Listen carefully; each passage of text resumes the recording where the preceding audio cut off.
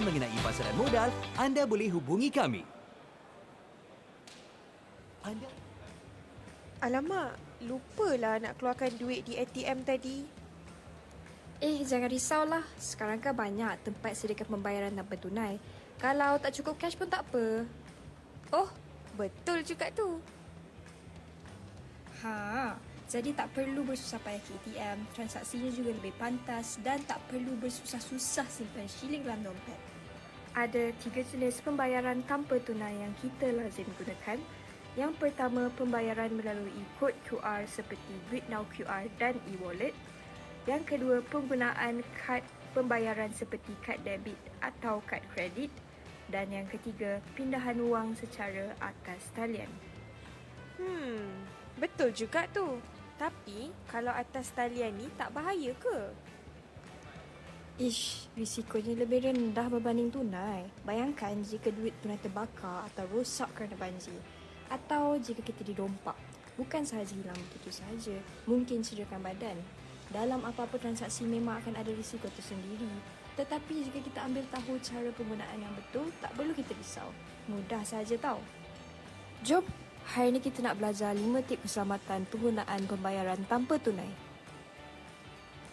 Tip pertama, lakukan transaksi kewangan di laman web yang sah. Hanya lakukan transaksi kewangan secara atas talian di laman web yang sah. Macam mana nak tahu? Pastikan ianya bermula dengan HTTPS dan bukan HTTP. Pastikan ada gambar mangga atau padlock. Pastikan setiap perkataan di URL laman web tersebut dieja dengan betul. Tip kedua, jangan klik URL yang disertakan dalam email atau SMS yang mencurigakan. Kalau tiba-tiba dapat email, SMS, WhatsApp atau Telegram untuk klik sebarang laman web perbankan, Jangan klik. Pihak bank tidak akan sesekali hantar mesej sebegini. Tip ketiga, pantau aktiviti akaun bank anda. Sentiasa pantau aktiviti dalam akaun bank anda. Laporkan segera kepada pihak bank sekiranya berlaku apa-apa aktiviti yang mencurigakan dalam akaun bank anda. Dan jangan lupa langgan notifikasi SMS ataupun aplikasi mudah alih dari pihak bank anda. Notifikasi dari pihak bank ini boleh membantu anda mengenal pasti sebarang transaksi yang mencurigakan. Tip keempat, jaga maklumat perbankan anda. Jangan sesekali berikan maklumat akaun bank anda kepada mana-mana pihak, walaupun kononnya untuk menyelamatkan wang anda. Tak kisahlah dari mahkamah, polis, LHDN atau Bank Negara Malaysia sekalipun. Ini kerana mereka tidak akan sesekali meminta maklumat perbankan anda ataupun meminta anda untuk memindahkan wang kepada akaun individu lain. Tip kelima, tukar kata laluan akaun bank anda sekerap mungkin. Sentiasa tukar kata laluan dan jangan sesekali berkongsi kata laluan dengan sesiapa termasuk... Alright, a very good morning to all of you ladies and gentlemen. Welcome to the Invest Smart Fest 2025, Day 3, our final day here at the Mid-Valley Exhibition Centre. Alright, so ladies and gentlemen, we are going to start our stage sessions very, very soon with presentations, with a lot of prizes, okay? And of course, I do see a lot of opportunities here because the seats are not filled up at all. So if, ladies and gentlemen, if you have the time, if you want to know more about scams, how you can prevent scams, how you can raise awareness, what are the case studies that you can see and learn and, you know, prevent yourself and your friends and family from getting scammed, please make your way to the stage area, grab a seat, and of course, and enjoy the presentation brought to you by, of course, our industry experts from SC Malaysia. And of course, ladies and gentlemen, not forgetting the Fin Plan for You plan. It is a free one-on-one consultation with our licensed financial planning consultants, all right? So it's worth about 500 ringgit. If you are joining us today, it is completely free of charge, okay? So ladies and gentlemen, make sure to come and join us because we have a lot of prizes to give away, a lot of knowledge to share, and of course, most importantly, there is going to be 2 rounds of lucky draw today. Usually, I've been doing this for quite a few years now, Usually Sundays are the most attractive prizes on. Okay, so ladies and gentlemen, make sure to make your way to the stage area as we will be starting our next presentation very, very soon. Thank you. Mahu kaya, tapi jangan salah langkahnya. Jika terpedaya, hidup sengsara. Macam-macam skim yang ada, mesti faham mana dilabur. Lesen SC pastikan ada, silap labur, duit lebur. Ingin tahu produk sah yang ada, laman web InvestSmart jawapannya. Pesanan ini dibawakan oleh Suruhanjaya Security Malaysia. Become a better investor today. Follow InvestSmart on social media.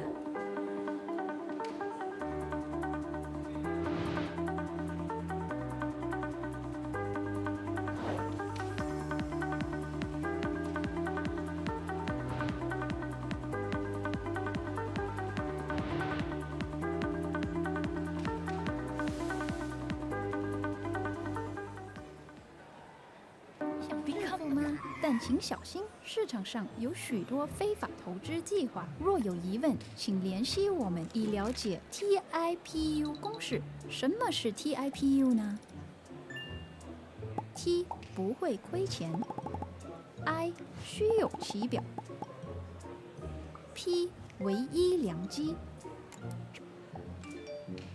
，U 超高利润。请利用 TIPU 公式辨识非法投资计划。关于任何资本市场的问题，请您联系我们以了解更多详情。您想知 Anda ingin menjadi kaya, tetapi awas, terdapat banyak skim-skim pelaburan tidak sah di pasaran.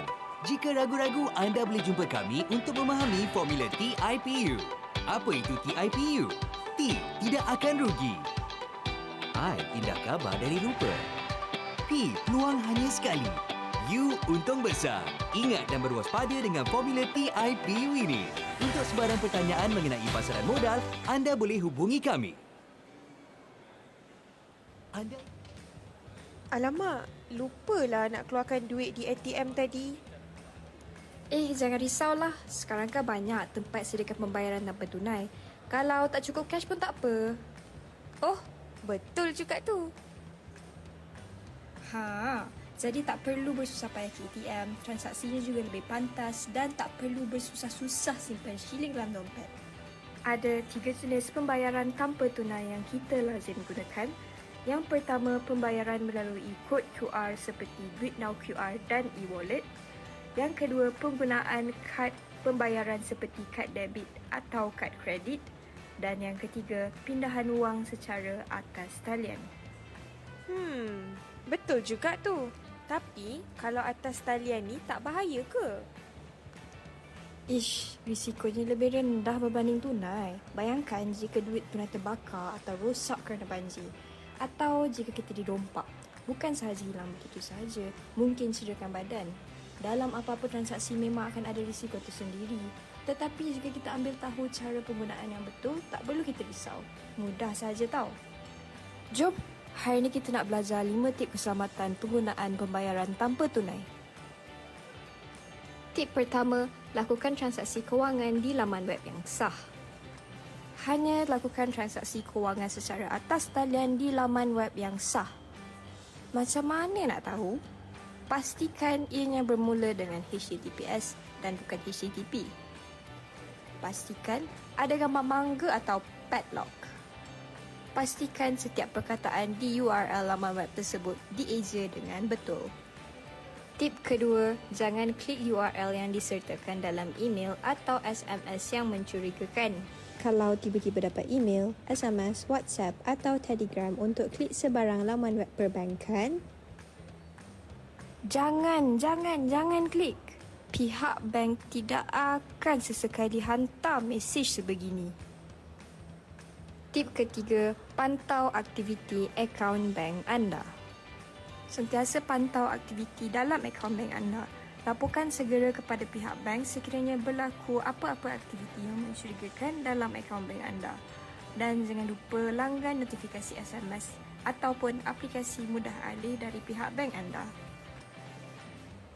Notifikasi dari pihak bank ini boleh membantu anda mengenal pasti sebarang transaksi yang mencurigakan.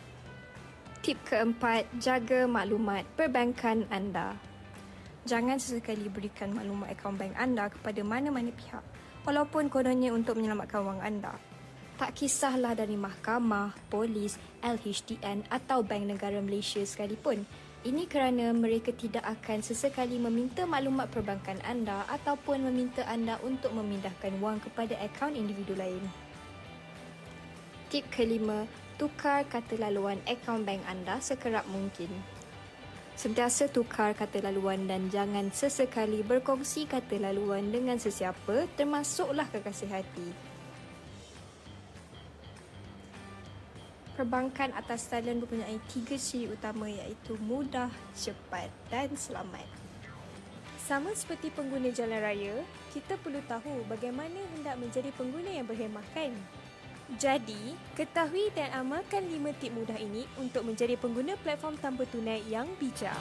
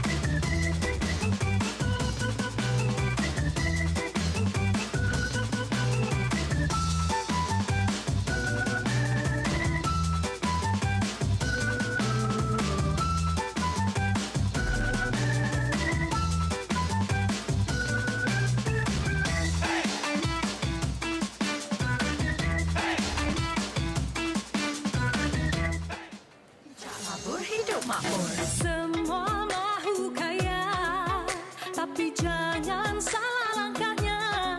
Jika terpedaya hidup sengsara, macam-macam skim yang ada mesti faham mana dilabur. Lesen SC pastikan ada, silap labur, duit lebur. Ingin tahu produk sah yang ada, laman web Investmart jawapannya. Pesanan ini dibawakan oleh Suruhanjaya Security Malaysia. Become a better investor today. Follow InvestSmart on social media.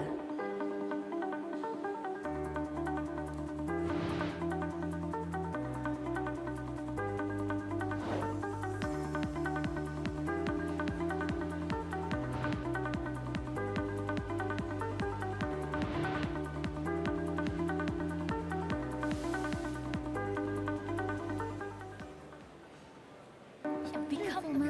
但请小心，市场上有许多非法投资计划。若有疑问，请联系我们以了解 TIPU 公式。什么是 TIPU 呢 ？T 不会亏钱 ，I 虚有其表 ，P 唯一良机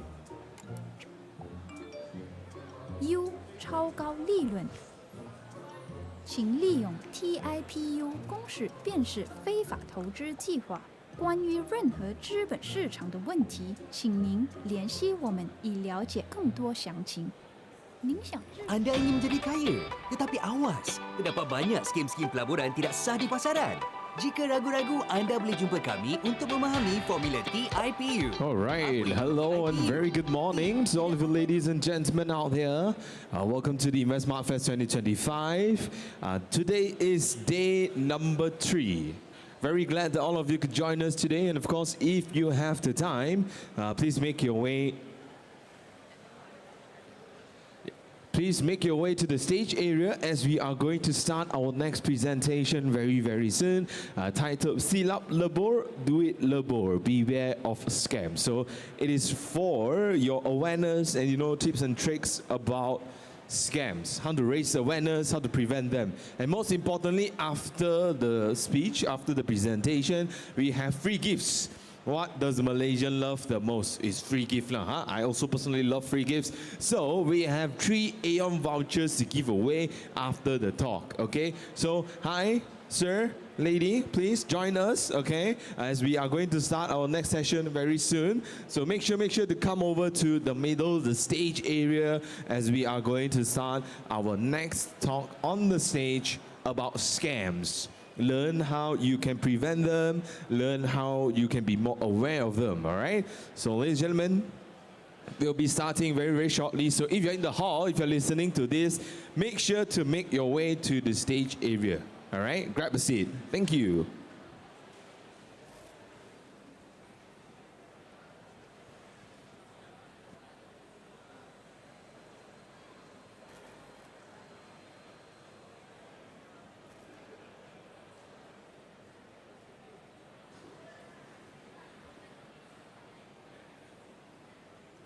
Hi, welcome. Take a seat, come take a seat. We're going to start very soon. But no people.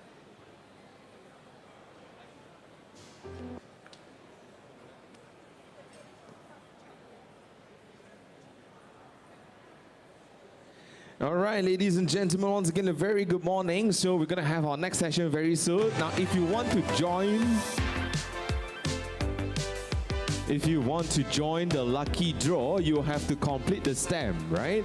So if you want the stamp, please come to the stage area right now.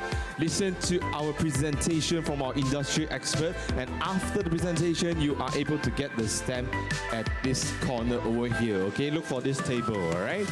So ladies and gentlemen, we're going to start very, very soon, so please do stay tuned. Make sure to make your way to the center of the stage and grab a seat, and we're going to start very, very soon. Thank you.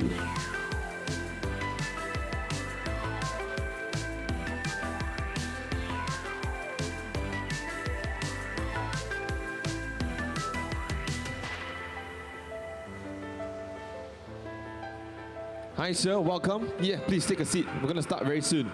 So for all the ladies and gentlemen out there, if you want to win some Aeon vouchers, please make your way to the stage area. Take a seat. After the presentation, we're going to ask some questions, okay? If you can answer these questions correctly, we will give you an Aeon voucher. Simple as that, okay? Come and gain some knowledge and gain some free gifts. Huh? Two birds with one stone. All right, so ladies and gentlemen, in order for that to happen, I would now like to invite, of course, our senior executive from Consumer and Investor Office, SC Malaysia, talking about silap labur, duit lebur, beware of scams. Ladies and gentlemen, can we give a round of applause to Siti?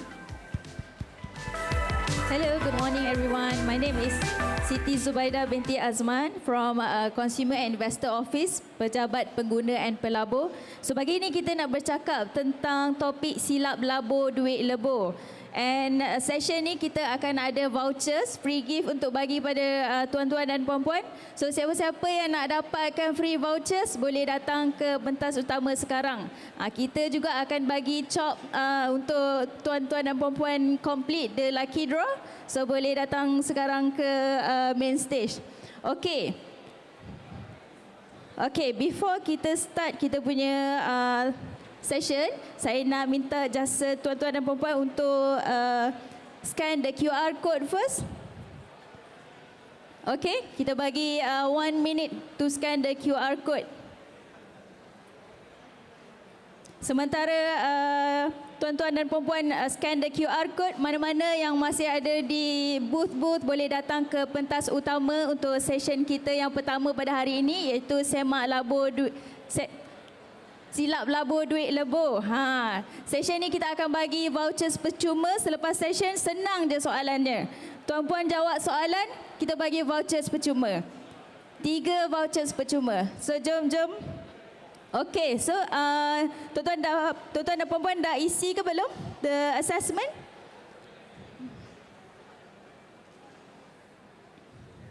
Kita move ya. Okay. So orang kata kalau tak kenal maka tak cinta. So before we start our session, we would like to introduce to you Securities Commission Malaysia. So Securities Commission Malaysia, we are established on 1st March 1993 under the Securities Commission Act 1993. It reports directly to the Ministry of Finance and it accounts are tabled in Parliament annually. Okay, SC is a self-funded statutory body entrusted with the responsibility to regulate and develop the Malaysian capital market. So for more information, you can visit our website www.sc.com.my. So, okay, next. Hari ini our event hari ini, it is by InvestSmart. So InvestSmart is one initiative under Securities Commission Malaysia to reach out ataupun to give education to the public related to the investment lah. Okay? Alright.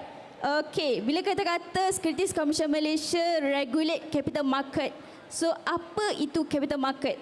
So within capital market, we have two categories of products lah. We have traditional products and we also have fintech products. So kena fokus. Nanti saya nak tanya soalan. Kalau dapat jawab soalan, kita bagi 3 vouchers percuma. So our traditional products, something like shares, bonds, unit trust and PRS lah ataupun private retirement scheme. And we also have fintech products ataupun these new products such as equity crowdfunding. So equity crowdfunding ni apa? Equity crowdfunding ni bila satu company, let's say they want to expand their business, you as investor you can give the fund to them and in exchange they'll give to you equity, a part of their company lah. And we also have peer-to-peer financing. And for peer-to-peer financing, if a company want to expand their business, you give fund to them and in return they'll give you interest. Okay? We also have other products such as digital asset, digital investment manager, e-service and also IEO ataupun initial exchange offering. Okay. Kenapa kita perlu invest? Okay. Bila kita hari ini kita semua ada dekat InvestSmart, program InvestSmart, kita bagi education tentang investment. So we need to know why we want to invest. Okay, kat sini kita ada 3 reason lah. Kita bagi 3 reason kenapa kita kena invest. Yang pertama for retirement planning and yang kedua protect against inflation. So kalau kita dulu RM50 dulu, orang kata RM50 10 tahun yang lalu, kalau kita masuk ke mall, kita boleh bawa pulang full trolley lah. Kalau sekarang RM50, you boleh bawa barang, pegang satu barang je. Itulah inflation. So that's why we need to invest to protect our money against inflation.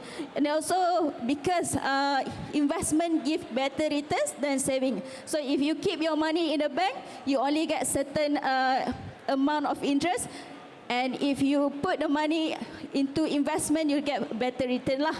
Okay? But before you invest, you need to ask yourself why you need to invest. So you need to have objective. Orang cakap kalau tak ada matlamat, maka tak sampai lah. So the first thing, you have to know your investment goal. So your destination, where to go. Kalau tak ada goal, maka susah nak capai matlamat tersebut. Okay? You also have to understand your risk profile. Because we know that you cannot just judge products by its return. You also need to understand yourself whether products ni bersesuaian tak dengan diri kita. So kita sendiri kena faham kita punya risk profile. Kita juga kena understand the risk reward theory, which is semakin tinggi pulangan maka semakin tinggi juga dia punya risiko. So kalau kita punya risk profile orang yang tidak boleh ambil risiko yang tinggi, so we need to make sure products yang kita invest tersebut juga products yang tidak mempunyai risiko yang tinggi. And if we can afford a high risk products, then we can invest in a high risk products lah. Okay? And also you also need to ask yourself whether your investment is diversified. As Warren Buffett said, don't put your eggs in one basket. So make sure your products is diversified. And sekarang Securities Commission Malaysia, kita pun dekat Malaysia kita ada banyak products. Kita tak ada not just shares, we also have we also have ECF, P2P and other new products lah. So you can try and invest in those products. You also need to understand about the investment offered. Okay, bila saya kerja dengan Securities Commission Malaysia ni, sometimes kita terima panggilan daripada mangsa-mangsa. So mangsa-mangsa ni sometimes dia call, dia tanya, dia cakap, saya dah kena scam puan. So kita macam, oh puan dah kena scam, puan invest dalam produk siapa? Tapi dia cakap, oh saya pun tak tahu saya invest dalam produk apa. Yang saya tahu, saya letak duit, dia kata nanti saya dapat balik duit tu. Saya dapat certain pulangan lah. So it's very important for investor to understand the products offered. Kalau you tak faham apa products yang you invest, then how come you will invest? That's your money, your hard-earned money. So make sure before you put your hard-earned money into an investment, you understand the products offered. Okay?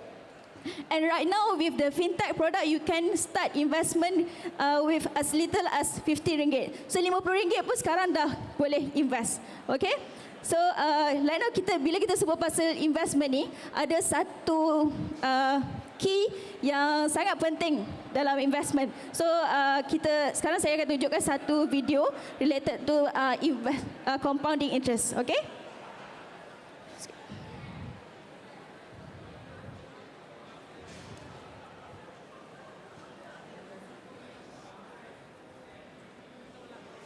Sekejap Dan Fatimah. Suka betul guna nama Ali dan Fatimah kan? Famous Ali dan Fatimah ni. Okay? Let's say Ali usia 20 tahun. Fatimah pun usia yang sama. Okay? Ada dua orang anak muda. Ali dan Fatimah. Ali mula melabur ataupun mula menyimpan dan melabur pada usia 20 tahun. Dan Ali simpan duit pada usia 20 tahun selama 10 tahun sampai Ali berusia 30 tahun. Simpan berapa? RM1,200 setahun ataupun RM100 sebulan. Right? So data je yang ni lah. Kan? Usia 20 tahun, simpan duit setahun RM1,200 ataupun RM100 sebulan. Okay? Simpan selama 10 tahun dan interest rate ataupun dividen yang Ali dapat adalah sebanyak 6%. Okay, 6%. Which saya tak ambil bulan dan bintang, saya ambil 6%. Okay, standard. So, ini Ali. Mula simpan usia 20 tahun. Fatimah pula tak mula simpan. Okay? Maksudnya umur 20 tahun, enjoy dulu. Okay, enjoy. Okay, pergi restoran hipster, gunakan duit lebihan, mungkin beli gadget dan sebagainya. Ali pun simpan RM1,200. Tahun kedua, RM1,200. Tahun masuk umur 22 tahun pun RM1,200 lagi. Okay?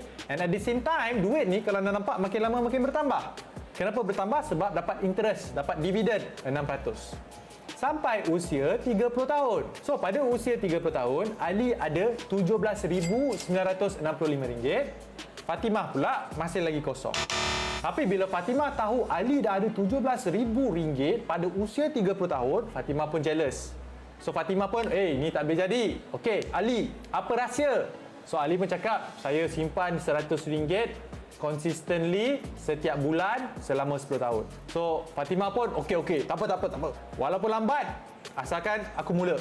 So, Fatimah pun mulalah menyimpan pada usia 31 tahun. Tetapi Ali dah tak simpan dah. Ali pada usia 31 tahun dah tak simpan duit dah. Faham tak? Maksudnya Ali hanya simpan first 10 years. Tahun ke-11, Ali tak simpan apa-apa. Fatimah mula menyimpan. So, Fatimah pun mula menyimpan, Ali tak simpan ni. So, duit ni hanya berkembang dengan 6% kadar keuntungan setiap tahun. Sampailah Fatimah umur 41 tahun, selama 10 tahun. So, Fatimah dapat RM17,965. Sebagaimana Ali dapat RM17,965. 10 tahun yang lepas. Tapi sekarang ini, sebab duit ni Ali tak keluarkan, duit Ali dah jadi RM34,000. Okey lah, fine. Sebab Ali start awal. So, bila Fatimah tahu, Ali dah ada RM34,000. Tak apa. So, Fatimah pun continue invest. Tak apa. Sebab Ali dah stop. Kan? Ali dah stop. Umur 31 tahun dah tak melabur dah. So, Fatimah pun continue melabur sebanyak 25 tahun total. So maksudnya Fatimah melabur 1,200 selama 25 tahun. Tapi Ali hanya melabur 10 tahun yang terawal sahaja. Saya nak anda tengok kesudahan mereka. Ali pada usia 55 tahun, walaupun hanya simpan 1,200 kali 10 bersamaan dengan RM12,000, Ali mempunyai simpanan lebih daripada Fatimah. Walaupun Fatimah melabur bermula pada usia 31 tahun non-stop sampai umur 55 tahun. Okay, so video ni dia menceritakan tentang efek satu konsep lah, kita panggil sebagai compounding interest ataupun faedah berkanda. So dalam video ni kita tengok Ali dia mula 10 tahun awal daripada Fatimah. So walaupun Fatimah lepas dia tahu Ali dah mula 10 tahun awal and dapat a certain amount of money, dia pun nak start invest juga. And dia start lambat sikit, lambat 10 tahun, and then dia teruskan buat investment tu selama 25 tahun. Walaupun dia Fatimah invest selama 25 tahun and Ali invest selama 10 tahun, at the end of the day Ali lagi banyak pulangan.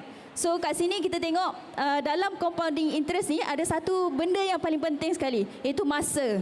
So orang kata masa itu emas, and memang masa itu emas.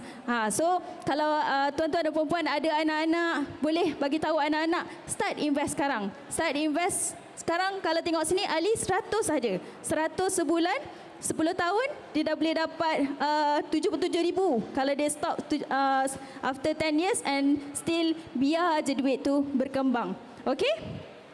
Next, bila kita cakap pasal investment, kita juga nak cakap pasal scam lah. Sebab ada banyak sangat scam sekarang ni. So saya dari pejabat pengguna dan pelabur, kita memang dapat komplain lah daripada public berkenaan scam. So kat sini ada banyak jenis type of scam.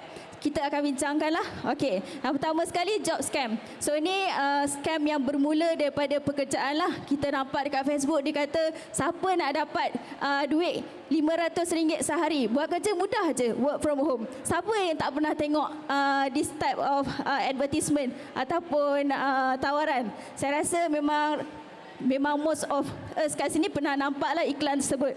Okay, di start dengan pekerjaan, and then at the end of the day dia suruh kita invest dalam kripto dan sebagainya. Tapi bila kita start invest, kita tak dapat pempulangan tersebut.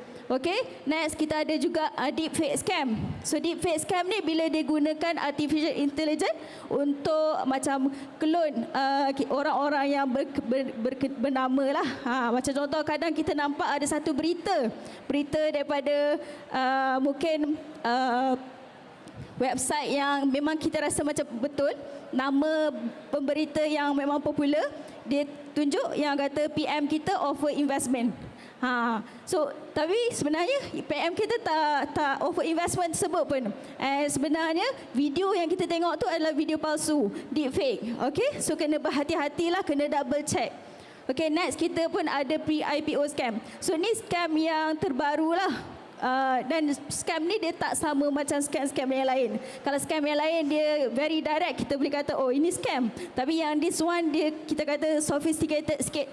Selalunya dia start daripada Facebook. Macam contoh dia kata siapa nak belajar investment. So they start with investment classes. So kita yang memang betul-betul nak belajar pasal investment, kita pun cakaplah kita interested. Bila kita kata kita interested, dia bawa kita masuk dalam WhatsApp group. So dalam WhatsApp group tu, dekat situ kita ada guru, ada student-student yang lain, siap betul-betul ada webinar. So kita memang percayalah, ada webinar, ada guru, takkan nak jadi scam kan? And even bila kita join the webinar pun saya dapat voucher dan sebagainya. So it seems legit, and then at one point maybe the guru akan start to introduce us to a website untuk ataupun application to invest. So dekat situ bila dia offer kita application tu, bila kita buat semakan dia tak berdaftar atau berlesen dengan SC. Usually dia start macam tu lah. And products yang dia offer selalunya pre-IPO scam. So dia kata company ni dah nak go for IPO. So kita sama-sama lah. boleh cuba subscribe. So bila kita subscribe, dia kata bila kita berjaya, kita kena bayar certain amount yang kita tak mampu pun. So ini pre-IPO scam. Next, kita pun ada group chat scam. So usually dekat Telegram ataupun Facebook, yang ni dia offer illegal investment scheme. Contoh dia kata melabur 300 dalam masa berapa jam dapat berapa puluh ribu ataupun berapa belas ribu. Okay, so if it's too good to be true, then it's too good to be true. Memang scam lah. Okay. Alright, next we also have clone firm scam. So clone firm scam ni dia salah gunakan ataupun dia clone macam nama tu lah, dia clone firm ataupun company yang berlesen atau berdaftar. Even Investmart sendiri pun kita pun dah pernah kena clone lah.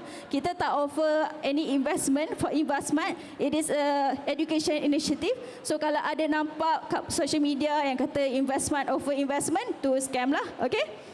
We also have a scam that misuse SC's name and logo. So kadang you mungkin dah terjoin satu investment, and then in order for you to deposit money, the scammer akan bagi satu surat. Dia kata kena buat pembayaran kepada SC dulu sebelum withdraw the money. Okay, so ini memang scam. SC kita tak ada minta duit daripada public untuk keluarkan you punya investment lah. Okay. Next, we also have a love scam. So love scam ni dia usually ambil masa yang lama. The scammer akan try to build a relationship with you first. Usually daripada Facebook lah. Kita tiba ada mana-mana Mak Saleh ke, Awet Saleh ke, tiba-tiba add you dekat Facebook, and then start to build a relationship with you, and then at one point dia akan introduce you to a platform to invest lah. So this is a love scam.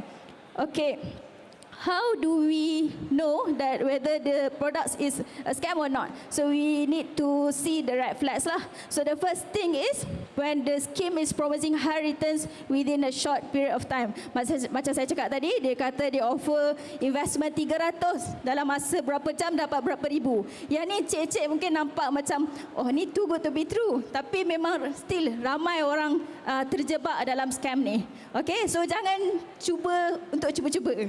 Tak payah cuba-cuba. Kalau dah nampak dia offer too good to be true ni, memang too good to be true, jangan cuba. Boleh block je number tu, okay? And then bila dia promoted through social media platforms, memang usually this type of scam memang promoted through social media platform lah. So kalau promoted through social media platform ni, kena hati-hati, double check dulu. And sometimes it could be a clone scam. So make sure check dekat investment checker whether the same company offer the same package of investment ke tak. Okay. Next, when they ask the money to be deposited into a personal bank account. Okay, sekarang ni the scammer tak saja suruh kita deposit money dalam bank account personal. Sekarang scammer even suruh kita deposit money dalam account bank company. So ini sekarang scammer ni dia dah evolve lah.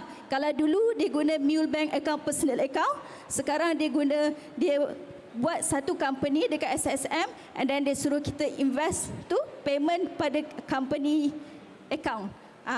Walaupun company account, kalau company tu nama dia tidak sama dengan nama company yang kita buat investment, itu pun dah raise the red flags, okay? And then when they use fake certificate ataupun dokumen daripada authority lah, sometimes dia bagi kita surat daripada BNM, sometimes surat daripada LHDN or even SC. So kena double check. Kalau dapat surat daripada SC, contact SC first, okay? And then when they use this psychological trick lah, dia kata this one limited time only. Guna FOMO lah, bagi kita rasa fear of missing out. Kalau tak join sekarang, nanti tak ada dah. Ini memang red flags untuk scam lah. Okay. Next, macam mana kita nak avoid scam? Yang pertama, kena hati-hati. Apa-apa produk dekat social media, jangan deposit money dalam akaun individu. Kena make sure company tu berlesen atau berdaftar dengan SC. Check dulu dekat kita punya laman web, investment checker. So kalau kita rasa kita dah kena scam, apa yang kita perlu buat? Yang pertama, stop all communication with the scammer.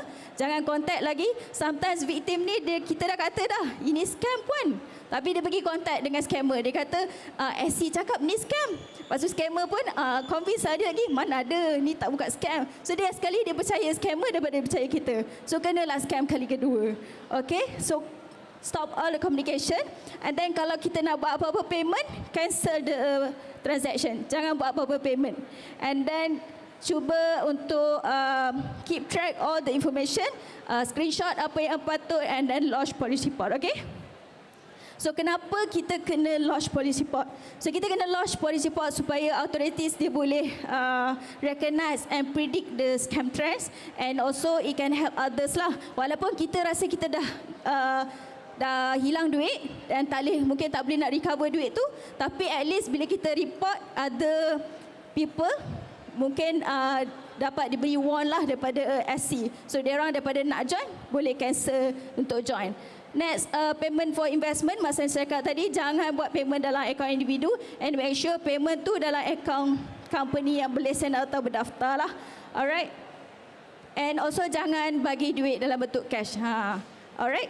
Okay, next, make sure you remember this tipu formula before you invest. Yang pertama sekali, kalau dia kata kalau dia ada this criteria of tipu, dia memang tipu lah.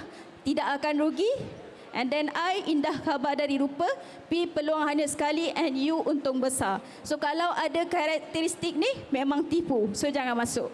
Alright. Okay. So next kita dah habis lah section ni.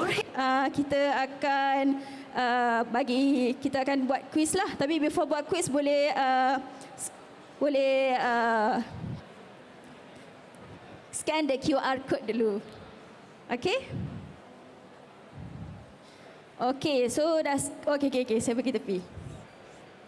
Scan the QR code. Okay, sekejap lagi boleh jawab. Okay, saya teruskan dengan kita punya soalan lah. Yang pertama sekali, kita ada voucher, 3 voucher untuk bagi, 3 soalan. So siapa dapat jawab dapat voucher Ion. Yang pertama sekali, bila SC ditubuhkan? Okay, cik. B, 1993. Betul ke salah? Betul. Okey. Boleh dapatkan voucher di sana ya. Okey, next soalan. What tactic do scammers use to make the group seem trustworthy? Okey, cik. B. Posting fake testimonials and success stories. Betul. Kalau kita masuk dalam grup WhatsApp ni, selalunya akan ada macam ramai orang, and then nampak ada testimoni. Tapi dalam grup WhatsApp tu, kebanyakannya adalah geng-geng scammer juga. Seorang dua sahaja mangsanya. Okay, last question. Siapa orang terakhir yang akan dapat voucher ni? What is investment? Kejap turun dulu. 1, 2, 3. Okay, MC? Okay, cik. B, betul ke? Investor education, betul. So investment is an investor education initiative by the Securities Commission Malaysia. So that's all from me today. Okay, thank you for your attention. All right, thank you so much, Siti, for the amazing presentation. Thank you so much. Oh, Siti is also here. Siti, please meet Siti and our boy. All right. So, ladies and gentlemen, that was the presentation earlier today. Now, if you need the stamp for the passport, please bring it to the side table right now, beside the stage, okay? So, ladies and gentlemen, we are going to start our next session very soon on stage, which will be happening at 11:30 a.m., introduction to capital market products and services.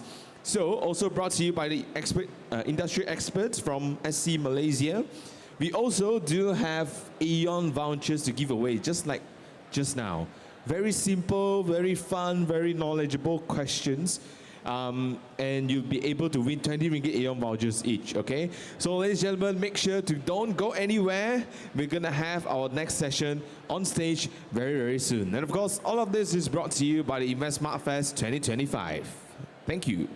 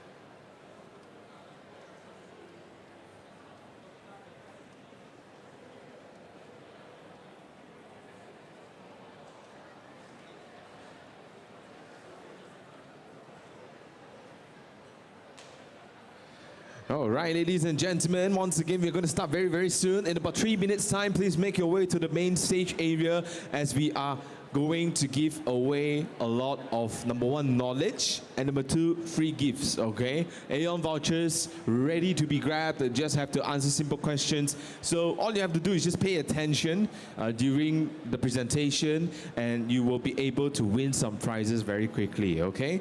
So ladies and gentlemen, we'll be starting in about 3 minutes. So make sure those who are listening to my voice come to the main stage area and grab a seat, all right? We're going to start very, very soon.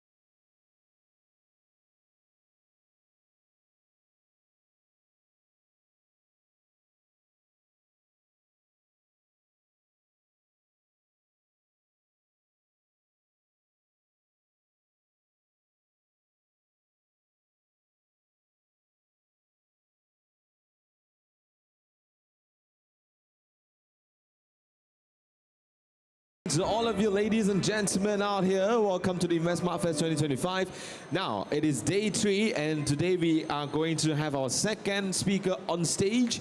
And of course, we will be talking about capital market products and services, all right? So we have a very speaker joining us here on stage. He is currently serving as an assistant GM in the Investment Management Development Department at SC Malaysia, undertaking policy initiatives to enhance the fund management, financial planning, investment advisory, and PRS sectors. Ladies and gentlemen, can we put our hands together to invite Mr. Deepak?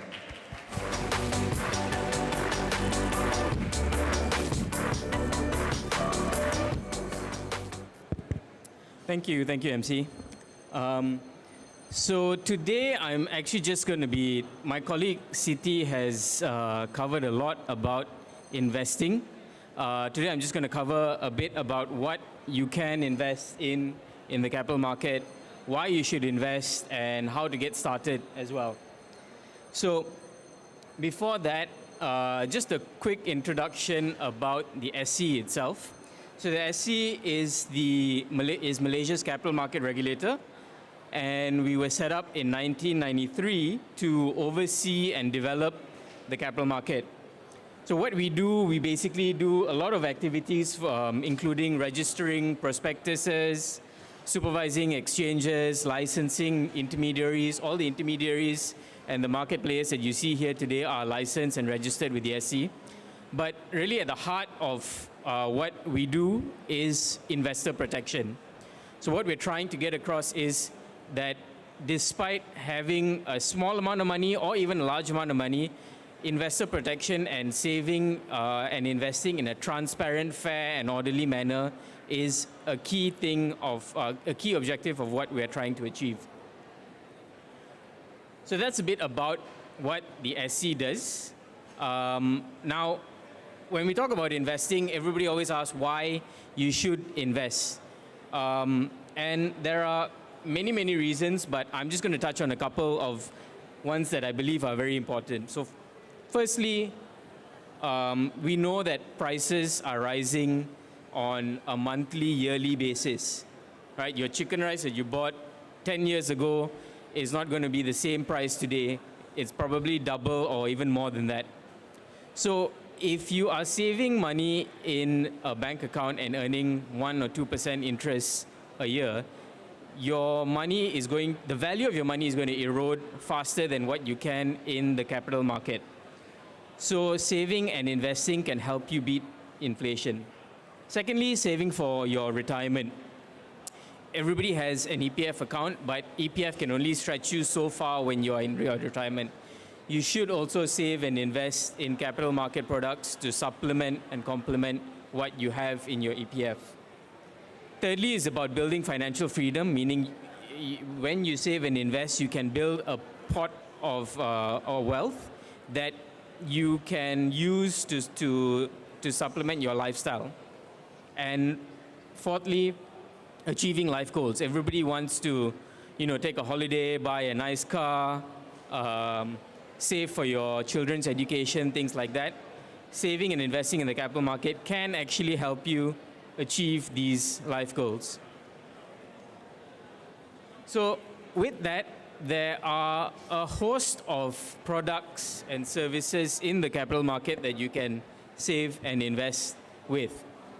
Now, this is not exhaustive, but a range of products that are available in Malaysia's capital market. And you can see that on the y-axis, we have the risk and the potential return that you get. So the further out to the right with digital assets, for example, you have riskier assets. And to the left side, you have safer assets, which will earn you potentially less return. And the way that we think about these financial assets or these capital market assets is in terms of what we call traditional assets, which are fixed deposits, bonds, shares, as well as alternative assets, which are grouped into things like derivatives, peer-to-peer financing, equity crowdfunding, and those sorts of assets. So I'm just going to be touching on a couple of these today to just give an idea about what each is and how you can start investing in some of them. So firstly, shares. Shares are essentially when you buy a share, you are basically buying a small ownership of a company. And people tend to make money in shares through one of two ways. Firstly, capital gains. When the price of the share rises, you make money from that because the value of your share has increased. Secondly, dividends. When a company has profits, they sometimes issue dividends, which then gives you, when you buy a share, you have a right to that dividend as well.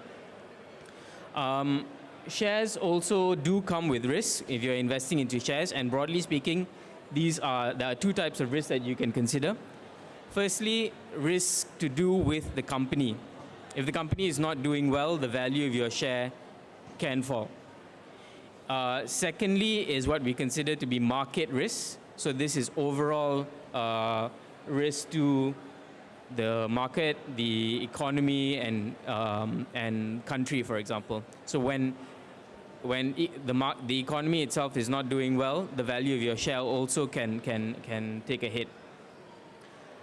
How to invest in shares? Firstly, you would need to open up a CDS account and a trading account. And there are so many options available here today. So you have Webull, for example. I think Bursa's booth is over there. It's a good time to actually go and walk around, and you can easily open up a trading account with one of the many brokers that are available here today, as well as a CDS account. You should choose a licensed broker. There are, as my colleagues have mentioned, a lot of scams out there, but choose an SC licensed broker or remiser. And then it's a matter of just funding your account and trading your shares and starting that investing journey. So that's a bit about shares. Now, I'm just going to quickly touch about bonds. So bonds are essentially IOUs to a company. And when you're investing in a bond, you're essentially lending money to a company or to a government. In return, they promise you interest over time, as well as your principal in return. because of the predictable nature of bonds, they are called fixed income securities, meaning that the income that you derive from it is fixed and you know that there is a certain amount that will come to you over time. And how it works is you, the investor, essentially part with your capital to the issuer, which could be a government or it could be a company. In return, the issuer gives you a bond certificate, and then they pay you a regular fixed income in the form of coupons. And at the end of the term, you get your principal back, which is the full amount that you have lent. While investing in bonds itself, you get a regular fixed income, there are risks and challenges with that. So for one, there is default risk, which is the issuer's inability to pay back what they have promised. So if the company goes under, there is a risk that you will not get your coupon or your principal in return. The amount that is required to invest in bonds can also be quite high. But there are options to invest for retail investors. And also access to investing in bonds is not as easy as buying a share or buying a digital asset or things like that. It might be a bit more challenging. The third category of assets that I quickly want to talk about is what we call alternative assets, or a little less traditional. So these are things like digital assets like crypto, Bitcoin, Ethereum, and the very popular crypto assets that we know. Equity crowdfunding and peer-to-peer financing. These are two popular means to invest in alternative assets as well. So these alternative assets have a higher return potential, but they also come with higher risks and potentially lower liquidity as well. Meaning that if you want to sell your assets, it can be a bit more difficult. So you're giving that trade-off of higher return potential for higher risk and potentially lower liquidity. So I'm just going to touch briefly about digital assets, ECF, and peer-to-peer financing. So digital assets are, I believe, one of the more popular and more common assets. So Bitcoin, Ethereum, and other digital tokens that we have available. You can access them through opening up an account with a digital asset exchange. For example, Luno, over there, you can go and open an account with them and quite easily trade and buy Bitcoin, Ethereum, and participate like that. Equity crowdfunding is essentially owning a small share of an unlisted or a private company. So you have the opportunity to participate at a very early stage in the growth of this company. Peer-to-peer financing is about lending money to one of these small companies as well. So you're essentially like a bank, you're lending money for periodic fixed returns. So these are a bit about alternative assets, which, like I said, have higher return potential, but can be also riskier and less liquid. Before I move on, I wanted to also briefly touch about a very important concept in investing, which is diversification. And I'm sure we've heard all about this over the past weekend or so. You should not put all your eggs in one basket. You should diversify your capital across different asset classes, different geographies, different companies, and also different time horizons, right? So what that means is that if you are buying a very short-term asset, you should also buy longer-term assets to ensure that your returns over the longer time horizon can supplement what you have in the shorter term. So diversification is a very important concept in investing. Now, all this might seem quite a lot to do to buy individual assets and then think about diversification. How do I put it together into a diversified portfolio and things like that? But that's why we have our licensed fund managers, many of whom are here today as well. Our licensed fund managers provide a range of products, what we call collective investment schemes, from unit trust funds, private retirement schemes, exchange traded funds, as well as private mandates like digital investment management platforms. So through licensed fund managers, you can get access to a portfolio or a collection of these assets, be it stocks, bonds, alternative assets, in a diversified portfolio. And it's a much easier way to invest than buying individually into different assets. So I'm just going to touch a bit about what our fund managers do and what are the products you can access through them. So firstly is unit trust funds. So a unit trust fund is a collective investment scheme where your money is essentially pooled together and invested with other different people into a fund. So the fund could be an equity fund, it could be specific to bonds, it could be specific to money market instruments, or it could be what they call a mixed asset fund, which is, you know, a collection of different assets. And these are usually diversified and pooled together with other people, so you know that the risk of investing into one of these can be lower than investing individually into a particular share or a particular bond. What to look out for when you're investing in unit trust funds? Firstly, the fees and charges. They come with sales charges as well as a management fee and a trustee fee, including some other charges as well. So it's always important to look out for sales charges and even ask for a discount on the sales charges that you are charged. So you will see a lot of our fund managers here. Public Mutual, I believe, is one of our largest unit trust funds is here as well. Secondly, look at the fund objective. You need to make sure that the objective of the unit trust fund meets what your objective is. If you have a short-term investing objective and the fund has a long-term investing objective, that does not corroborate. So you should actually look at what the fund's objective of investing is.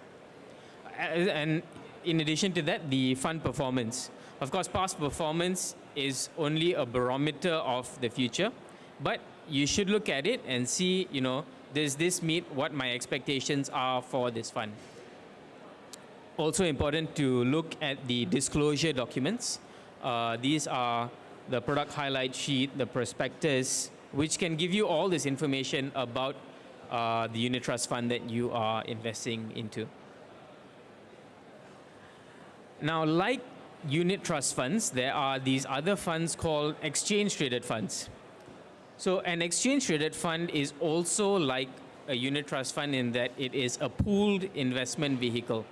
But the difference between an exchange traded fund and a unit trust fund is an exchange traded fund is traded on the stock exchange, on Bursa Malaysia, right? So because of this, the charges that you incur are much lower through an exchange traded fund than with a unit trust fund.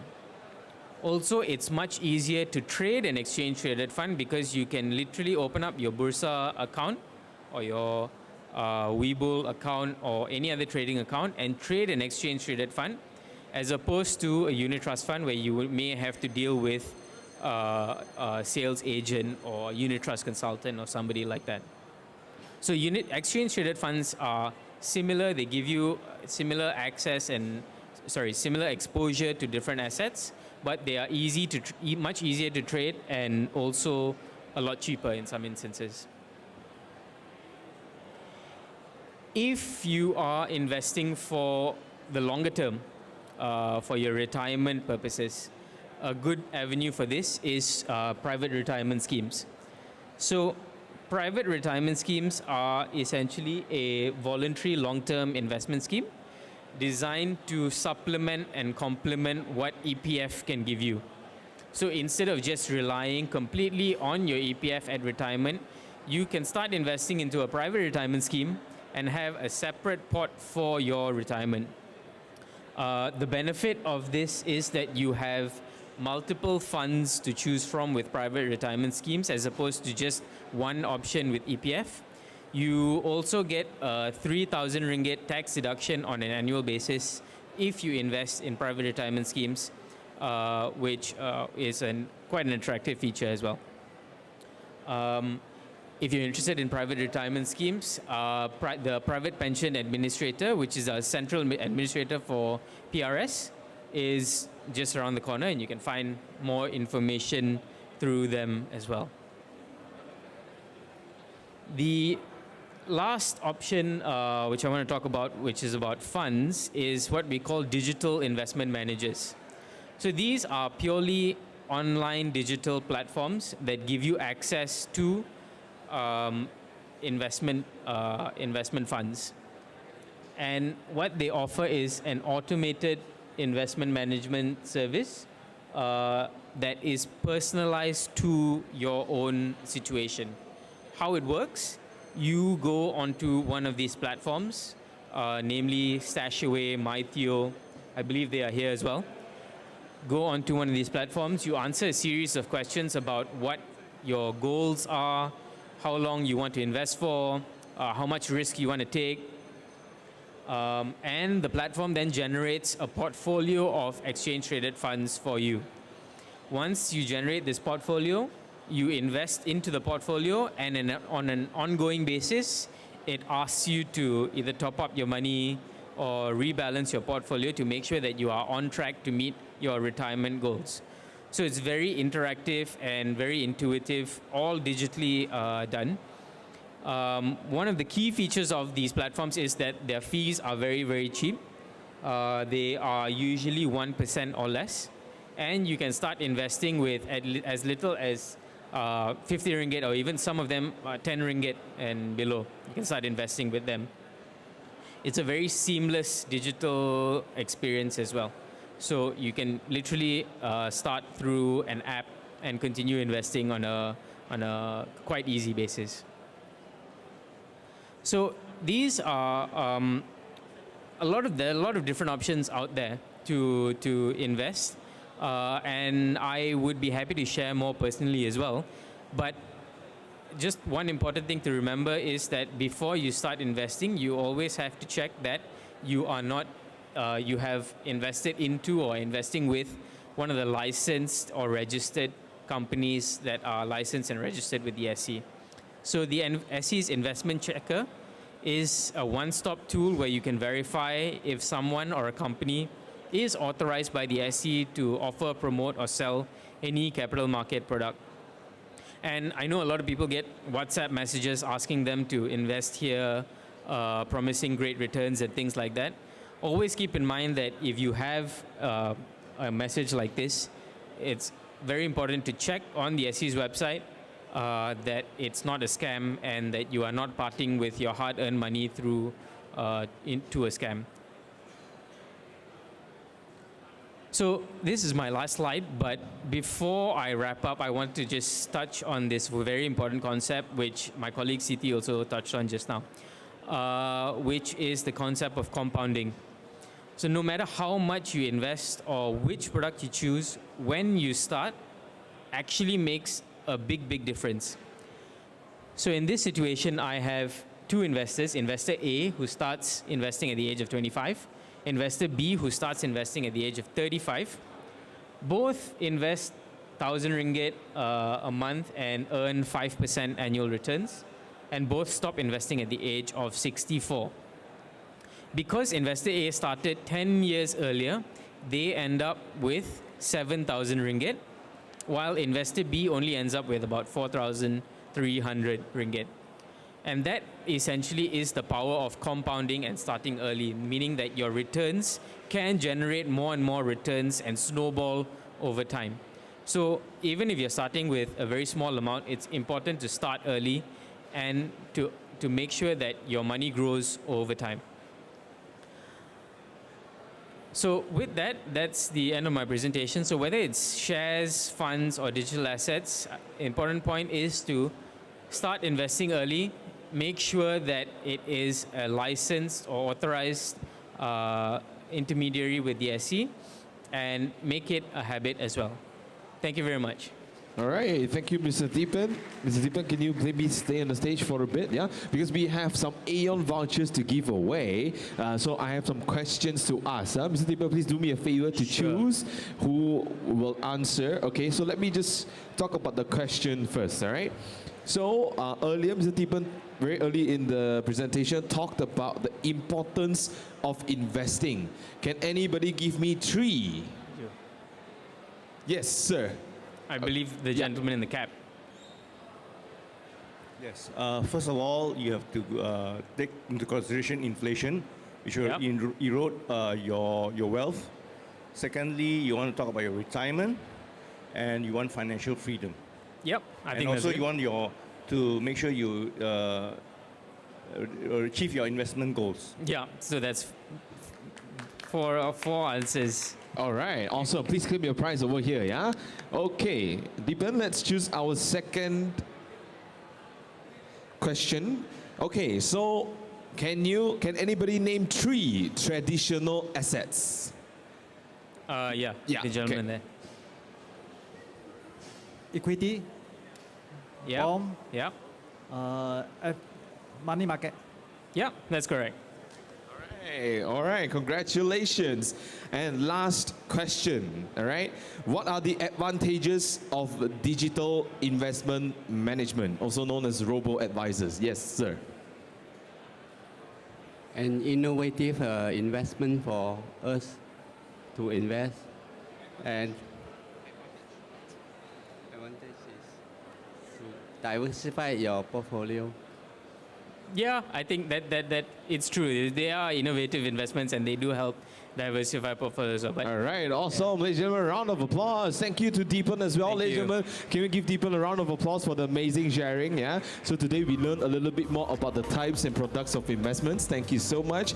So ladies and gentlemen, that was 11:30 a.m. session. We're gonna have another session at 12 p.m. So for those who wants to join the lucky draw, make sure to get your stamp here right now, because after every speaker session, you are able to get the stamp and chop, yeah? So, ladies and gentlemen, the lucky draw prizes today is very, very attractive, okay? So if you are here, if you are listening to my voice, go grab a passport and make your way to the center stage, as we will be starting our next presentation very shortly.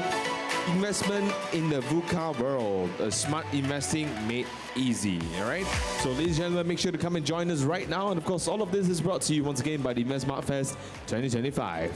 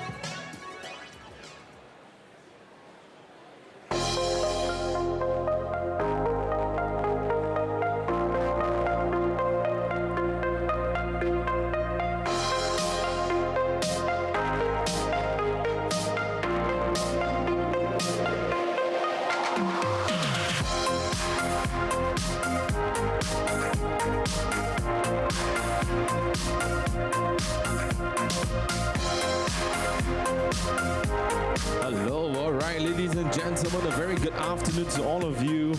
Indeed, a wonderful Sunday afternoon. And of course, today we are at Mid Valley Exhibition Centre, Hall number 3. What's happening here is the InvestSmart Fest 2025. And of course, next up we have on the stage a presentation on the investment in the VUCA world. Ladies and gentlemen, in order to join the lucky draw, you will need a stamp. And of course, that's going to be given away after the presentations. All right, so ladies and gentlemen, if you're in this hall, make sure to come to the stage area, grab a seat, and we will start very, very soon. And of course, not forgetting, we have some free gifts to give away during all these talks, all these presentations, all these speeches. After that, we will have a pop quiz with a 20 ringgit Aeon voucher, okay? So ladies and gentlemen, please make sure to come and join us, and we will start our session very, very soon. Thank you.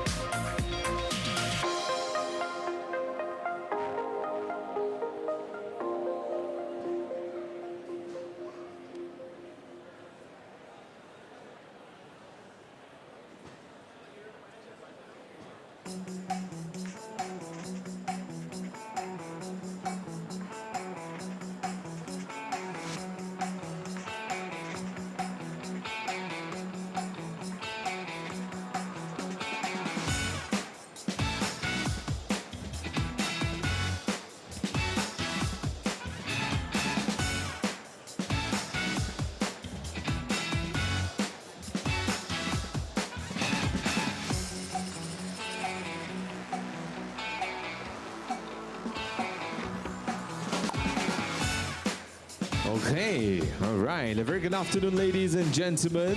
Welcome back to the InvestSmart Fest 2025. Next up, we have a very interesting topic, investment in the VUCA world. I'm not sure if it's pronounced VUCA. Is it pronounced VUCA? Yeah? Investment in the VUCA world. It is the smart investing made easy, right? So it is brought to you by none other than our National Council member of the Malaysian Financial Planning Council, Mr. Anwar, where he says knowledge is power, therefore we must learn. All right, so ladies and gentlemen, can we please put our hands together and invite Anwar? Ladies and gentlemen, a round of applause.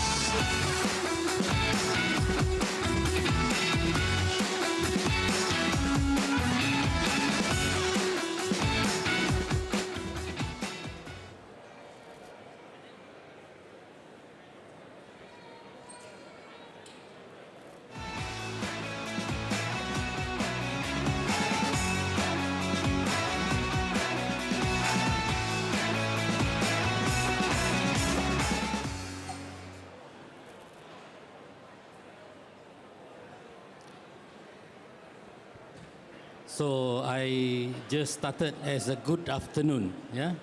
Assalamualaikum warahmatullahi taala wabarakatuh, and very good afternoon to all of you here. And inshallah, I'll try to share some things that may help all of us, inshallah, to be able to go through the current situation in the world today. Then, as Mr. MC mentioned just now, VUCA, yeah, VUCA world, yeah. So it's not vodka, yeah. It's not vodka, and it's not poka, and because I heard on the way to come here, the radio said about poka, yeah. So, but this is VUCA. So what is VUCA world, yeah?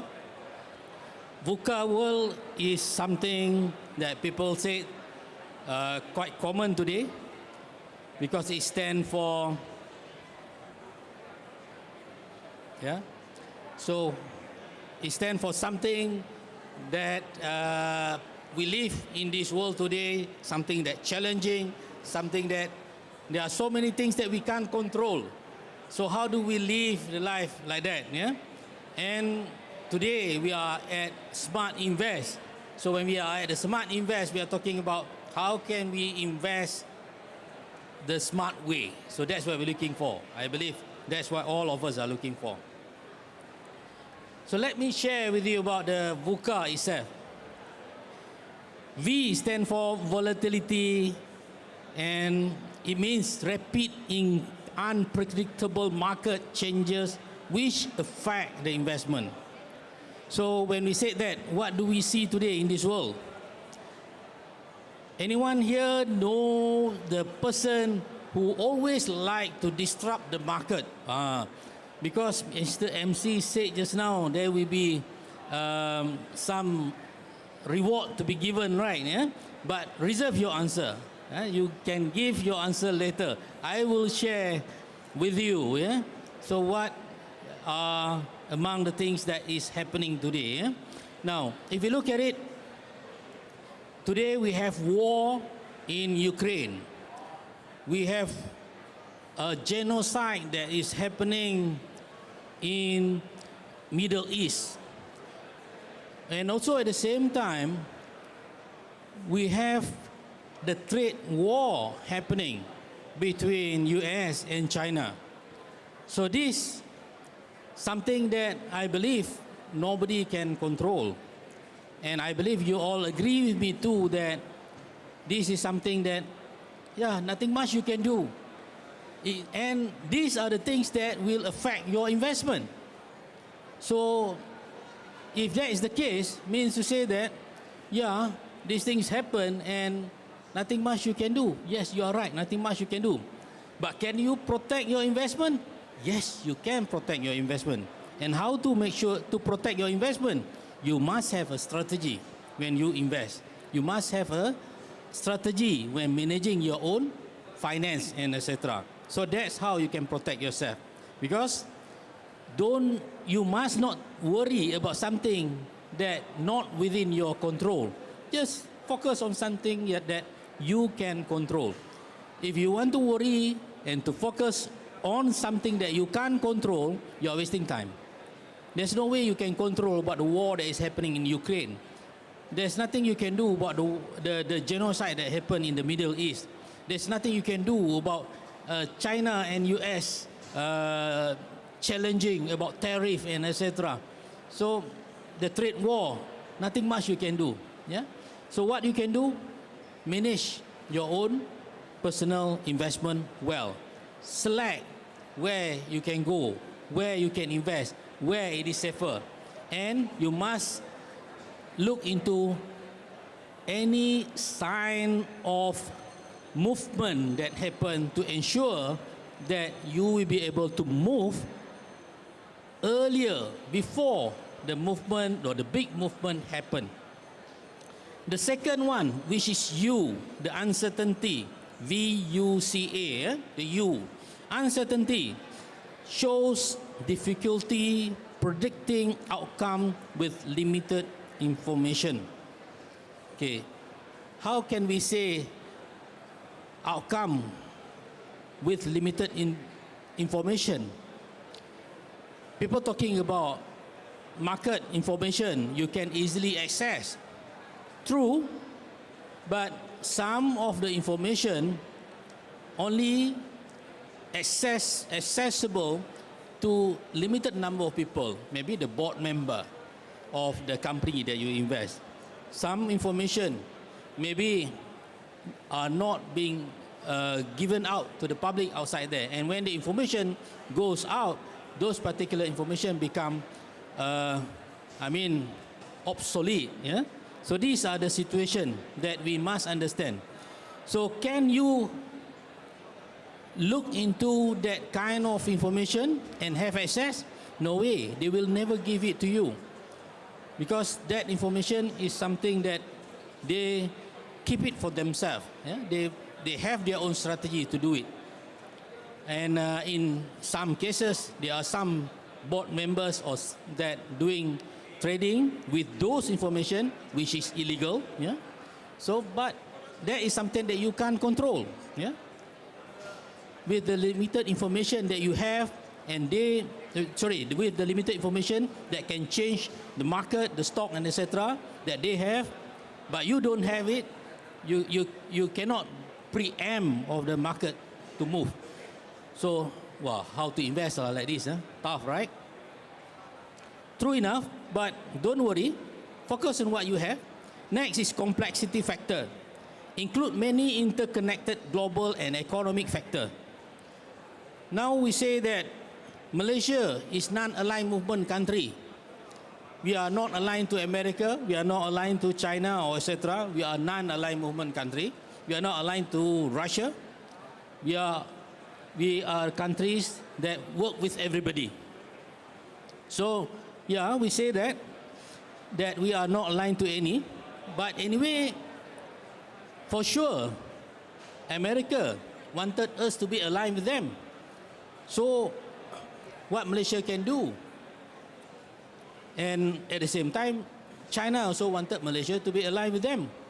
So how we can do? So that's the balancing act that Malaysia got to do. But anyway, are you in control? No, this is up to the ministers to control, not for us to. Yeah. So we just can control the finance that within our control, our own money, where to invest and etc. That's all what we can control. Next is what? Ambiguity. Lack of clarity in interpreting data and events. Now, when we said about data and event that happened, true enough, I just discussed with you about event just now. Maybe the trade war, Russia, China, America, China, war in Ukraine, and Middle East, yeah. So this is something that event that is happened. So when we say about data, what are we focusing at? Yes, the data is something that I believe if you have time to study, to look at data, you can have certain access to certain types of data. Then this is another point that I can say that you can use those data at least to help you to invest. Yeah? So these are the kind of things that you can do. So out of VUCA here, there are certain things that you can do with, and you may have information. But anyway, the data that you have is only data that is accessible to the public at large, not the private data. Yeah? So these are the kind of things that you can use for you to move around, to focus where to invest, how to invest, when to invest, and etc. So that's what you can do. So a little bit about Malaysian Financial Planning Council. Since I am representing Malaysian Financial Planning Council today at this stage, it is a self-regulated organization that produce or train financial planners and advisors for Malaysian and any financial planners and advisors that wanted to be registered with the Securities Commission and Bank Negara need to be our members, or another organization, professional organization, is FPAM. So there are two, MFPC and FPAM, that are need to be members of this either one, then only they can become financial planners and advisors. Let me just continue further. Okay, now, impact of VUCA on investment. So because of this that I shared with you just now, there will be frequent market fluctuation due to all those reasons. Yeah? Geopolitical, economic instability in certain countries. For example, we are talking about China, that last time their growth is so high, but now it's being reduced. You're looking about America with 37 trillion US dollar of debts. So this is very risky, and anything can happen at any time. So these are among a challenge. So how to get yourself prepared? Some people say, yeah, why not? You go and short the market. But what if the uptrend correction happen that can, if it goes up and you short the market, what will happen to you? You will lose money. Okay, so how to make sure that you are in the right way to invest, yeah? Okay, I will share with you again, yeah, that you need to know your capacity. You know your limit.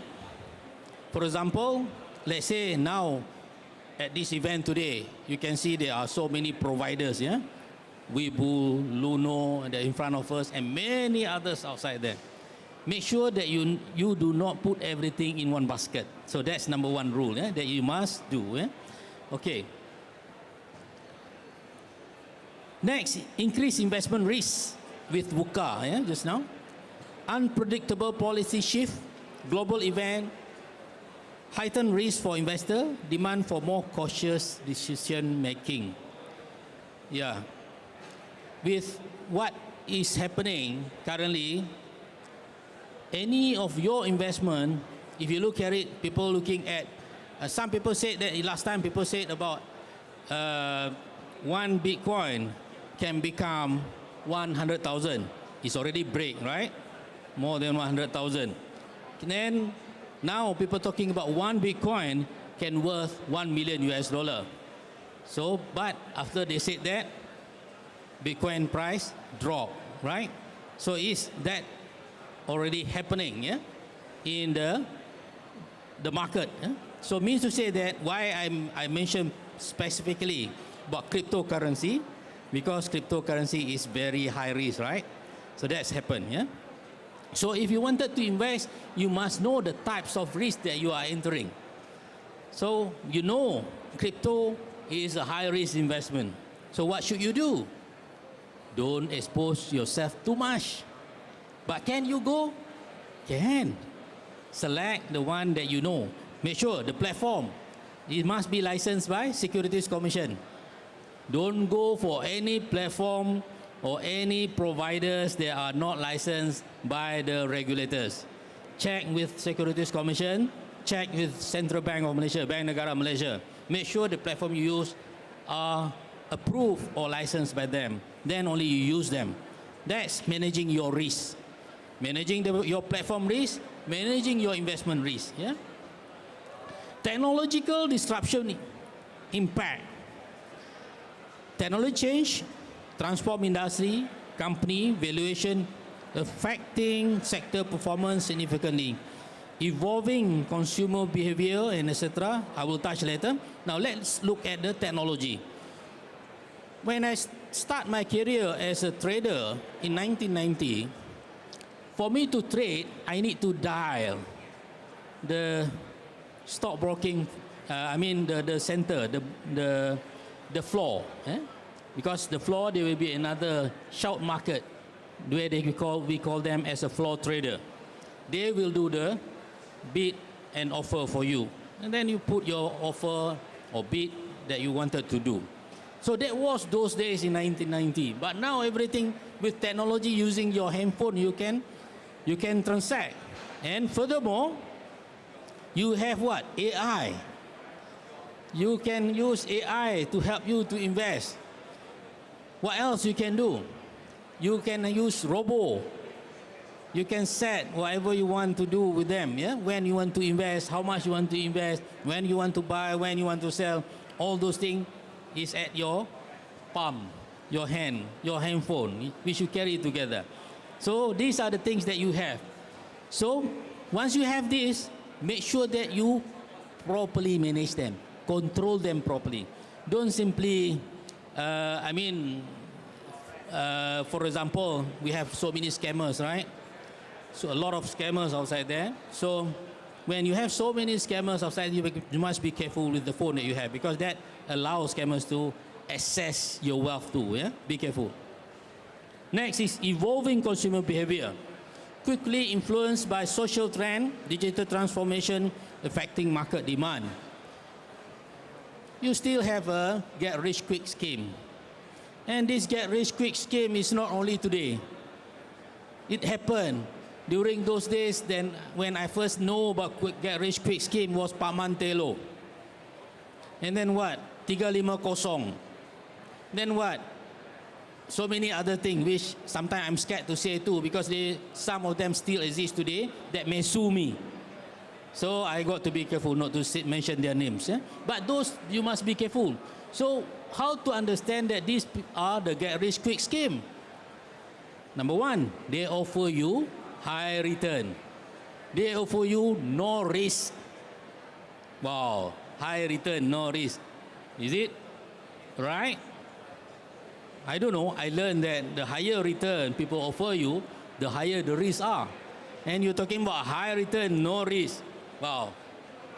That for sure, it is a get rich quick scheme. So these are the things to be avoided. Yeah. So that's why these people are targeting for the consumer who wanted to have their money grow as fast as they can without any extra effort from themselves. And if you fall into that category group of people, then pity. Yeah? But please take care. Don't become their victim. Yeah? Make sure that you protect yourself.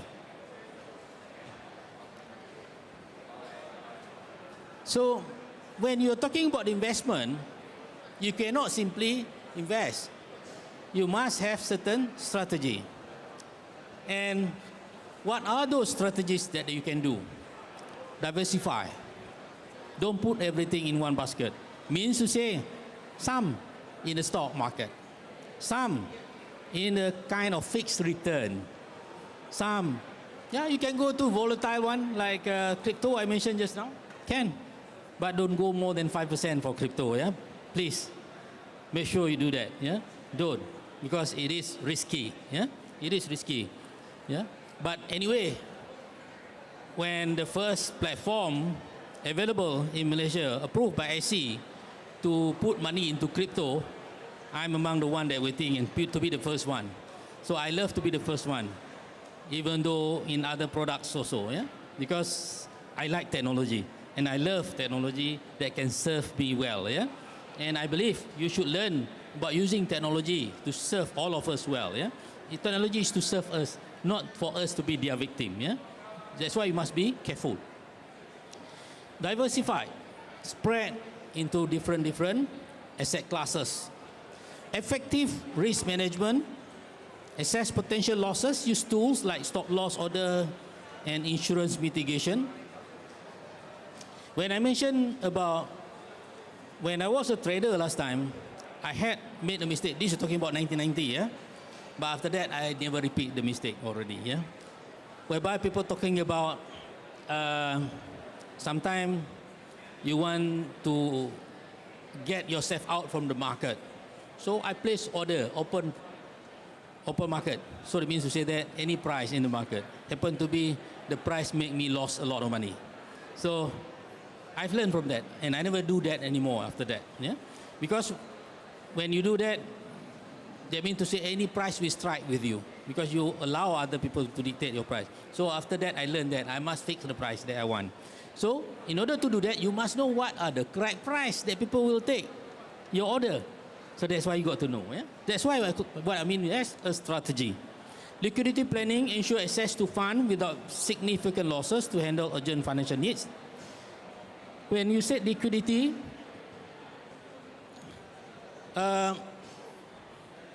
okay, I wanted to put a question to you.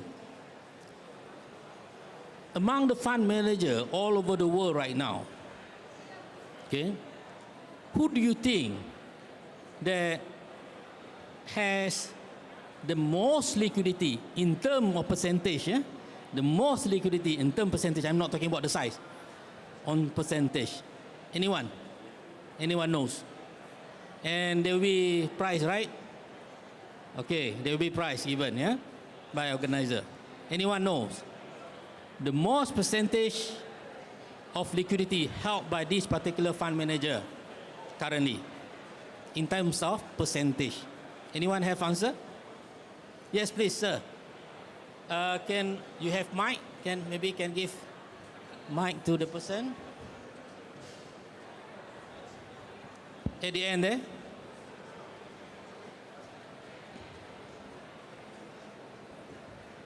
I guess it's Warren Buffett. Precisely. Thank you. You're right. He's the one that has, because he sold Apple and other stocks that he's holding, make him has the most liquidity right now. Yeah, in terms of percentage. Yeah, I cannot talk about value because there are others which are bigger. Yeah. So thank you so much. Yes, can we give the prize to the gentleman there? Yeah. So means to say you must manage your liquidity well, because if you don't have liquidity, can you invest? No, you can't. You need liquidity to invest. So you must know when to have your liquidity more and when you can put all those liquid assets into investment. Yeah. Okay, great. And long-term perspective.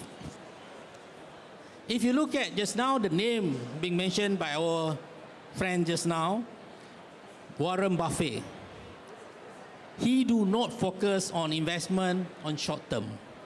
His investment always only long. So long only, no short. That is Warren Buffett. Yeah? So if you look at it, what does it mean here? So to invest long, you need to do a little bit of effort. Means to say that he will study first wherever he wanted to invest. Yeah? The stock that he wanted to invest, he will look through. Who's the CEO? He studied the character of the CEO too, you know. He look at all the financial information that he can derive about the company to invest. And when he put the investment, it is not only for 1 or 2 years. It is for more than that. Yeah, you're talking about can be 10 years or can be more. So that's the kind of investment that Warren Buffett is doing. Okay, decision-making framework, agility in decision-making, resilience through portfolio design, and scenario planning preparation. So if you wanted to make sure that you invest properly, you must make sure that when you invest, you know your kind of investment, you can move and decide to switch or whatever it is easily.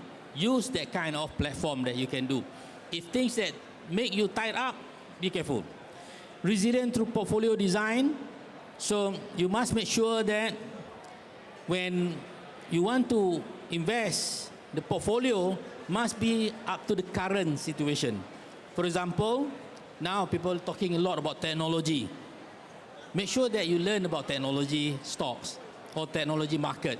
How is it looks like? For example, I believe you all know that Malaysia supply the highest #1 supplier of E&E products to US, right?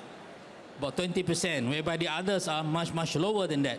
So, means to say that if you want to go, choose the technology stock that Malaysia have, yeah? Because Malaysia are among the main supplier of those, yeah?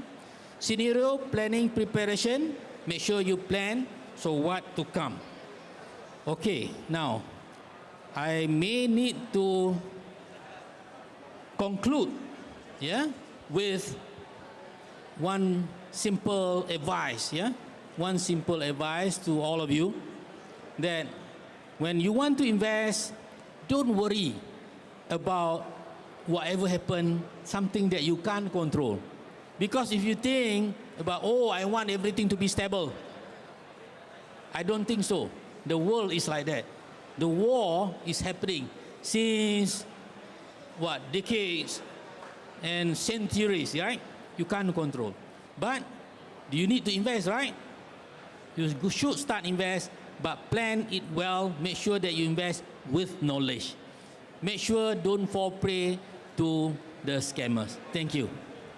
All right, thank you so much, Anwar, for that amazing presentation. So if I could just quickly sum it up. Focus on something you can control.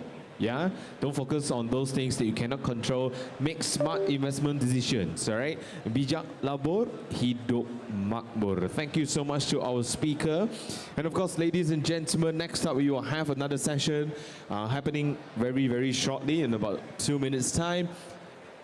It's a title I think we're all also very interested about, yeah, huh?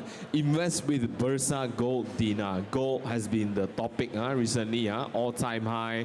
it's like 500 ringgit plus now. So if you're interested, learning a little bit more about investing with gold dinar, with Bursa Gold Dinar, we're going to have our presentation session, which is happening at 12:30 p.m. Okay, so we're going to start very soon. As usual, after the session, we're going to also have some vouchers to give away. So don't go anywhere. Stay tuned. All of this is brought to you by the Invest Smart Fest 2025.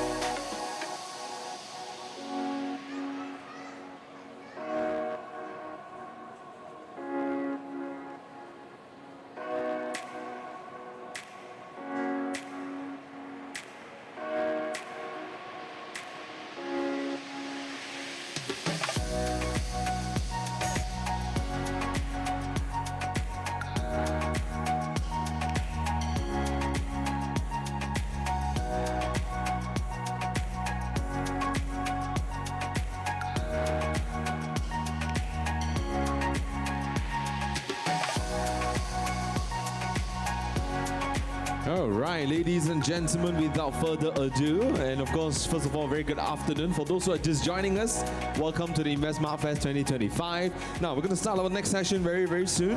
Actually, we're going to start it right now, all right? Now, it has been a hot topic, right? Within the past 2 days, we've also, a lot of us mentioned about gold. It's been like an all-time high, so this would be in line with the trending topic, all right? Because the next session, we're going to talk about how you can invest with Bursa Gold Dinar. Discover how Bursa Gold Dinar, a Sharia compliant platform for buying, selling, and transferring gold, offers a seamless, secure, and fully digital way to manage your gold investments anytime, anywhere. And of course, for that to happen, I'd like to invite Senior Manager, Bursa Gold Dinar, Islamic Capital Market, Mr. Chong. With over a decade of experience in project management and product development, he plays a key role in shaping Bursa Gold Dina. Ladies and gentlemen, a round of applause.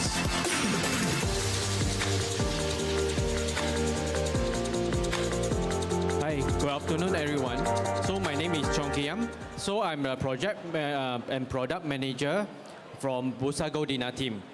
Before I start my presentation, let's watch a video.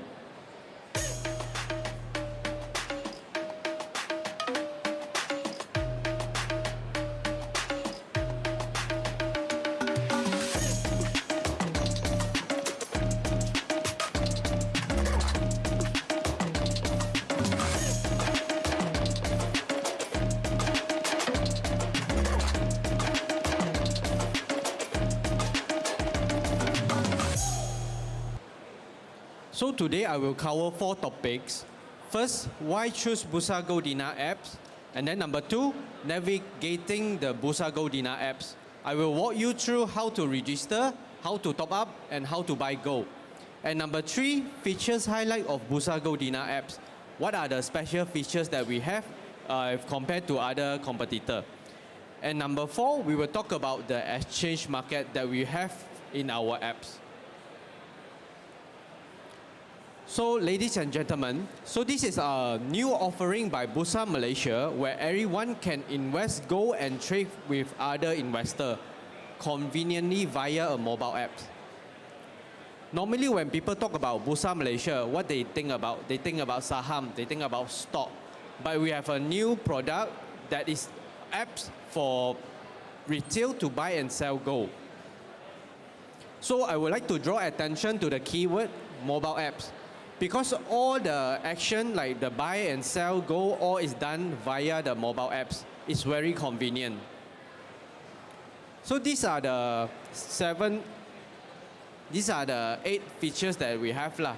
What is the benefit? Why choose Bursa Gold Dina? First one is flexible. You can cash out your investment instantly and anytime.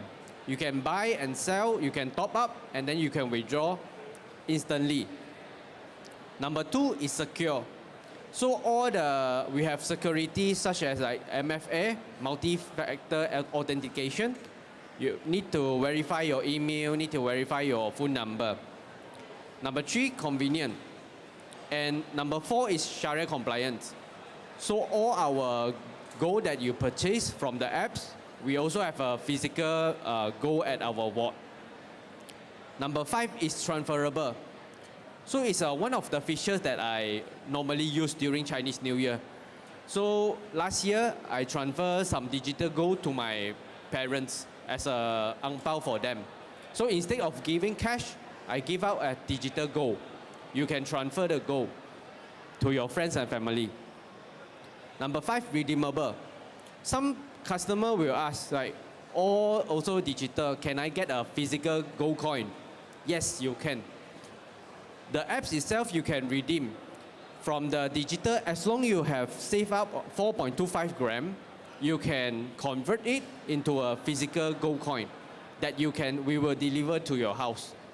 Everything also done via the apps. So it's very convenient. You just sit at your house and you just redeem and we will deliver the gold coin to you. So number 7 is the custom price alert. Because most of us working, we don't have time to always check the apps, check the price. So the apps, you can set the buy price or the sell price that you prefer. For example, I want to buy gold at 550 ringgit per gram. When the gold price reach 550, the apps will send a push notification to your phone to notify you that the gold price has meet your target. And then following also we have the zakat and exchange. So this is the market comparison study for physical gold players. So from the screen here, you can clearly see, like if for redemption of the gold coin, we compare with other physical gold players, our cost is the lowest. It's about 2,550, including minting fee. And one more thing is about our gold purity is 99.9, it's 24K, And everything also done through the via mobile apps. So we also make a market comparison, like digital gold player. Like we have a lot of digital gold player as well. So we make a comparison. So our buy and sell spread actually is most competitive if compared to other players. Our one is 2.39%. So what is buy and sell spread? Buy and sell spread is the percentage difference between when you buy and when you sell. Like for example, if today you buy, the price will be 583 and the price you sell is 569.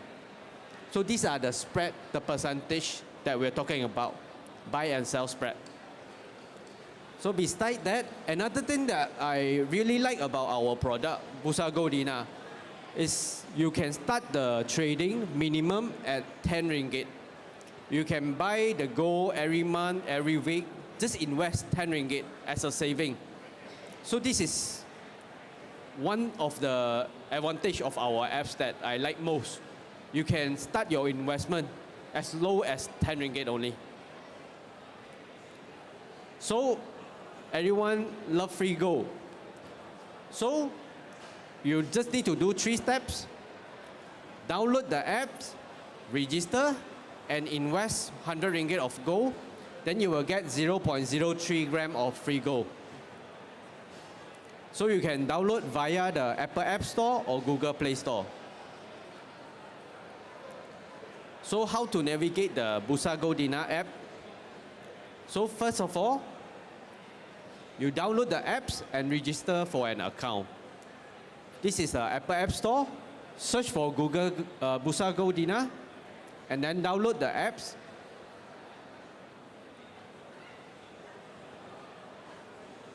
So you can click next or skip and click on let's get started.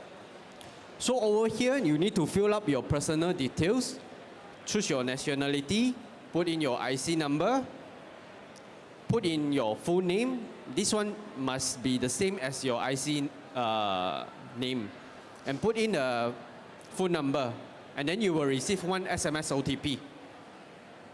Then you key in your email address and create your own password. So over here, the promo code for today is InvestMV. So invest 100 ringgit, you will get 0.03 gram of free gold. Click on the agreement, and then you will receive a one email verification. We'll send to your email.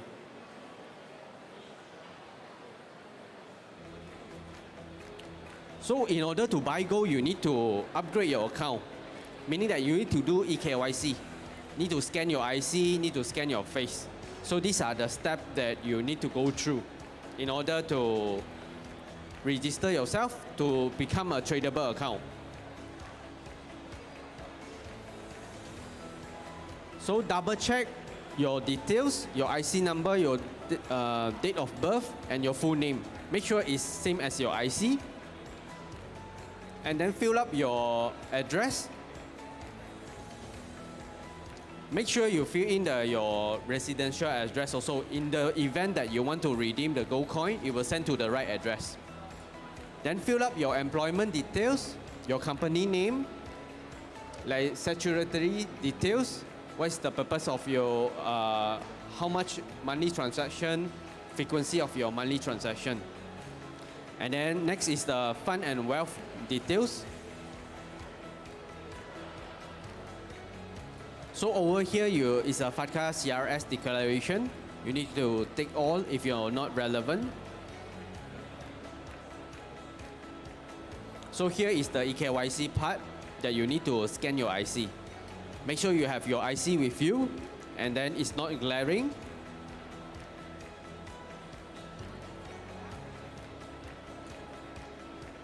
Allow the permission for the camera. So next is the take photo of your IC, front and back.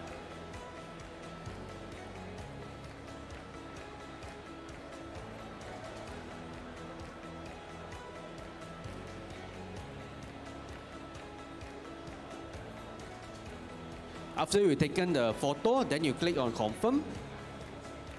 So So please wait for a few seconds, and then you will reach this place, and then you start recording of your front face. 2 to 4 seconds, and then confirm. So you will receive a notification on the apps and via the email, inform you that your account already successfully verified.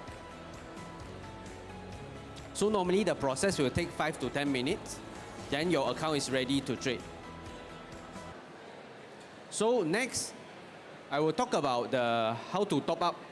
So we have two wallet here. One is the Go wallet, another one is the cash wallet. So this is the cash wallet. You need to top up the money into cash wallet first.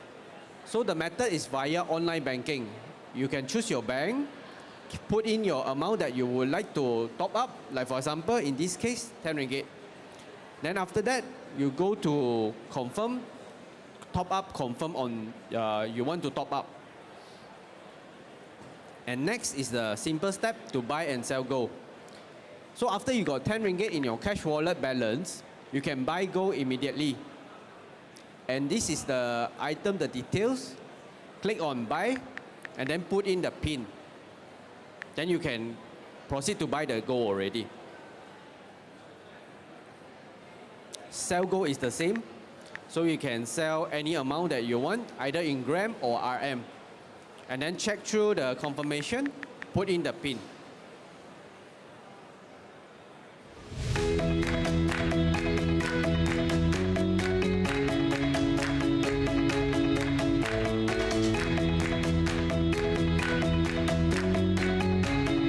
So this is the transfer gold that I earlier on mentioned, Chinese New Year, that I transfer gold to my friends and family. So this is the page. Need to make sure that your receiver download the apps as well, so that you can send the QR code, so that you can send the gold. Scan the QR code. I think everyone also get used to scan the QR code. Then you can transfer the gold to your friends and family already. Put in the amount of the gold that you would like to transfer, and then click on transfer now.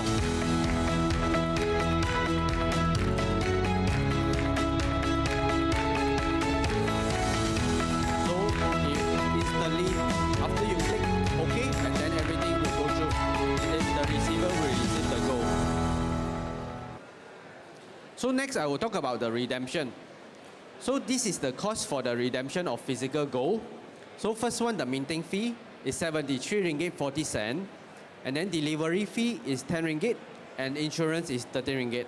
Add up together is 96 ringgit 40 cent to redeem one gold. So this is the video on how to redeem.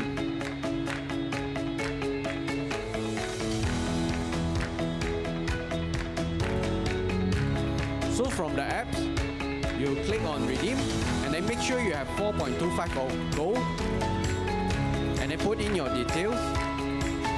And most importantly, check your address. Make sure your address is the one that you're going to receive the gold. And then put in your PIN. So the gold coin will deliver to your house 3 to 7 days. So I will explain more on other features of our apps. For example, on this one is the gold price alert. Earlier on I mentioned the price alert. So over here you can choose, create the alert, like for example, buy. I would like to receive a notification on the alert to alert me that gold price has reached this price. You can check the apps now. So next is the zakat information. So it's suitable for Muslim friends. So when the nisab and how rich already, so it's time for you to pay the zakat lah. So another features that we have is called exchange market. So over here on the screen you can see the apps we have on the third icon is called exchange.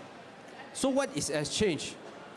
Exchange is a marketplace that allows investors to trade gold among other investors as well as bursa. So meaning that on the left hand side you can see is a primary market. meaning you buy and sell gold with Bursa Malaysia. On the right is the exchange market, where you can trade with other investor. For example, investor A place a buy order of 470 per gram, and then investor B place a sell order 470 per gram. And then their trade will match, and the match trade is 470. So it gives a flexibility for investor to buy at what price they want and sell at what price they prefer. So next, I'll walk you through how to buy and sell gold on the exchange. So tap on the exchange. So this is the exchange page. So you can choose the price and the quantity that you want. So this is the buy order confirmation, and you can enter your PIN. So your buy order already placed. So you can check your order in your My Order, and you can manage it. You can view the trade details as well.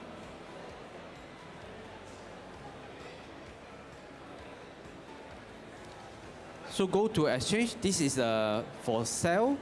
So you click on sell and can put in your gold price and the quantity.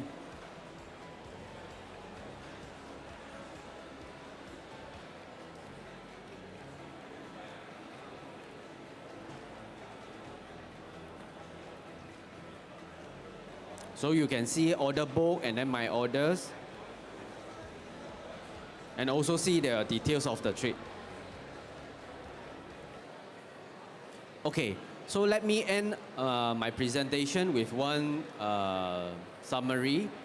So always good to start your investment, regardless how old are you. Start investment, start with saving.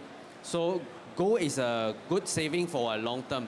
That's why Bursa Malaysia, why we create this product, so that we can cultivate saving habits for all Malaysians, so you can start saving as low as 10 ringgit to buy gold.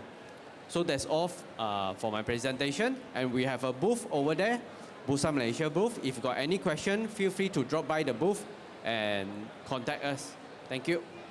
All right, thank you so much, Mr. Chong. And of course, that was a very insightful presentation on the app usage, yeah, which is the Bursa Gold Dinar, right? So, ladies and gentlemen, I have 20 ringgit Aeon voucher to give away. So, I have just a very simple question. Mr. Chong, you see if they are correct or not, yeah, huh? Okay, the question is, why choose Bursa Gold Dinar? Mr. Chong gave us 9, correct? 9, yeah? Can anybody give me 3? 2? Anybody wants to try? So 20 ringgit. Yes, sir. Just shout your answer.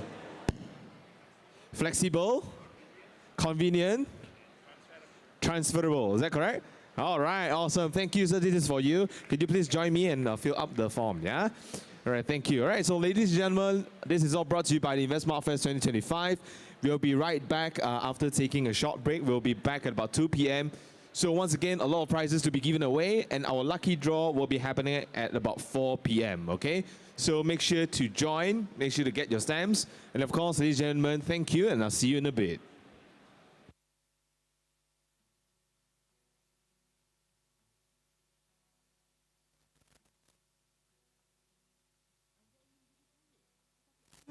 Dapat banyak skim-skim pelaburan tidak sah di pasaran. Jika ragu-ragu, anda boleh jumpa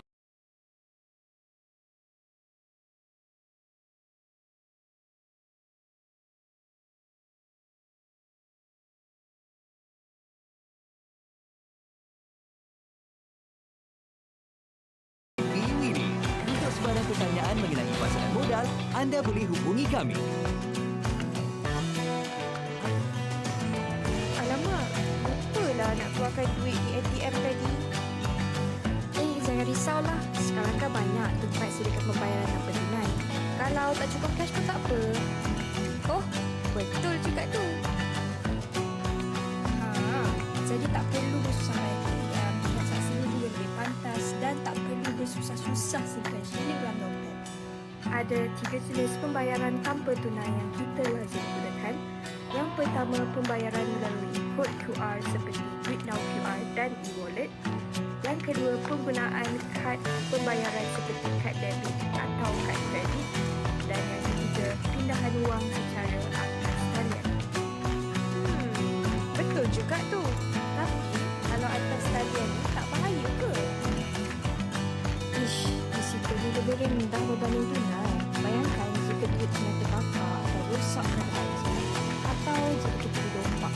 Bukan sahaja dalam sahaja, mungkin seluruh badan. Dalam apa-apa transaksi memang akan ada risiko tersendiri. Tetapi jika kita ambil tahu cara penggunaan itu, tak perlu kita risau. Mudah sahaja tau. Jom, hari ini kita nak belajar 5 tip keselamatan penggunaan pembayaran tanpa tunai. Tip pertama, lakukan transaksi kewangan di laman web yang sah. Hanya lakukan transaksi kewangan secara atas talian di laman web yang sah. Macam mana nak tahu? Pastikan ianya bermula dengan HTTPS dan bukan HTTP. Pastikan ada gambar mangga atau padlock. Pastikan setiap perkataan di URL laman web tersebut dieja dengan betul. Tip kedua, jangan klik URL yang disertakan dalam email atau SMS yang mencurigakan. Kalau tiba-tiba dapat email, SMS, WhatsApp atau Telegram untuk klik sebarang laman web perbankan, jangan klik. Pihak bank tidak akan sesekali hantar mesej sebegini. Tip ketiga, pantau aktiviti akaun bank anda. Sentiasa pantau aktiviti dalam akaun bank anda. Laporkan segera kepada pihak bank sekiranya berlaku apa-apa aktiviti yang mencurigakan dalam akaun bank anda. Dan jangan lupa langgan notifikasi SMS ataupun aplikasi mudah alih dari pihak bank anda. Notifikasi dari pihak bank ini boleh membantu anda mengenal pasti sebarang transaksi yang mencurigakan. Tip keempat, jaga maklumat perbankan anda. Jangan sesekali berikan maklumat akaun bank anda kepada mana-mana pihak, walaupun kononnya untuk menyelamatkan wang anda. Tak kisahlah dari mahkamah, polis, LHDN atau Bank Negara Malaysia sekalipun. Ini kerana mereka tidak akan sesekali meminta maklumat perbankan anda ataupun meminta anda untuk memindahkan wang kepada akaun individu lain. Tip kelima, tukar kata laluan akaun bank anda sekerap mungkin. Sentiasa tukar kata laluan dan jangan sesekali berkongsi kata laluan dengan sesiapa, termasuklah kekasih hati. Perbankan atas talian mempunyai 3 ciri utama iaitu mudah, cepat dan selamat. Sama seperti pengguna jalan raya, kita perlu tahu bagaimana hendak menjadi pengguna yang berhemah kan? Jadi, ketahui dan amalkan 5 tip mudah ini untuk menjadi pengguna platform tanpa tunai yang bijak.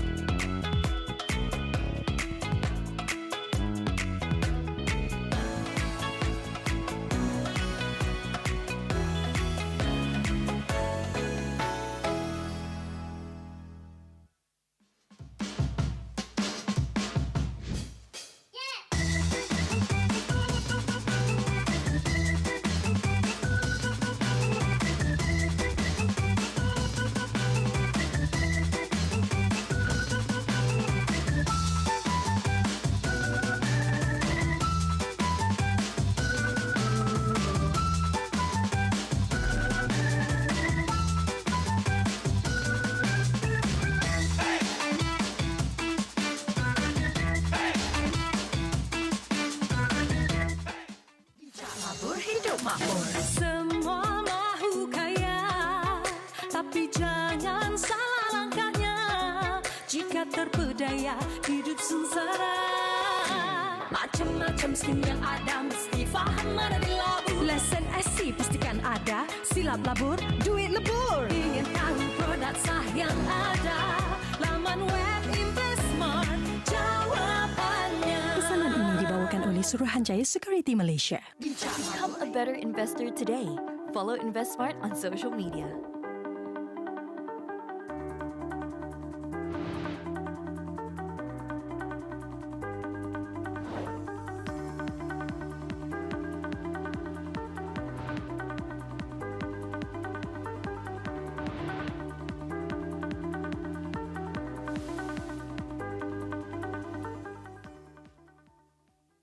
Become 吗？但请小心，市场上有许多非法投资计划。若有疑问，请联系我们以了解 TIPU 公式。什么是 TIPU 呢？T 不会亏钱 ，I 虚有其表 ，P 唯一良机 ，U 超高利润。请利用 TIPU 公式辨识非法投资计划。关于任何资本市场的问题，请您联系我们以了解更多详情。您想知 Anda ingin menjadi kaya, tetapi awas, terdapat banyak skim-skim pelaburan tidak sah di pasaran. Jika ragu-ragu, anda boleh jumpa kami untuk memahami formula TIPU. Apa itu TIPU? T, tidak akan rugi. I, indah khabar dari rupa. P, peluang hanya sekali. U, untung besar. Ingat dan berwaspada dengan formula TIPU ini. Untuk sebarang pertanyaan mengenai pasaran modal, anda boleh hubungi kami. Alamak, lupalah nak keluarkan duit di ATM tadi. Jangan risaulah. Sekarang kan banyak tempat sediakan pembayaran tanpa tunai. Kalau tak cukup cash pun tak apa. Oh, betul juga tu. Jadi tak perlu bersusah payah ke ATM, transaksinya juga lebih pantas dan tak perlu bersusah-susah simpan shilling dalam dompet. Ada 3 jenis pembayaran tanpa tunai yang kita lazim gunakan. Yang pertama, pembayaran melalui kod QR seperti BritNow QR dan e-wallet. Yang kedua, penggunaan kad pembayaran seperti kad debit atau kad kredit. Dan yang ketiga, pindahan wang secara atas talian. Betul juga tu. Tapi, kalau atas talian ni tak bahaya ke? Risikonya lebih rendah berbanding tunai. Bayangkan jika duit tunai terbakar atau rosak kerana banjir. Atau jika kita dirompak. Bukan sahaja hilang begitu sahaja, mungkin cederakan badan. Dalam apa-apa transaksi memang akan ada risiko tersendiri. Tetapi jika kita ambil tahu cara penggunaan yang betul, tak perlu kita risau. Mudah sahaja tau. Jom! Hari ini kita nak belajar 5 tip keselamatan penggunaan pembayaran tanpa tunai. Tip pertama, lakukan transaksi kewangan di laman web yang sah. Hanya lakukan transaksi kewangan secara atas talian di laman web yang sah. Macam mana nak tahu?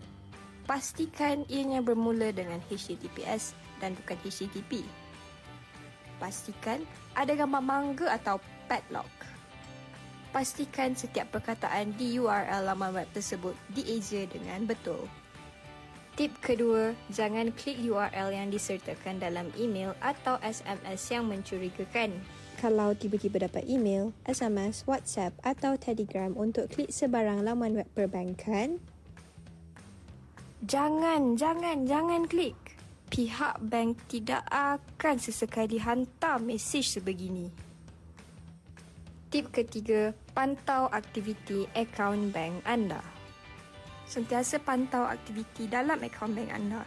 Laporkan segera kepada pihak bank sekiranya berlaku apa-apa aktiviti yang mencurigakan dalam akaun bank anda. Dan jangan lupa langgan notifikasi SMS ataupun aplikasi mudah alih dari pihak bank anda. Notifikasi dari pihak bank ini boleh membantu anda mengenal pasti sebarang transaksi yang mencurigakan. Tip keempat, jaga maklumat perbankan anda. Jangan sesekali berikan maklumat akaun bank anda kepada mana-mana pihak, walaupun kononnya untuk menyelamatkan wang anda. Tak kisahlah dari mahkamah, polis, LHDN atau Bank Negara Malaysia sekalipun. Ini kerana mereka tidak akan sesekali meminta maklumat perbankan anda ataupun meminta anda untuk memindahkan wang kepada akaun individu lain. Tip kelima, tukar kata laluan akaun bank anda sekerap mungkin. Sentiasa tukar kata laluan dan jangan sesekali berkongsi kata laluan dengan sesiapa, termasuklah kekasih hati. Perbankan atas talian mempunyai 3 ciri utama iaitu mudah, cepat dan selamat. Sama seperti pengguna jalan raya, kita perlu tahu bagaimana hendak menjadi pengguna yang berhemah kan? Jadi, ketahui dan amalkan 5 tip mudah ini untuk menjadi pengguna platform tanpa tunai yang bijak.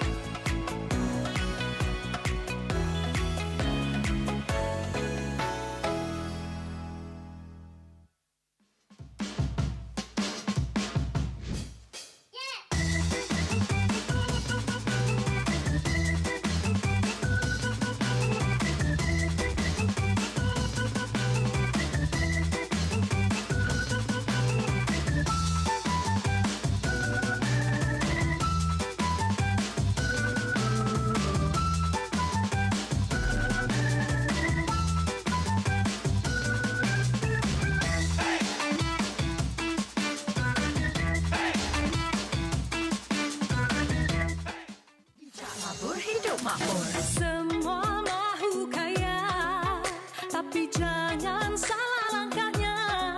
Jika terpedaya hidup sengsara, macam-macam skim yang ada mesti faham mana dilabur. Lesen SC pastikan ada, silap labur, duit lebur. Ingin tahu produk sah yang ada, laman web Investmart jawapannya. Pesanan ini dibawakan oleh Suruhanjaya Security Malaysia. Become a better investor today.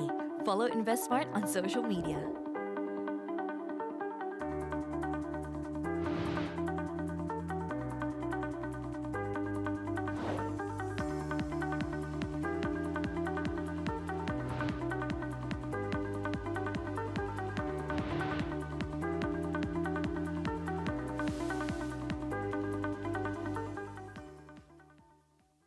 Become 吗？但请小心，市场上有许多非法投资计划。若有疑问，请联系我们以了解 TIPU 公式。什么是 TIPU 呢 ？T 不会亏钱 ，I 虚有其表 ，P 唯一良机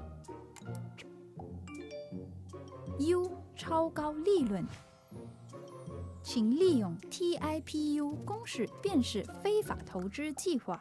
关于任何资本市场的问题，请您联系我们以了解更多详情。您想知 Anda ingin menjadi kaya, tetapi awas, terdapat banyak skim-skim pelaburan tidak sah di pasaran. Jika ragu-ragu, anda boleh jumpa kami untuk memahami formula TIPU. Apa itu TIPU? T. Tidak akan rugi. I. Indah khabar dari rupa. P. Peluang hanya sekali. U. Untung besar. Ingat dan berwaspada dengan formula TIPU ini. Untuk sebarang pertanyaan mengenai pasaran modal, anda boleh hubungi kami. Alamak, lupalah nak keluarkan duit di ATM tadi. Jangan risaulah. Sekarang kan banyak tempat sediakan pembayaran tanpa tunai. Kalau tak cukup cash pun tak apa. Oh, betul juga tu. Jadi tak perlu bersusah payah ke ATM, transaksinya juga lebih pantas dan tak perlu bersusah-susah simpan shilling dalam dompet. Ada 3 jenis pembayaran tanpa tunai yang kita lazim gunakan. Yang pertama, pembayaran melalui kod QR seperti Duit Now QR dan e-wallet. Yang kedua, penggunaan kad pembayaran seperti kad debit atau kad kredit. Dan yang ketiga, pindahan wang secara atas talian. Betul juga tu. Tapi, kalau atas talian ni tak bahaya ke? Risikonya lebih rendah berbanding tunai. Bayangkan jika duit tunai terbakar atau rosak kerana banjir. Atau jika kita dirompak. Bukan sahaja hilang begitu sahaja, mungkin cederakan badan. Dalam apa-apa transaksi memang akan ada risiko tersendiri. Tetapi jika kita ambil tahu cara penggunaan yang betul, tak perlu kita risau. Mudah saja tau. Jom, hari ini kita nak belajar 5 tip keselamatan penggunaan pembayaran tanpa tunai. Tip pertama, lakukan transaksi kewangan di laman web yang sah. Hanya lakukan transaksi kewangan secara atas talian di laman web yang sah. Macam mana nak tahu?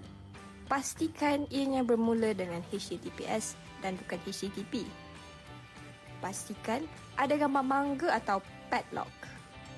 Pastikan setiap perkataan di URL laman web tersebut dieja dengan betul. Tip kedua, jangan klik URL yang disertakan dalam email atau SMS yang mencurigakan.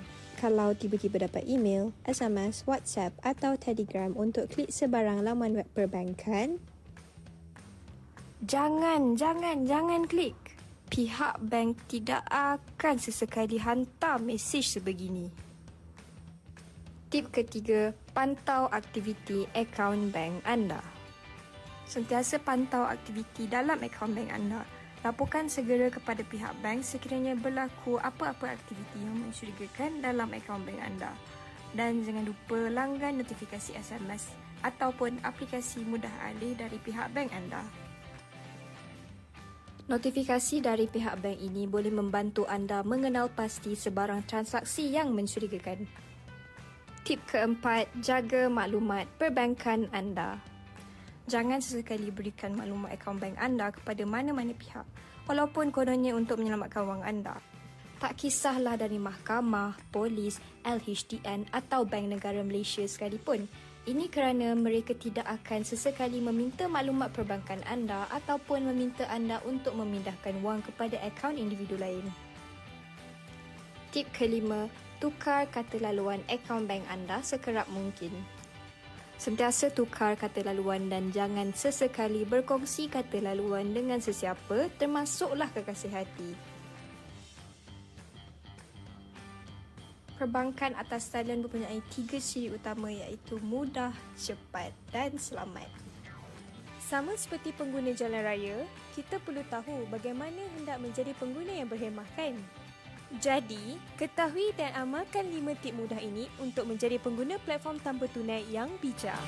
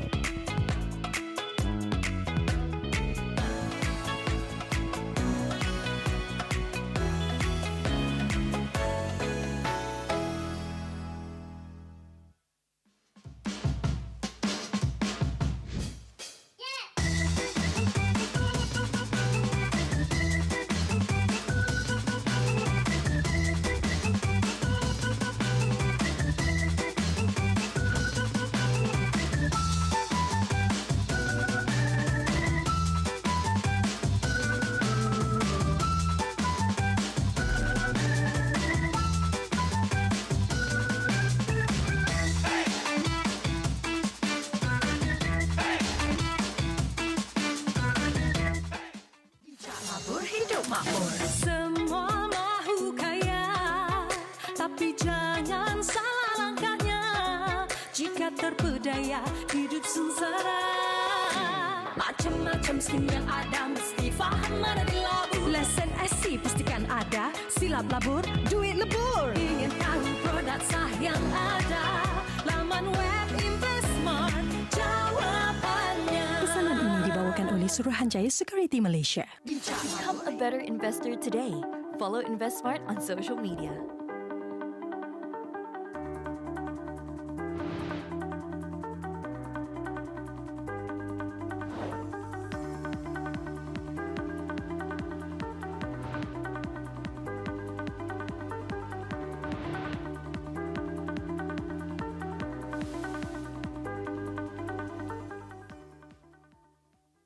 Become 吗？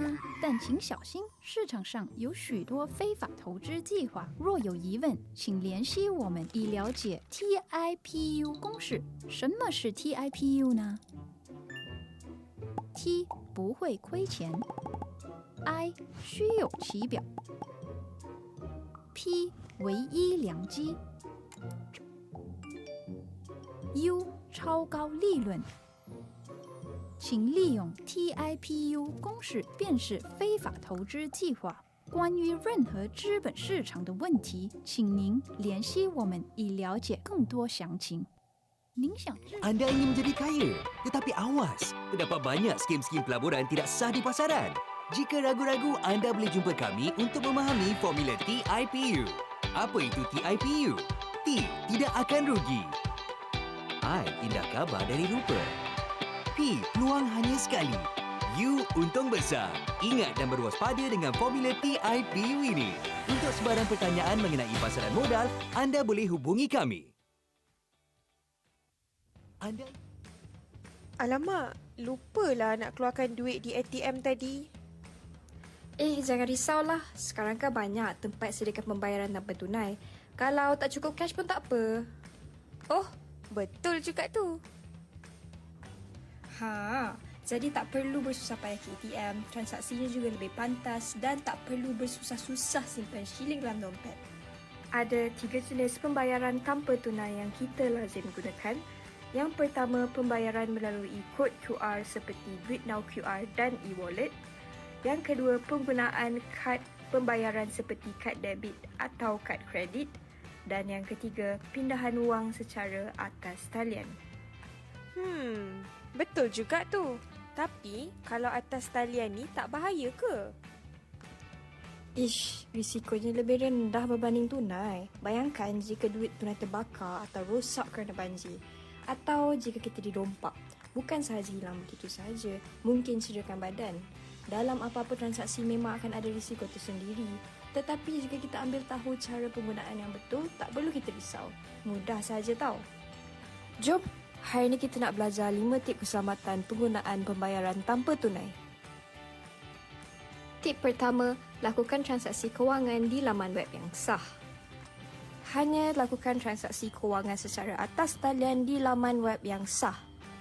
Macam mana nak tahu? Pastikan ianya bermula dengan HTTPS dan bukan HTTP. Pastikan ada gambar mangga atau padlock. Pastikan setiap perkataan di URL laman web tersebut dieja dengan betul.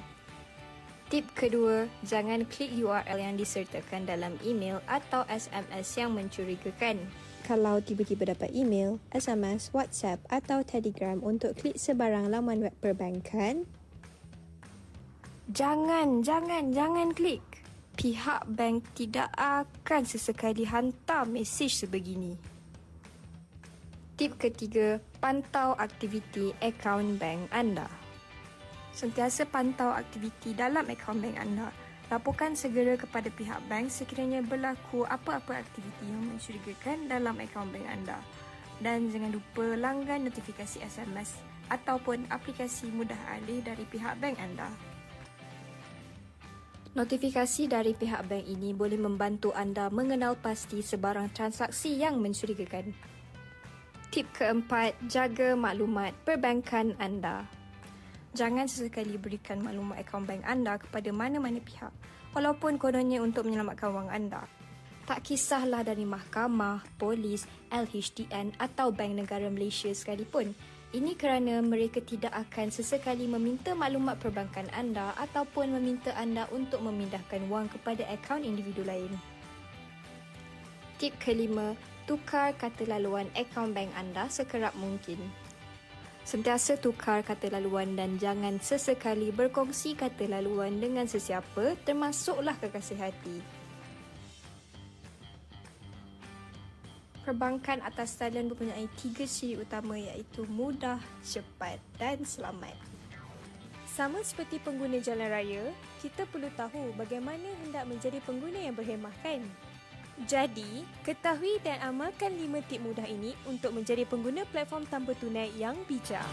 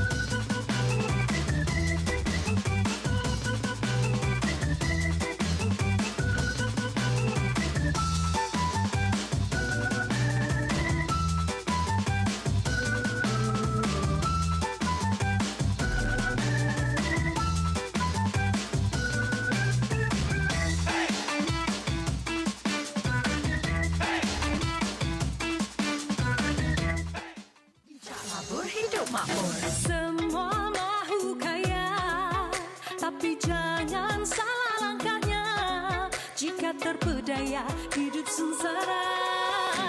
Macam-macam skim yang ada mesti faham mana dilabur. Lesen SC pastikan ada, silap labur, duit lebur. Ingin tahu produk sah yang ada, laman web InvestSmart jawapannya. Pesanan ini dibawakan oleh Suruhanjaya Security Malaysia. Become a better investor today. Follow InvestSmart on social media.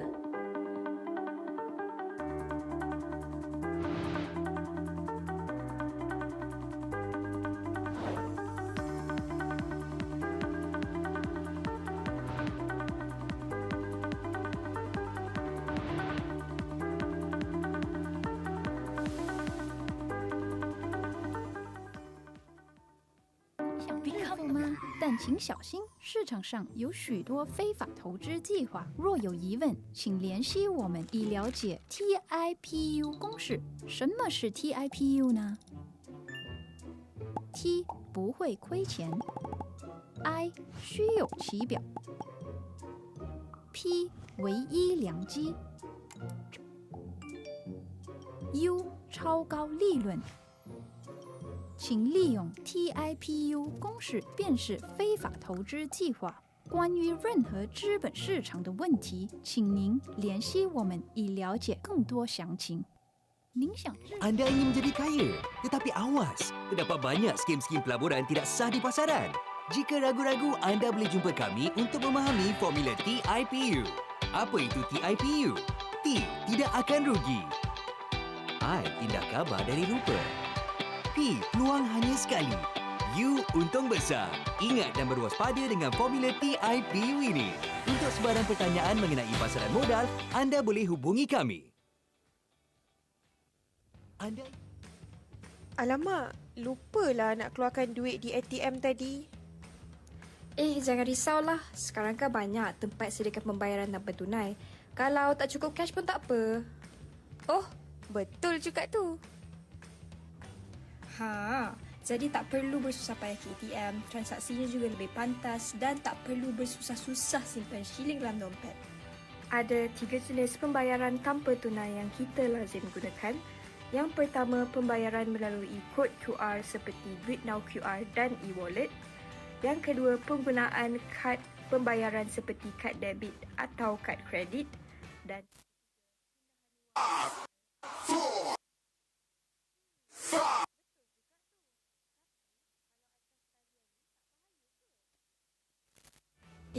risikonya lebih rendah berbanding tunai. Bayangkan jika duit tunai terbakar atau rosak kerana banjir. Atau jika kita dirompak. Bukan sahaja hilang begitu sahaja, mungkin cederakan badan. Dalam apa-apa transaksi memang akan ada risiko tersendiri. Tetapi jika kita ambil tahu cara penggunaan yang betul, tak perlu kita risau. Mudah sahaja tau. Jom, hari ini kita nak belajar 5 tip keselamatan penggunaan pembayaran tanpa tunai.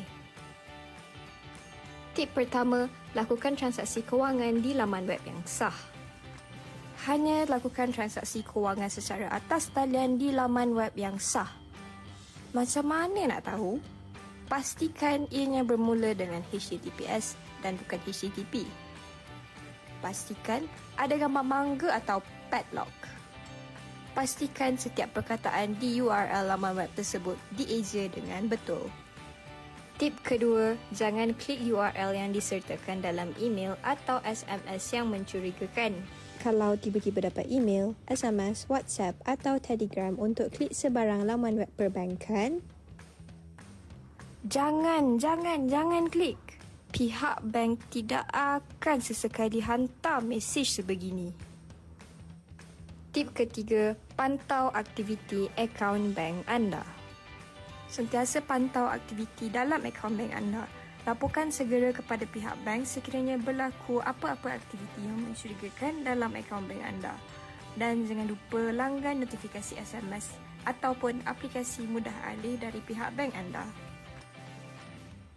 Notifikasi dari pihak bank ini boleh membantu anda mengenal pasti sebarang transaksi yang mencurigakan.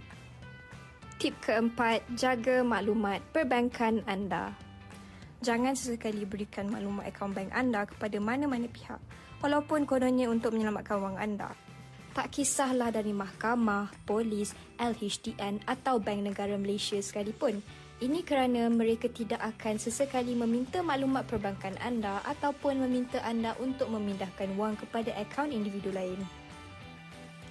Tip kelima, tukar kata laluan akaun bank anda sekerap mungkin. Sentiasa tukar kata laluan dan jangan sesekali berkongsi kata laluan dengan sesiapa, termasuklah kekasih hati.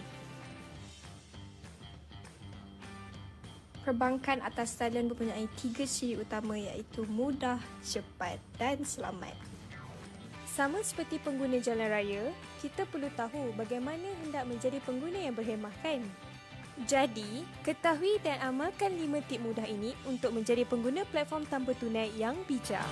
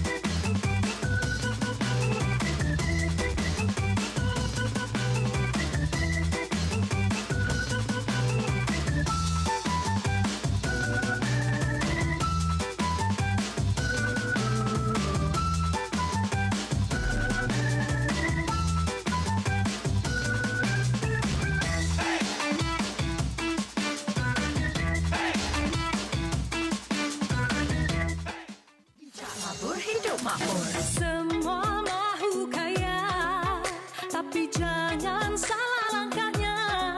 Jika terpedaya hidup sengsara, macam-macam skim yang ada mesti faham mana dilabur. Lesen IC pastikan ada, silap labur, duit lebur. Ingin tahu produk sah yang ada, laman web Investmart jawapannya. Pesanan ini dibawakan oleh Suruhanjaya Security Malaysia. Become a better investor today. Follow InvestSmart on social media.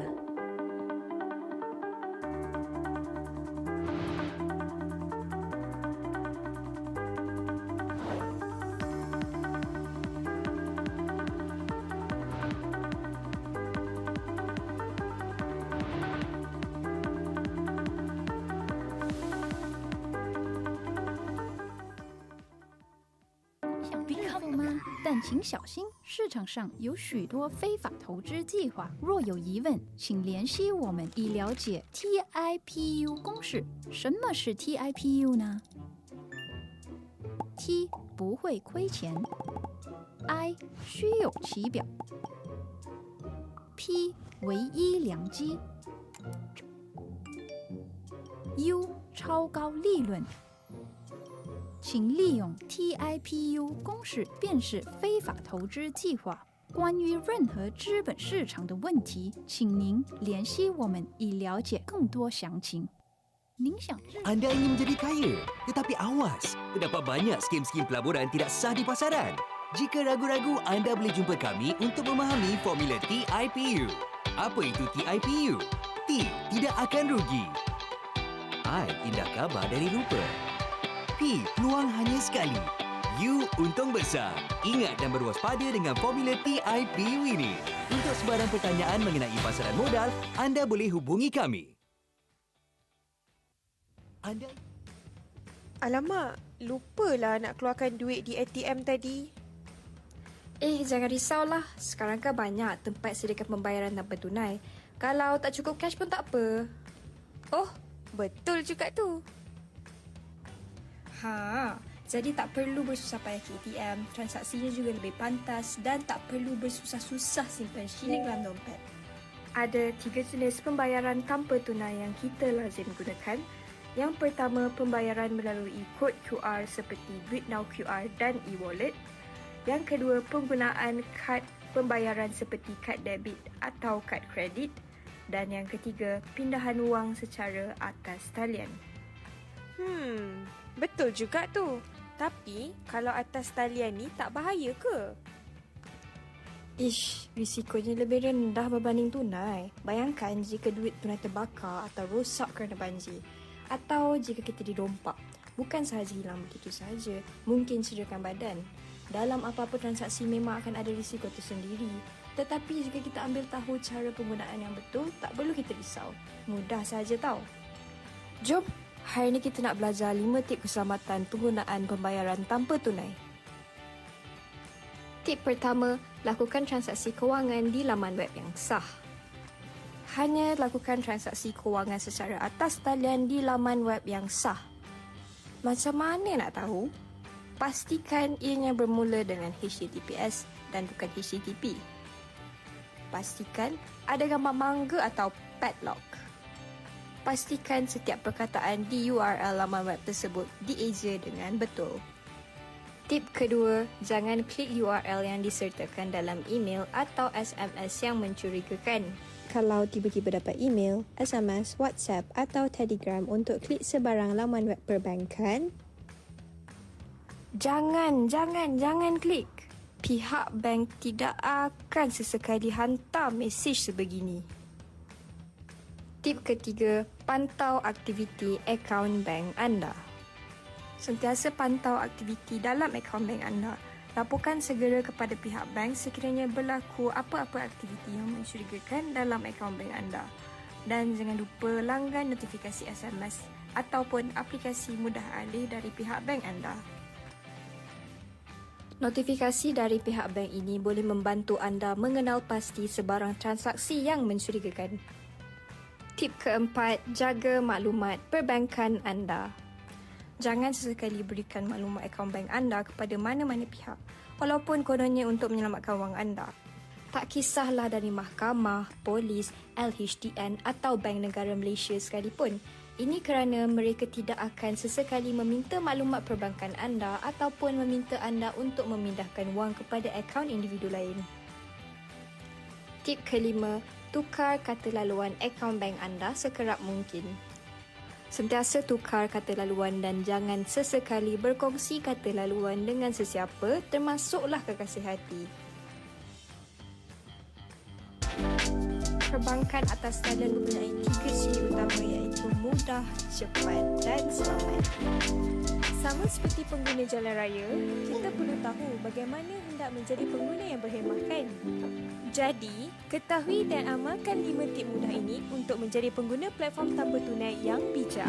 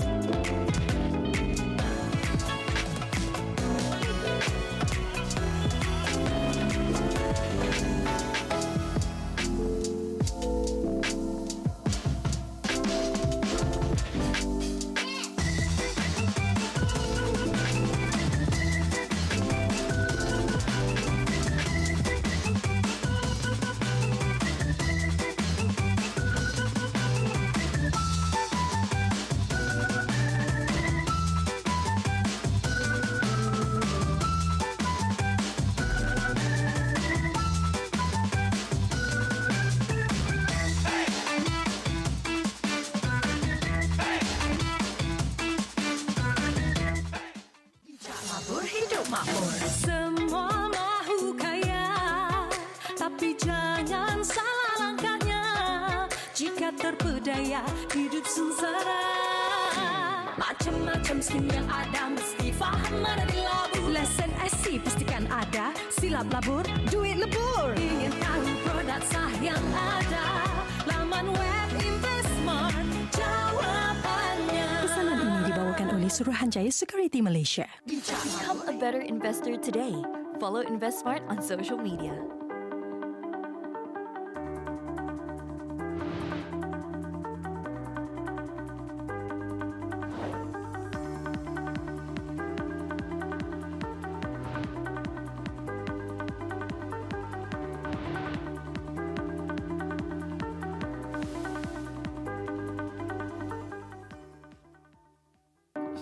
头吗？但请小心，市场上有许多非法投资计划。若有疑问，请联系我们以了解 TIPU 公式。什么是 TIPU 呢？T 不会亏钱，I 虚有其表，P 唯一良机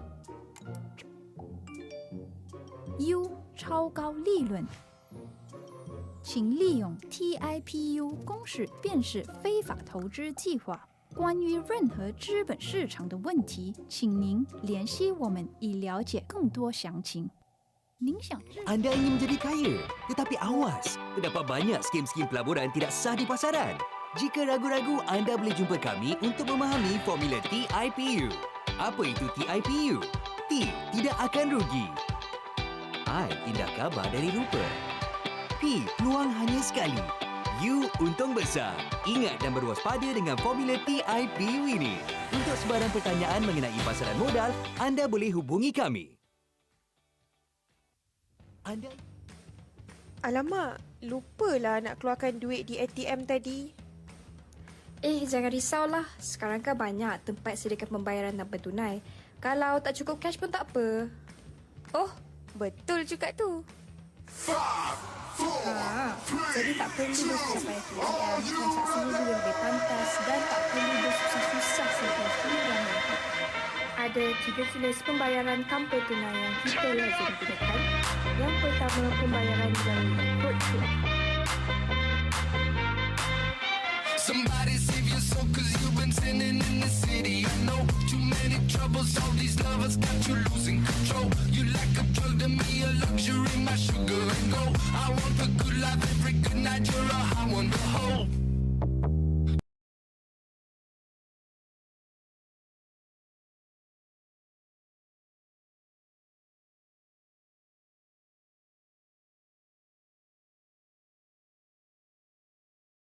Lovers got you losing control. You like a drug to me, a luxury, my sugar and gold. I want your sex and your affection when they're holding you close. Cause you don't even know I can make your hands clap.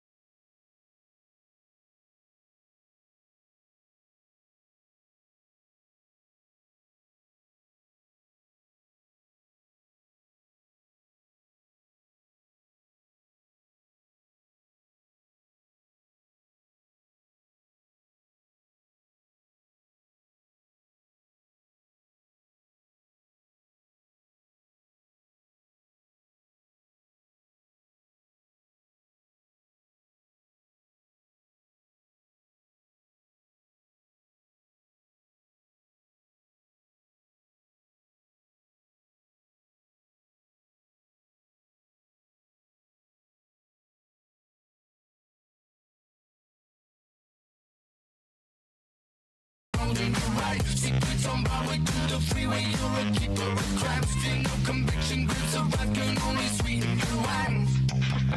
But you don't even know I can make your hands clap. Said I can make your hands clap. Every night when the stars come out, am I the only living soul?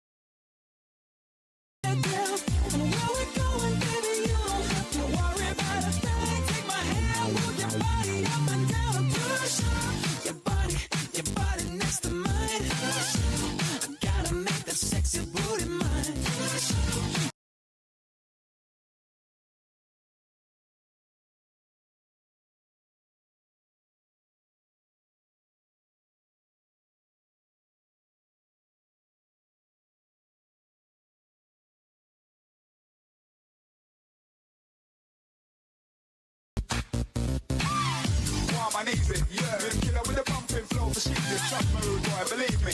There's holy for hot girl, I ain't seen it.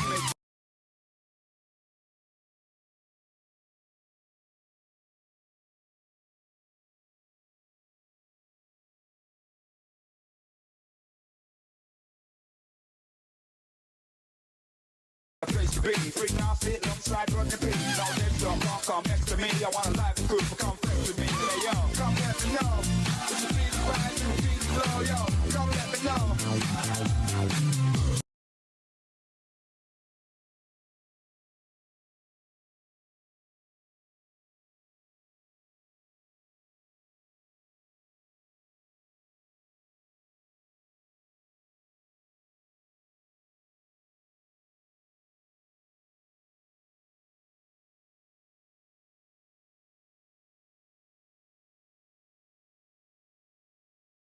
Slaving and now comes the weekend, you're misbehaving. You earn this one's for the sexy girls. You earn shake something, car, it's your world. This one's for the hyper crew. We used to say good, now you say right. Just when we're there, we rock. When the beer boom style go by. Plus, we ain't.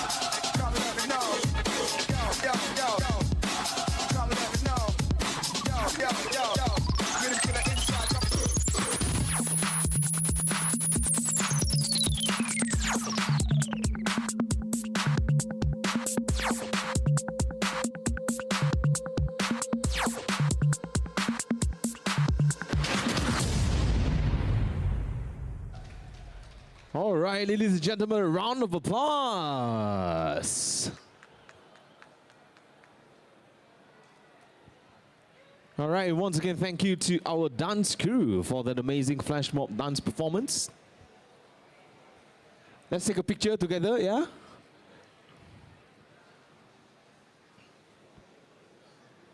All right, so ladies and gentlemen, all of this is of course brought to you by the Event Smart Fest 2025.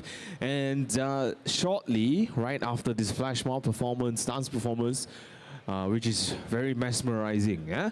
So later at 2 p.m. we will have a panel session. Of course, this panel session will be talking about Sharia investing. All right, so it's going to be a very interesting session. Halal or Halah, memecah mitos dan mengesan penipuan pelaburan patuh syariah. Alright, so ladies and gentlemen, make sure to join us because after the panel session, we're going to have some prizes to give away. So it is going to be absolutely amazing, very informative, and of course, stand a chance to win some Aeon vouchers from us if you can answer the questions correctly. Okay, so ladies and gentlemen, do stay tuned as we will have our presentation sessions until about 4 p.m. And that's where we will draw our first lucky draw of day 3. All right. So for those who are wondering, how can you get the passport? Yeah, you can get it after the panels, after the talks, after the speeches. Yeah, if possible, please try not to interrupt the session while it is ongoing. We would really kindly appreciate that. And of course, ladies and gentlemen, we will be right back shortly. And of course, all of this is brought to you by the InvestSmart Fest 2025.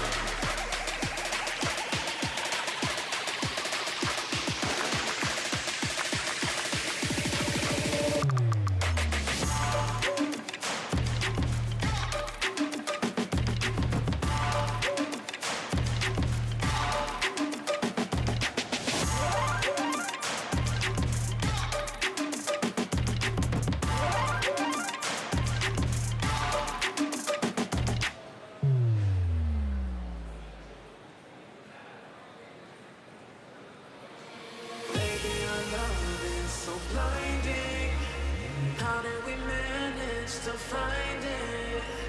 We can never be in hiding. We are a flame meant to be lit. Look at the way that we shine when we're together, you and I. So bright, so bright, so bright. We belong to the sky, to the sky.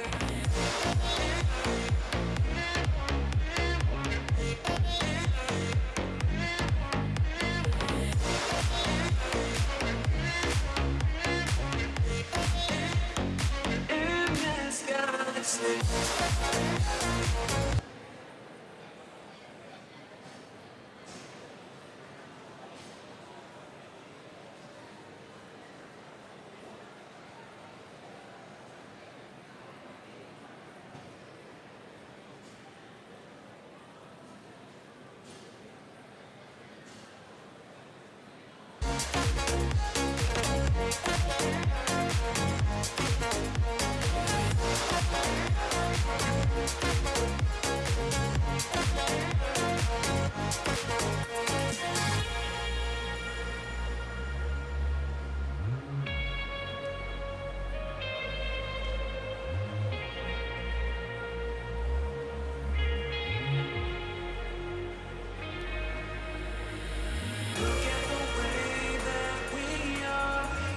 Showing our lights like we're stars. So bright, so bright, so bright. We belong to the sky. Yeah. Up in the clouds, here in the dark. We shine light. We are the stars. Baby, we found just who we are meant to be in this galaxy.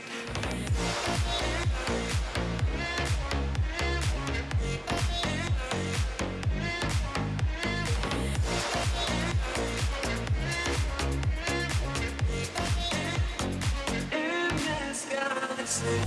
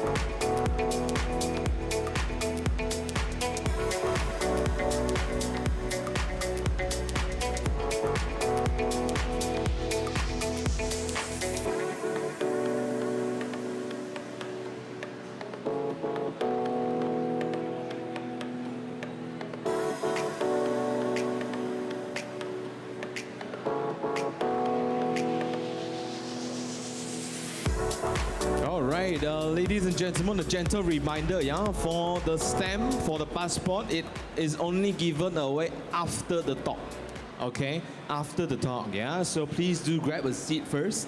You know, enjoy the show, enjoy the sharing session, enjoy the knowledge. Please try not to interrupt the panel discussion. I know the lucky draw is very important. I also want to join, but please, because we have to give respect to the speakers on the stage as well, do let them do their panel discussion. So after that, you can come over to this corner to get the stamp, no problem, okay? So ladies and gentlemen, so sorry for the slight delay. We're going to start very, very soon. And of course, this is going to be an amazing session because we have some prizes to give away as well after the panel session, okay? So ladies and gentlemen, we will be right back. And of course, this is all brought to you by the Invest Smart Fest 2025 and we'll be starting very shortly. Thank you.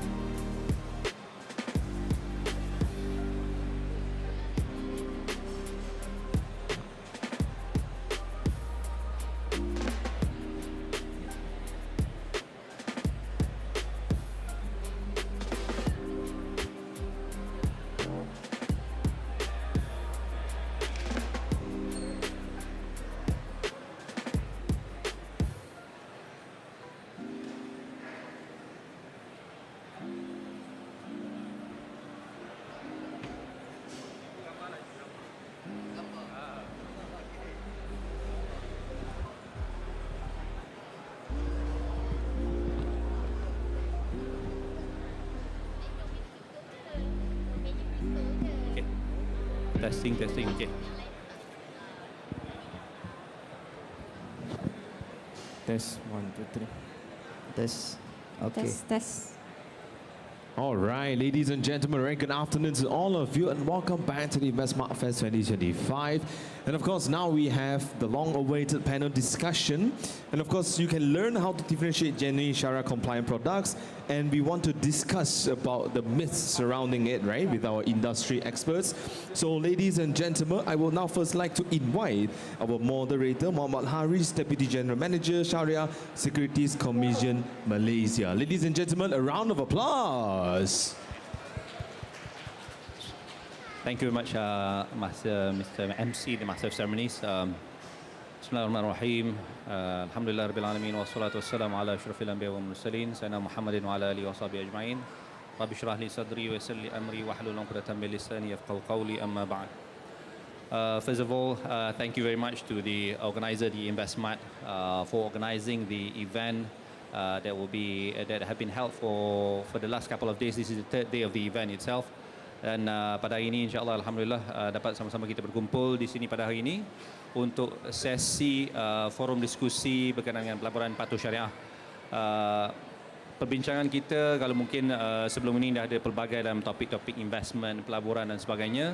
Jadi pada petang ini sesi yang telah ditetapkan oleh pihak InvestSmart adalah untuk bincangkan tentang halal atau halah, memecah mitos dan mengesan penipuan pelaburan patuh syariah. Jadi the focus of the discussion today is actually more to look through into the how do we detect in terms of the element of scam, of myth, of actually any deceit ataupun penipuan yang berlaku dalam konteks pelaburan patuh syariah.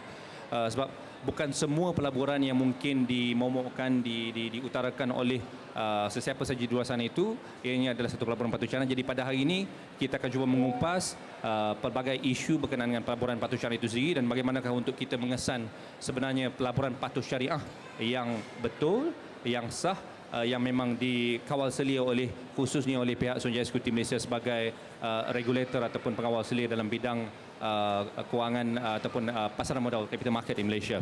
Jadi pada hari ini kita ada 3 orang panelis yang kita jemput khas untuk mengupas topik pada petang ini. Di sebelah betul-betul di sebelah saya adalah Imam Muda Hassan yang merupakan seorang selebriti, penceramah selebriti yang saya rasa cukup terkenal dan tak perlu sebenarnya saya perkenalkan yang lebih detail lagi. Apa Ustaz? Baik, alhamdulillah. Dan seterusnya sebelah beliau adalah pencetus rumah ataupun PUU Khabar Ustaz? Sihat? Baik, Alhamdulillah. Rasa macam nak pergi kenduri hari ni Ustaz. Pergi kenduri tak apa, tapi bukan pergi kenduri sendiri Ustaz. Kali-kali ke bawah pula kan. Jangan salah faham Ustaz. Okay, kita ada P.U.Yup yang juga merupakan seorang penceramah ataupun selebriti yang cukup terkenal juga. Dua-dua ini memang dah cukup tak cukup asing lagi. Dan seterusnya kita ada Puan Amalina Ahmad Tarmiji yang merupakan secara spesialis projek spesialis Luno Malaysia. Khabar Puan? Khabar baik, Alhamdulillah. Okey, saya rasa kita tak nak mengambil masa lebih lama lagi. Kita nak dengarkan kupasan para panelis kita berkaitan dengan topik pada hari ini. Jadi bila kita bercakap soal pelaburan patuh syariah Ustaz, kita lihat pelabur di Malaysia ini, khususnya pelabur Muslim, memang ada kesedaran yang tinggi untuk melabur dalam pelaburan yang patuh syariah. Jadi itu satu perkembangan yang cukup baik.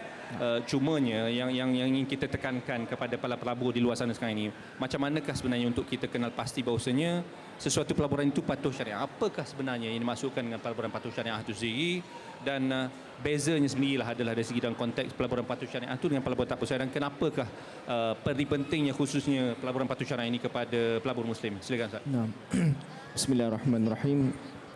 Assalamualaikum warahmatullahi wabarakatuh. Salam sejahtera kepada semua. Alhamdulillah wassalatu wassalamu ala Rasulillah wa ala alihi wa sahbihi wa man walah. Amma ba'du. Terima kasih kepada Encik Muhammad Haris Daud selaku Deputy General Manager Syariah SC Malaysia, selaku moderator juga pada tengah hari ini. Seterusnya sahabat saya Ustaz P.U.Yup dan juga Puan Nur Amalina selaku sahabat panel, dan seterusnya tuan-tuan dan puan yang dikasihi sekalian. Baik, kalau kita bincang dari sudut syariah, saya melihat syariah ini dari segi pelaburannya itu adalah satu perkara yang dia menguntungkan dan tidak bersifat menganiaya, tidak menzalimi.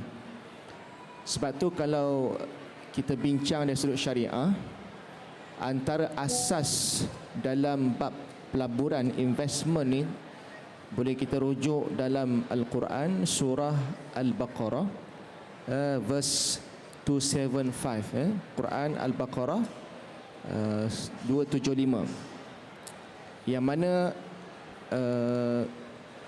Quran menyebutkan wa ahallallahu al-bai'a wa harrama riba. Ya. Dan Allah telah menghalalkan jual beli dan mengharamkan riba. Itu antara kita kata guideline in our syariah. Mestilah pelaburan tu berasaskan konsep jual beli dan tidak boleh adanya unsur riba. Sebab tu bila kita bicara tentang investment pelaburan yang patuh syariah itu, antara perkara yang menjadi perkara asas dia yang pertama, tidak ada unsur riba. Ya, itu pegangan kita.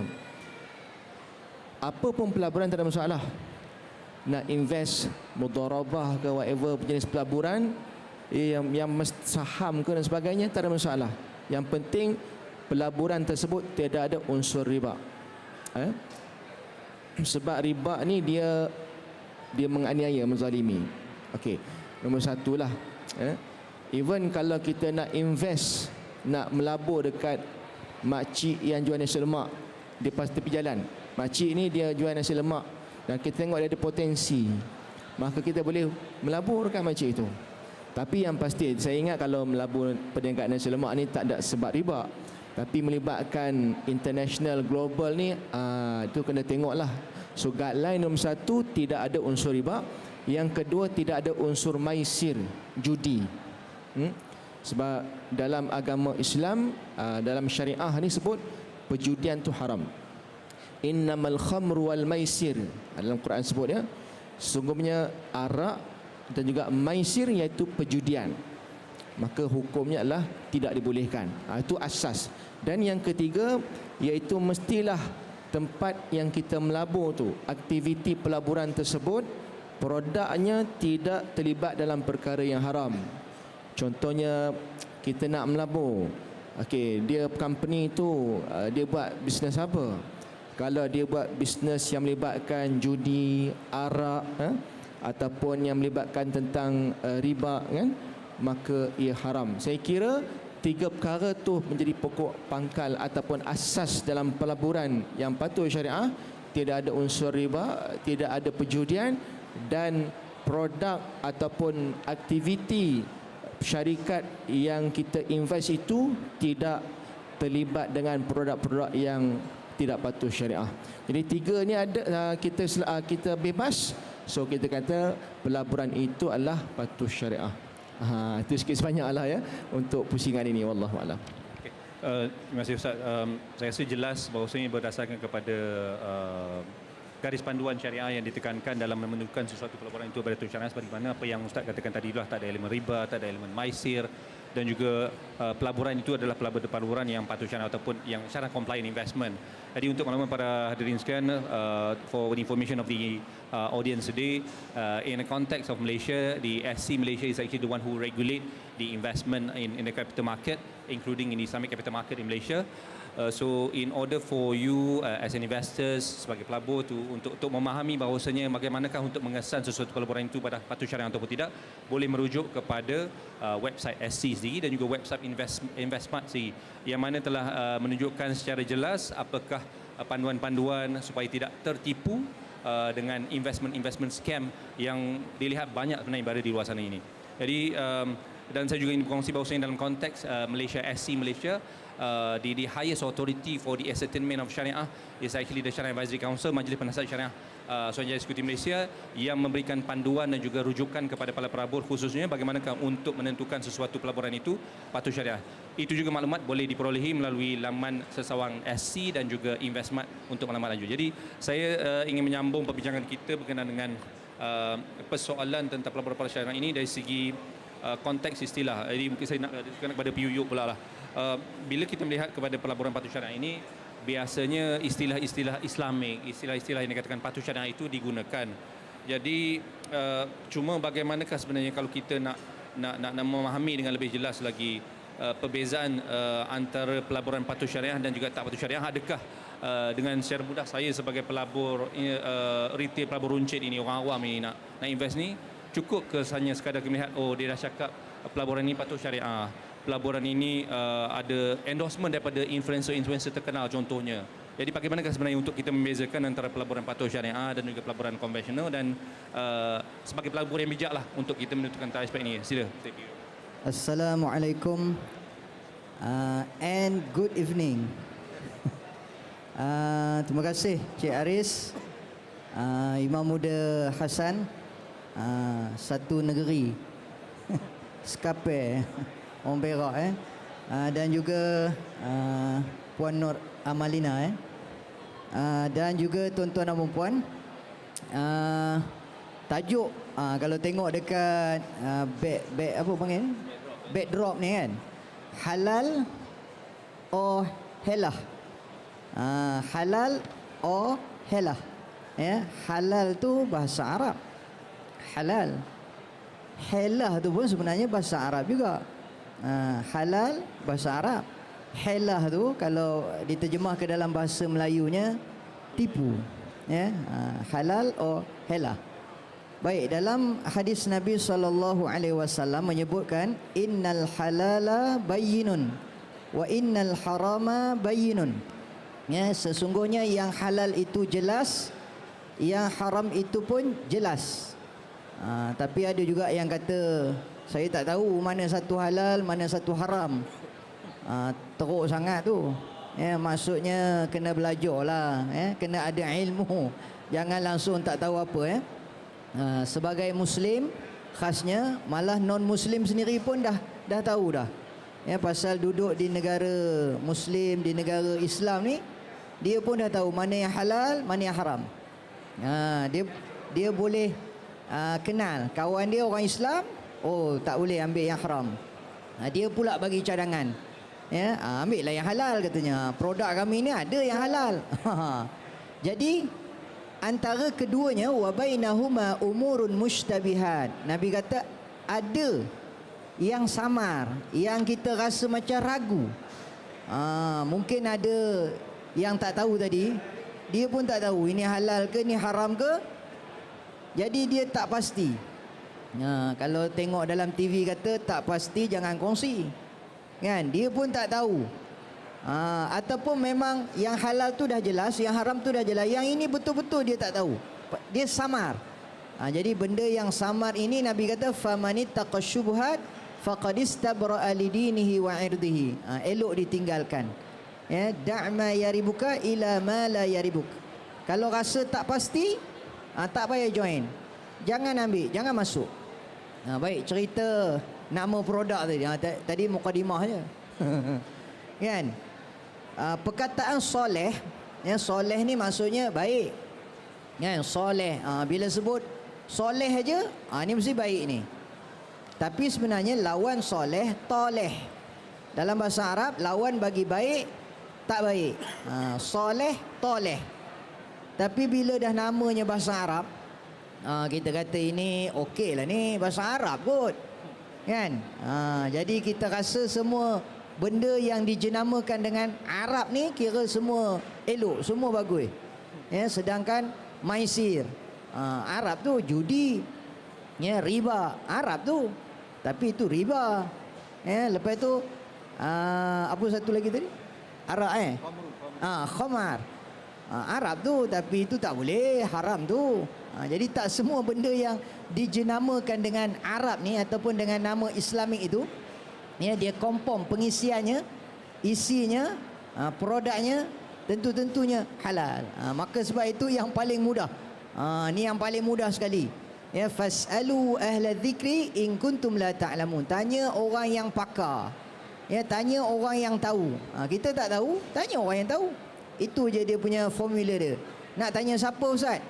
Saya tak jumpa ustaz. Tempat saya ni tak ada orang yang tahu. Sekarang semua maklumat di hujung jari.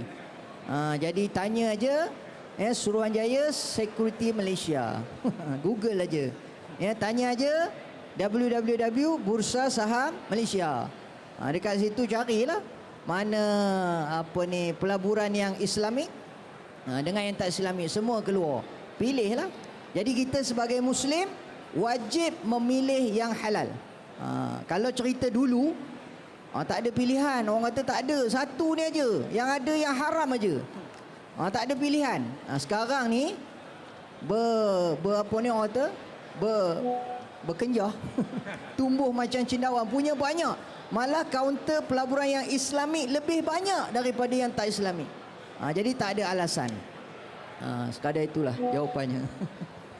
Terima kasih PU. Jadi memang betul lah sebagaimana apa yang dimaklumkan tadi. Kalau dalam konteks Malaysia ini sebenarnya untuk makluman para hadirin sekalian, 80% daripada kaunter yang tersenarai di Bursa Malaysia itu ataupun 856 daripada jumlah sebanyak 1057 setakat Ogos 2025 itu adalah patuh syariah. Jadi itu menunjukkan bahawasanya kaunter patuh syariah berdasarkan saringan metodologi yang ditetapkan oleh Majlis Penasihat Syariah SC itu adalah patuh syariah. Jadi itu contoh bagaimana menunjukkan bahawasanya banyaknya sebenarnya dalam konteks kaunter pelaburan patuh syariah di Malaysia ini. Jadi insya-Allah kupasan yang lebih lanjut kita akan dalami dan telusuri lagi selepas ini. Cuma saya nak beralih jugalah kepada Puan Awalina lah. Jadi sebagai wakil daripada platform aset digital yang berdaftar dengan SC Malaysia. Jadi ramai pelabur kita pada hari ini memang berminat untuk melabur dalam aset digital dalam platform kita kata online sekarang ni lah. Jadi berdasarkan kepada pengalaman Puan Ziri lah di Luno Malaysia, sebenarnya apakah perbezaan utama antara platform kripto yang sah dan mendaftar dengan SC Ziri dan juga platform yang boleh katakan sebagai platform yang menipu, dan biasanya apakah yang mungkin tips yang Puan boleh kongsi lah kepada para pelabur sekalian, soalan-soalan yang mesti ditanya sebelum setiap pelabur itu melabur dalam khususnya dalam platform digital sebeginilah. Silakan Puan. Okey, terima kasih Encik Muhammad Haris. Assalamualaikum, saya Amalina.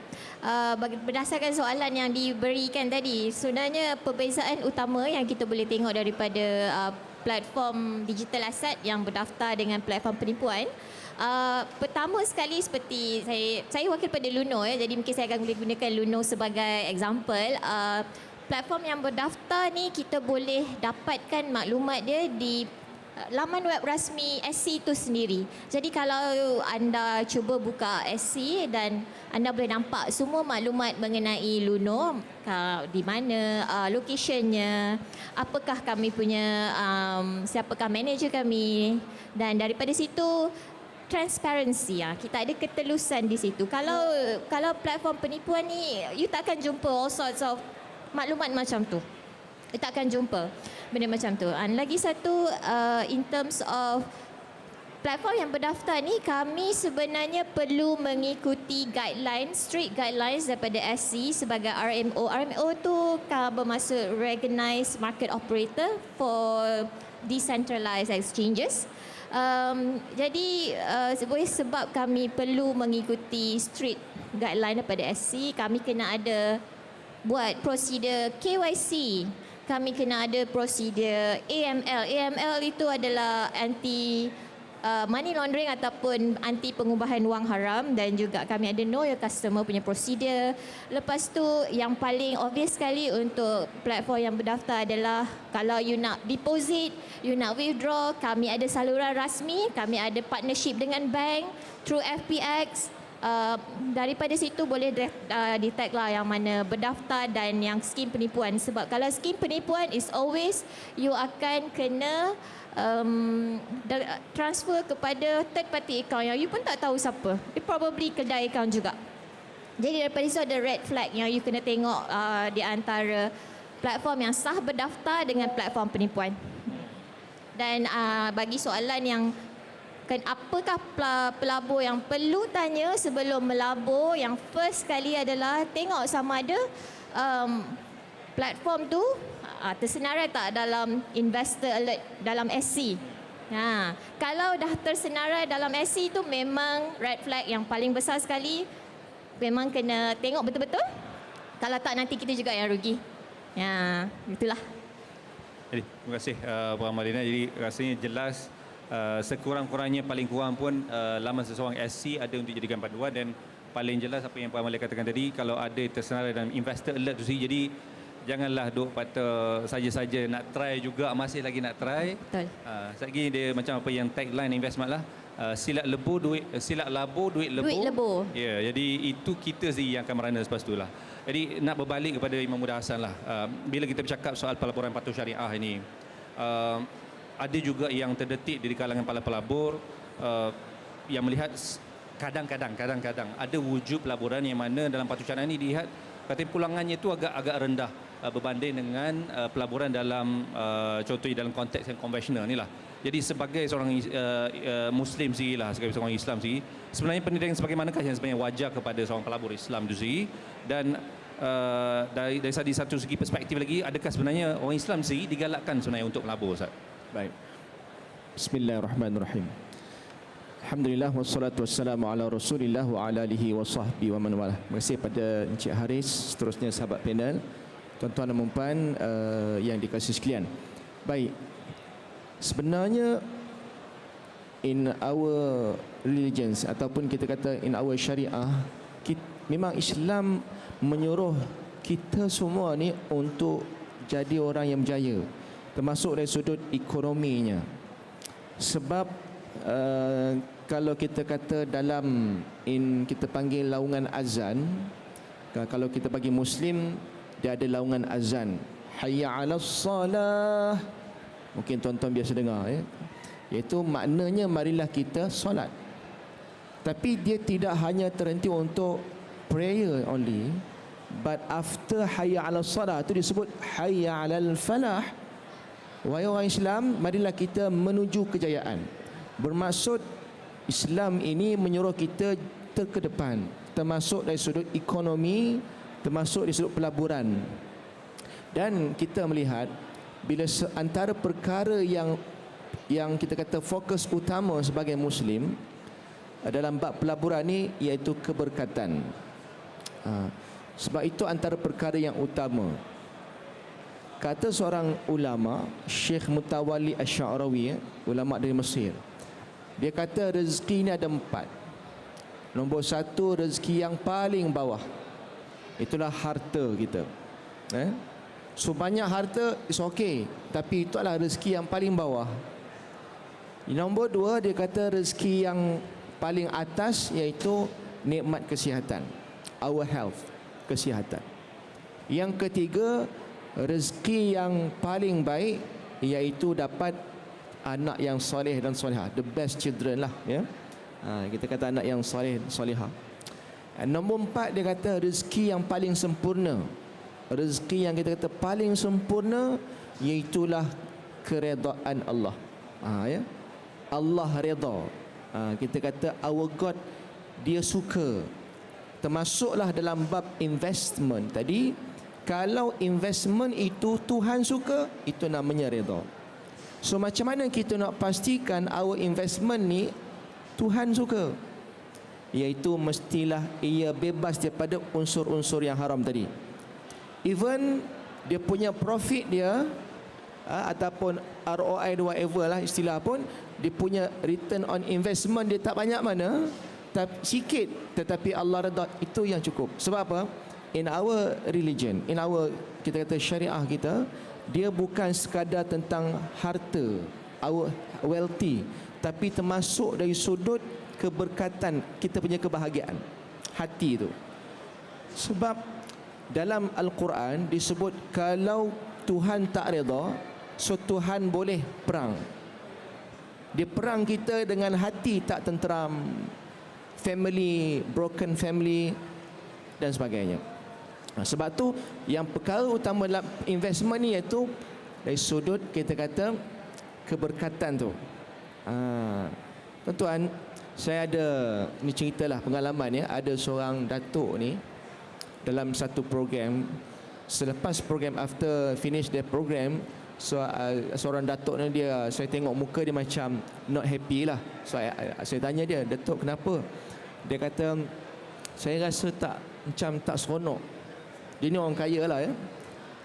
Dia pun cerita dia punya family, dia kata dia punya wife, kita kata sangat bagus, selalu attend Islamic classes, so baguslah ya. And then dia kata, "Tapi I tak happy, because bila awak balik rumah aja dia rasa macam selalu bergaduh dengan isteri dia." Dia kata anak dia seorang yang kuat juga pegangan agama sebab dia hafal Quran, tapi dia kata dia tak happy juga sebab bila anak dia dekat rumah dia selalu bergaduh dengan anak dia. So dia kata bila dia balik rumah dia rasa macam not happy lah. Saya kata wife dia bagus, anak dia bagus, tapi dia tak happy. So saya tanya, kadang-kadang kita tak tahu, mungkin kita punya pendapatan, sebab datuk ni dia adalah banyak investment dia, and then dia banyak projek lah ya. Saya kata kadang-kadang datuk, mungkin kita punya tempat pelaburan ataupun tempat punya kita simpan duit, kita punya pelaburan saham dan sebagainya, mungkin ada yang tak patuh syariah. Sebab kalau tak patuh syariah, dia tak ada berkat. Bila tidak ada berkat, nanti Tuhan perang kita dengan menjadikan hidup kita tak seronok. Benda ni sangat halus dan dia tak nampak dengan mata kasar. And then datuk tu kata okey lah, dia kata mungkin juga. So dia balik, and then after 2 months ya, saya jumpa dia lagi. Saya nampak dia punya happy lah kan. Saya kata, "Datuk happy nampak?" Dia kata, "Alhamdulillah." Dia kata, "Terima kasih lah Ustaz sebab you ingatkan saya tentang investment dan sebagainya." Dan dia kata memang dia ada satu investment yang memang jelas, yang dia tak perasan memang ada unsur ghararnya, ada perjudian, ada maisir, ada riba. Yang dia tak perasan sebab dia banyak saham. And then dia kata dia check balik, and then dia tutup the account semua investment, dia selesaikan semua apa, dibersihkan. And then kesan dia baru nampak keluarga dia jadi baik, dia berasa happy balik rumah, anak dia makin hormat pada ayah dia sebagainya. So itu yang kita kata dalam Islam ini dia sangat pentingkan dalam bab keberkatan tu. Walaupun tak banyak tapi keberkatan. Dia beginilah, bila sebut berkat ni dia sikit tapi dia cukup. Berkat ni dia bukan kira banyak tak banyak. Dia berkat ni dia cukup. Even kalau tak banyak pun dia cukup. Sebab tu menjawab juga persoalan, adakah Islam menggalakkan umat yang melabur? Yes, memang. Kalau kita tengok pun in our history, bila our Prophet Muhammad SAW datang ke Madinah, hijrah ke Madinah, memang perkara utama yang Nabi buat ialah membangunkan ekonomi. So maknanya di situ sahabat-sahabat ada yang melabur, ada yang berniaga dan sebagainya, bermaksud dalam Islam ni memang antara perkara utamanya iaitu dia nak umat dia untuk jadi orang yang kaya yang beriman, kaya yang bertakwa. Sebab terbukti in Madinah during our prophet's time, memang waktu tu semua baik, ekonomi bagus, and the people also very good. Bagus, semua bagus. Sebab apa? Sebab mereka mementingkan soal keberkatan, berjaya dan happy. Sebab apa? Berkat. Bila berkat, dia punya people dia bagus, kan? Tak ada jenayah dan sebagainya. Keberkatan itu menjamin keselamatan dalam negara. Sebab tu terima kasih juga kepada SC, kan, sebab dia jaga benda ni supaya kita punya people tak terlibat dengan scam, helah dan penipuan. Saya kira itu satu benda yang bagus dan supaya kita semua selamatlah dalam bab pelaburan kita. Wallahu alam. Okay. Terima kasih banyak Yang Muda Hassan. Jadi tips yang cukup berguna dan satu cerita teladan yang saya rasakan cukup bermakna untuk kita hayati supaya kita juga akan sentiasa sedar untuk sentiasa terlibat dalam khususnya pelaburan-pelaburan yang patuh syariah. Jadi saya nak berbalik kepada PUU dalam konteks pelaburan patuh syariah ini sendiri lah. Sebab kat luar sana ada banyak produk yang ditawarkan yang dikatakan sebagai patuh syariah. Hatta ada yang melantik sama ada tokoh-tokoh agamawan ataupun influencer yang dikatakan sebagai da'i dan sebagainya, yang mungkin macam Imam Muda Hassan dengan PUU itu sendiri. Tetapi hakikatnya sebagai seorang pelabur sendiri, adakah produk yang sebegitu sahaja sebenarnya yang kita boleh lihat sebagai suatu pelaburan patuh syariah? Apakah sebenarnya berdasarkan pada pengalaman PUU sendiri lah dalam berdepan dengan masyarakat ini, bagaimanakah sebenarnya masyarakat boleh nilai bahawa sebenarnya suatu pelaburan itu adalah pelaburan patuh syariah? Dan seterusnya yang kedua, mungkin saya nak minta jugalah PUU untuk kongsi khususnya dalam konteks produk yang mana ada yang orang menyalahgunakan label agama. Jadi macam manakah sebenarnya pelabur-pelabur yang bijak di luar sana perlu alert, perlu sedar terhadap perkara ini supaya tidak mudah terjebak dengan tipu daya yang berbagai dalam konteks masyarakat kita sekarang ini. Silakan PUU. Okey, terima kasih Cik Aris. Panjang lebar soalan tu. Jawabnya pendek je sabda Rasulullah sallallahu alaihi wasallam, ni'mal malu salih lil mar'i salih. Harta yang baik dimiliki orang yang baik. Saya sambung Imam Muda Hassan cerita tadi. Islam menggalakkan kita jadi orang kaya. Orang kaya yang beriman, orang kaya yang budiman, orang kaya yang dermawan. Dia bukan bolot seorang, dia kongsi.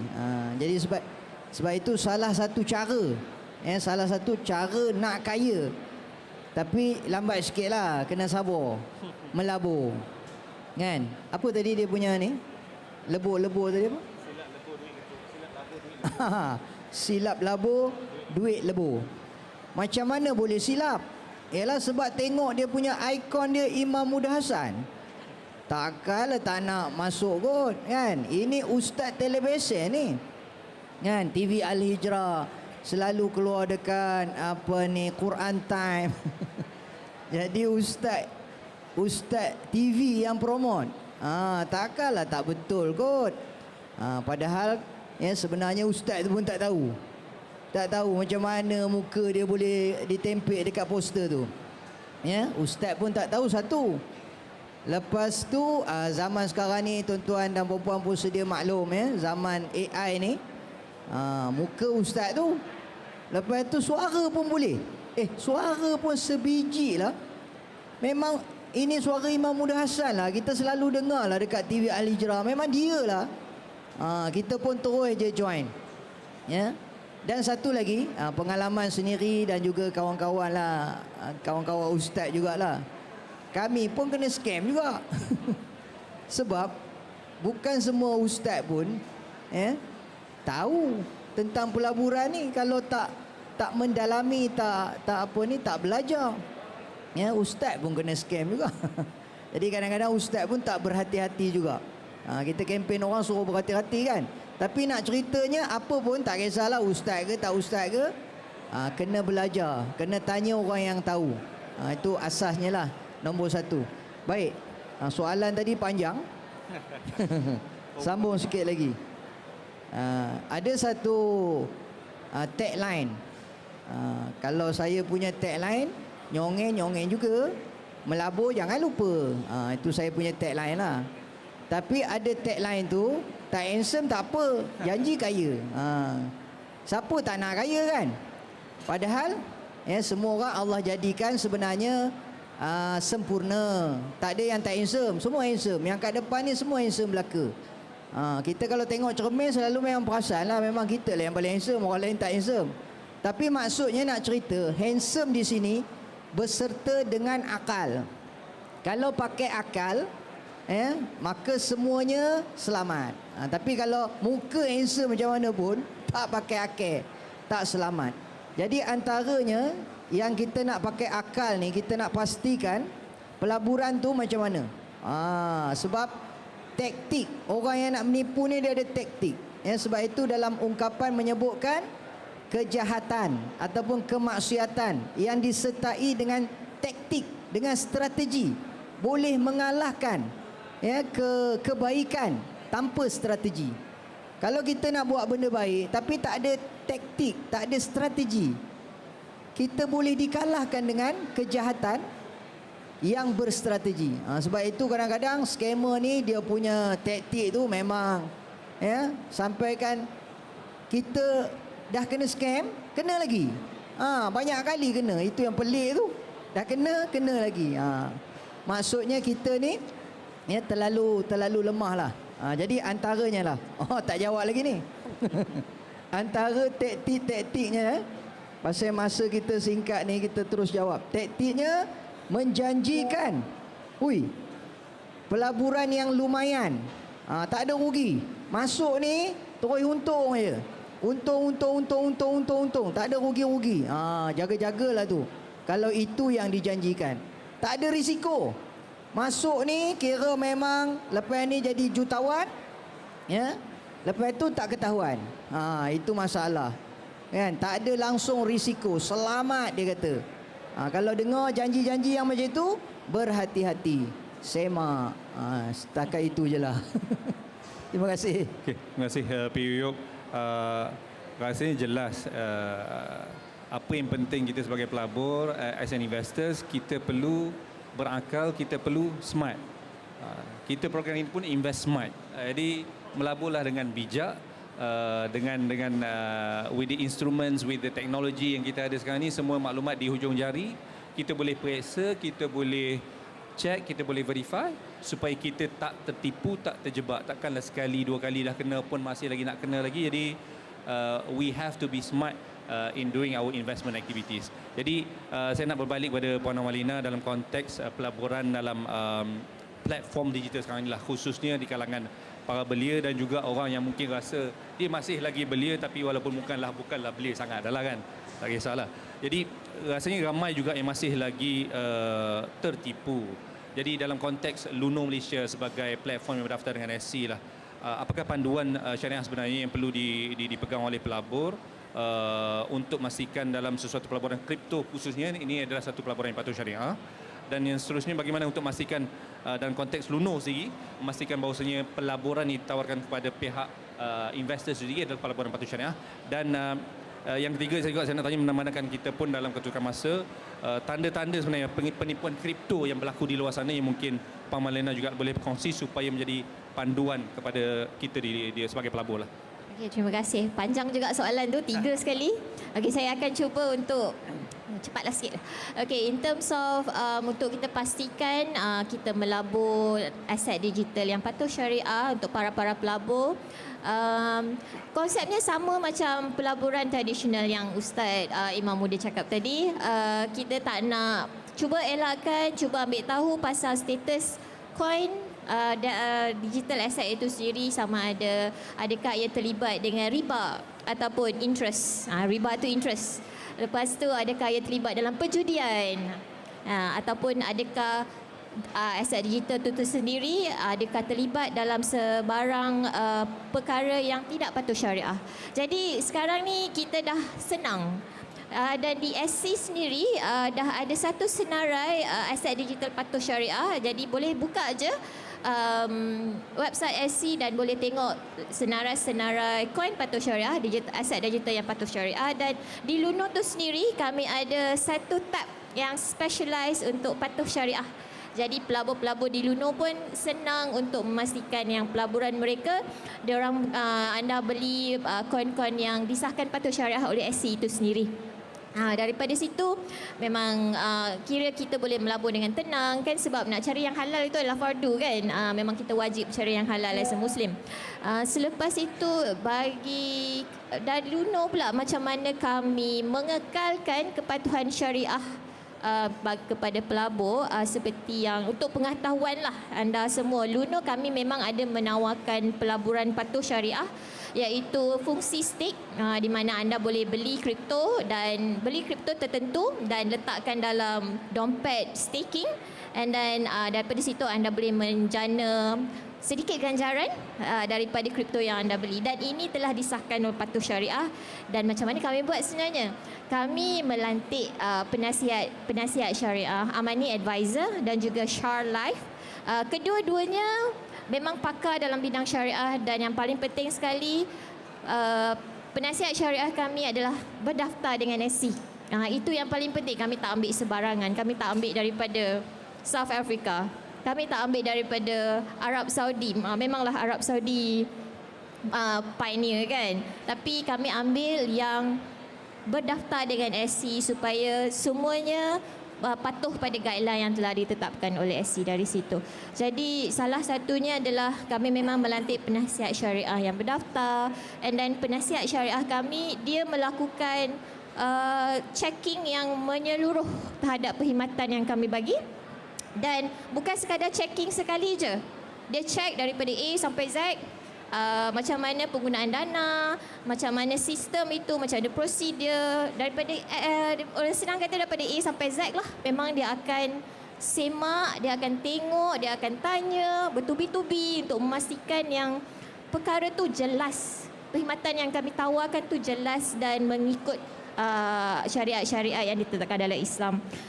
Lepas tu kami pun perlu bagi laporan setiap tahun. Kami ada audit setiap tahun untuk pastikan yang tak ada yang berubah, dan jika ada perubahan memang kami akan maklumkan secepat mungkin lah, untuk memastikan yang kami terus mematuhi prinsip-prinsip syariah yang ditetapkan daripada situ. Jadi soalan yang last sekali tu, macam mana kita nak tahu scam kan dari segi pelaburan aset digital. Hampir sama dengan pelaburan tradisional juga. Cuma ada beza sikit dalam kripto ni, dia suka pakai term-terms yang bombastik. Macam beli digital asset terbaru akan naik 100% lepas ini. Kita sebagai kalau macam kita tak biasa dengan teknologi baru, kita rasa wow, ada peluang baru ni boleh kita invest. Tapi sebenarnya apakah koin tersebut? Yang paling penting sekali, kalau ada sesiapa yang mungkinlah terfikir untuk tengok koin baru, tengok aset digital baru, baca dulu satu benda penting, iaitu white paper, ataupun bahasa Melayu dia kertas putih. White paper ni dia ada semua detail mengenai aset digital yang akan dikeluarkan, dia akan dilancarkan, dan aset-aset digital yang kira legit lah. Macam tu dia akan paparkan seluruh maklumat dalam white paper tersebut. Kalau kena yang scam, you tak akan jumpa those white paper lah. Maklumat memang tak ada. Website pun tak ada. Lagi satu, banyak juga terdapat impersonation scam.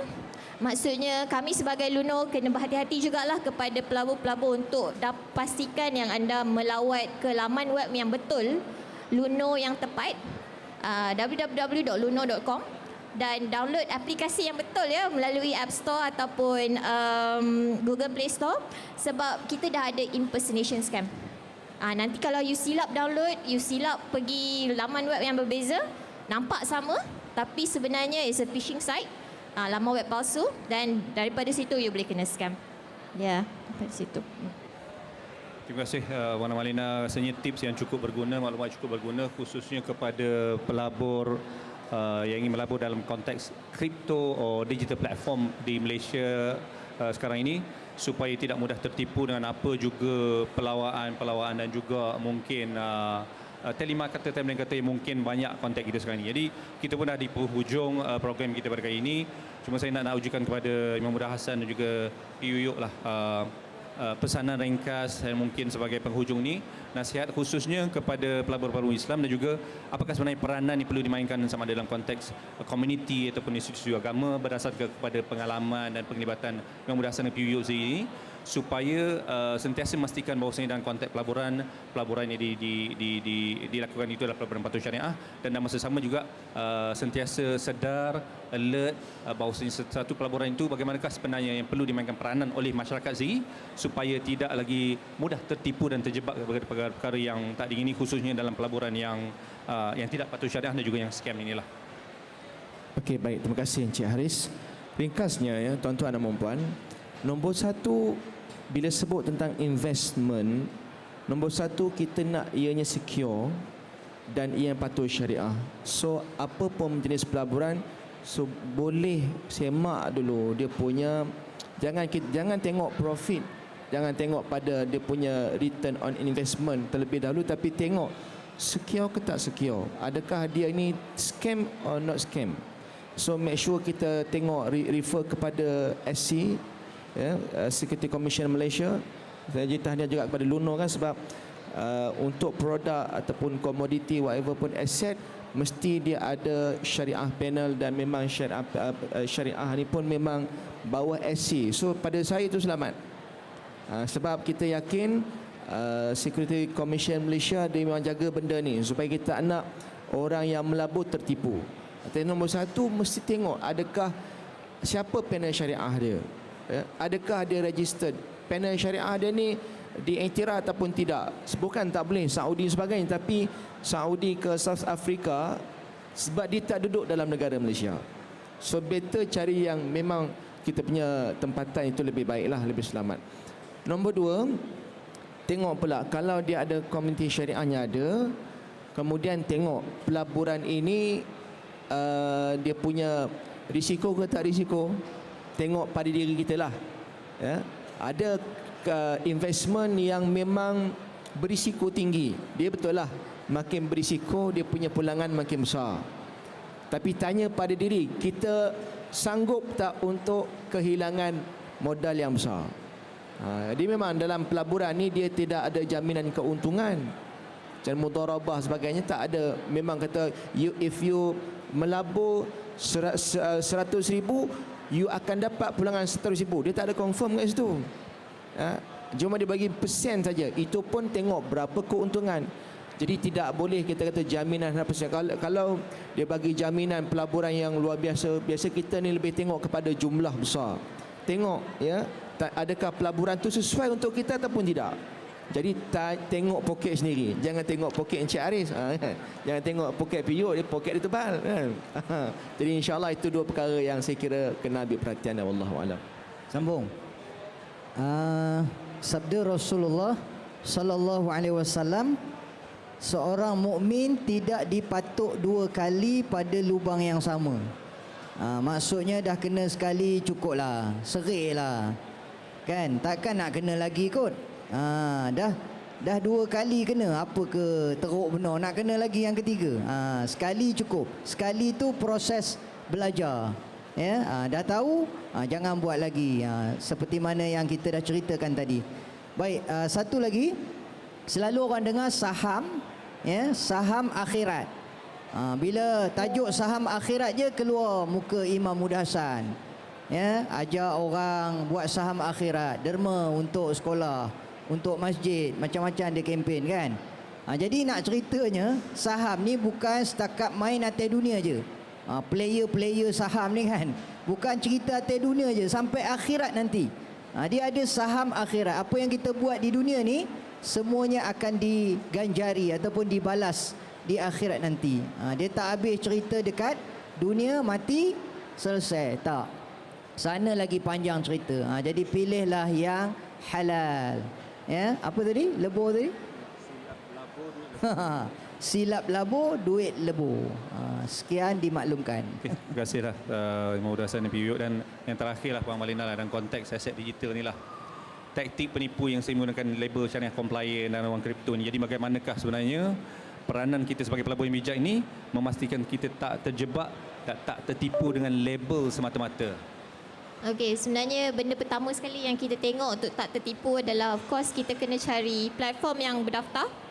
Platform yang berdaftar dengan SC adalah yang paling terbaik sekali sebab daripada situ risiko kita untuk berlabur adalah, bukan nak kata risiko tu tak ada, tapi risiko tu adalah lebih rendah sebab platform-platform ini mengikut guideline SC. Jadi untuk dia tiba-tiba tak ada tu adalah sedikit guideline, adalah sedikit perlindungan. Kalau nak kata perlindungan tu bukanlah perlindungan, tapi kami pun kena ikut peraturan yang sangat strict. Jadi nak tak nak kami memang akan berikan yang terbaik kepada pelanggan-pelanggan kami supaya pelaburan mereka selamat, pelaburan mereka dilindungi dan pelaburan mereka ada di tempat yang sepatutnya yang mereka berlabur. Macam tu. Jadi lagi satu nak nasihatkan supaya pelabur-pelabur pun jangan FOMO, fear of missing out. Jangan FOMO, jangan rasa tergesa-gesa untuk melabur. Fikir dulu sama ada pelaburan itu adalah betul, sahih, legit ataupun scam. Jangan FOMO. Itu adalah salah satu benda yang perlu kita ingatkan jugalah. Jangan rasa macam, Pak Cik A ni dah melabur 10,000. Rasa macam terlambat ni, nak kena melabur juga 10,000. Tapi tak tahu dalam pelaburan apa. Jangan FOMO benda tu. Kita ada rezeki masing-masing. Kita kena tengok dulu, kita kena belajar, fahami apa yang kita nak melabur. Tak kisahlah aset digital, traditional investment. Faham dulu apa yang nak kita laburkan dan yang pastinya ini adalah satu benda yang saya selalu ingatkan dengan pelanggan-pelanggan Luno. Sentiasa melabur dengan wang lebihan. Jangan melabur dengan wang yang ada cukup-cukup untuk makan. Macam tu sebab sebab pelaburan ni ada risiko rugi. Jadi kalau you melabur dengan duit yang you cukup-cukup makan and in case you rugi then you're gone. Macam tu. So always melabur dengan duit lebihan dan jangan FOMO lah. Itulah yang paling penting sekali. Terima kasih banyak Puan Malina. Jadi saya rasa dengan jelas, especially dalam konteks pelaburan kepada dalam platform digital, ialah kata dalam situasi macam Puan Malina kata, we should not be fear FOMO. We should not have that FOMO mentality dalam konteks fear of missing out. Jangan rasa macam terlepas. Jangan rasa terlepas. Yes. Jadi pastikan we know whatever that we want to do. Make ourselves basically really occupied with the relevant knowledge yang kita perlu ada sebelum kita ingin melabur dalam sesuatu pelaburan industri. Jadi secara kesimpulan yang in summary, we have to be well educated, terpelajar sebelum kita melabur dalam satu perkara itu. Jangan hanya melihat kepada terminologi Islamik semata-mata yang dilontarkan kepada kita bahawa suatu pelaburan itu adalah patut syariah. Jadi soal kosmetik itu perlu kita perhalusi supaya kita tidak mudah tertipu dan akhirnya kita sendiri yang memang terlentang di luar sana, hilang duit ataupun investment yang kita laburkan selama ini. Dan rujuklah kepada SC sebagai pihak berautoriti, the regulator for the capital market in Malaysia. Jadi antara tips yang terakhir yang saya kongsikan kepada para pelabur sekalian adalah pertama, verify, sahkan mana-mana maklumat dengan pihak SC sendiri, ada website SC sendiri, ada investment checker, boleh rujuk, boleh lihat sebelum di-invest. Question, tanya kepada sesiapa yang ingin offer produk kepada kita sebelum kita betul-betul melabur. Consult, rujuk kepada penasihat yang berdaftar, pihak yang berdaftar sebelum melabur. Report sekiranya ada sebarang maklumat ataupun situasi-situasi yang melihatkan bahawa kita macam telah tertipu, terscam, supaya ada pihak-pihak yang berwajib yang akan mengambil tindakan kepada insiden-insiden berlaku kepada kita. Dan yang terakhir, educate kepada diri kita sendiri, ahli keluarga kita supaya kita tidak mudah tertipu kepada pelbagai scam yang ada di luar sana sekarang ini. Jadi untuk itu saya ingin mengajak diri saya sendiri dan juga para ahli sekarang supaya sentiasa alert and aware so that we do not fall victim into a lot of scams out there. Jadi I think that's all for now. Terima kasih banyak-banyak kepada semua panelis pada hari ini. Let's give them one round of applause. Okay, thank you very much. Assalamualaikum warahmatullahi wabarakatuh. Back to the MC. All right, thank you so much to our moderator and our panelists. Can we take a picture together on the stage? Yeah. Can we have the photographer? Yes, sir. Let's take a picture of them. Yeah, you want to stay seated or stand up? You nak duduk ke nak berdiri? Duduk je lah. Okay. Tengok kamera sini ya. All right, so ladies and gentlemen, just now we had a panel discussion session where we talked a little bit about the myths of Sharia compliance investing. And of course, thank you so much to our moderator and panelists. Thank you all so much. Very knowledgeable. And of course, I have one Aeon voucher to give away. Only one, yes. It is going to be a very simple question. However, you're going to need to speak a few more sentences. All right. Can anybody give me a summary of the panel discussion just now? Maybe this lady, can we give it to her? Yeah?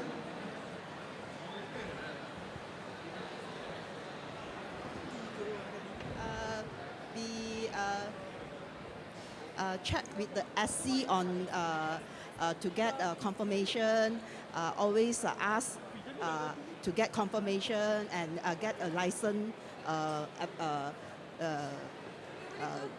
advisor to help you on all the investments. So yeah.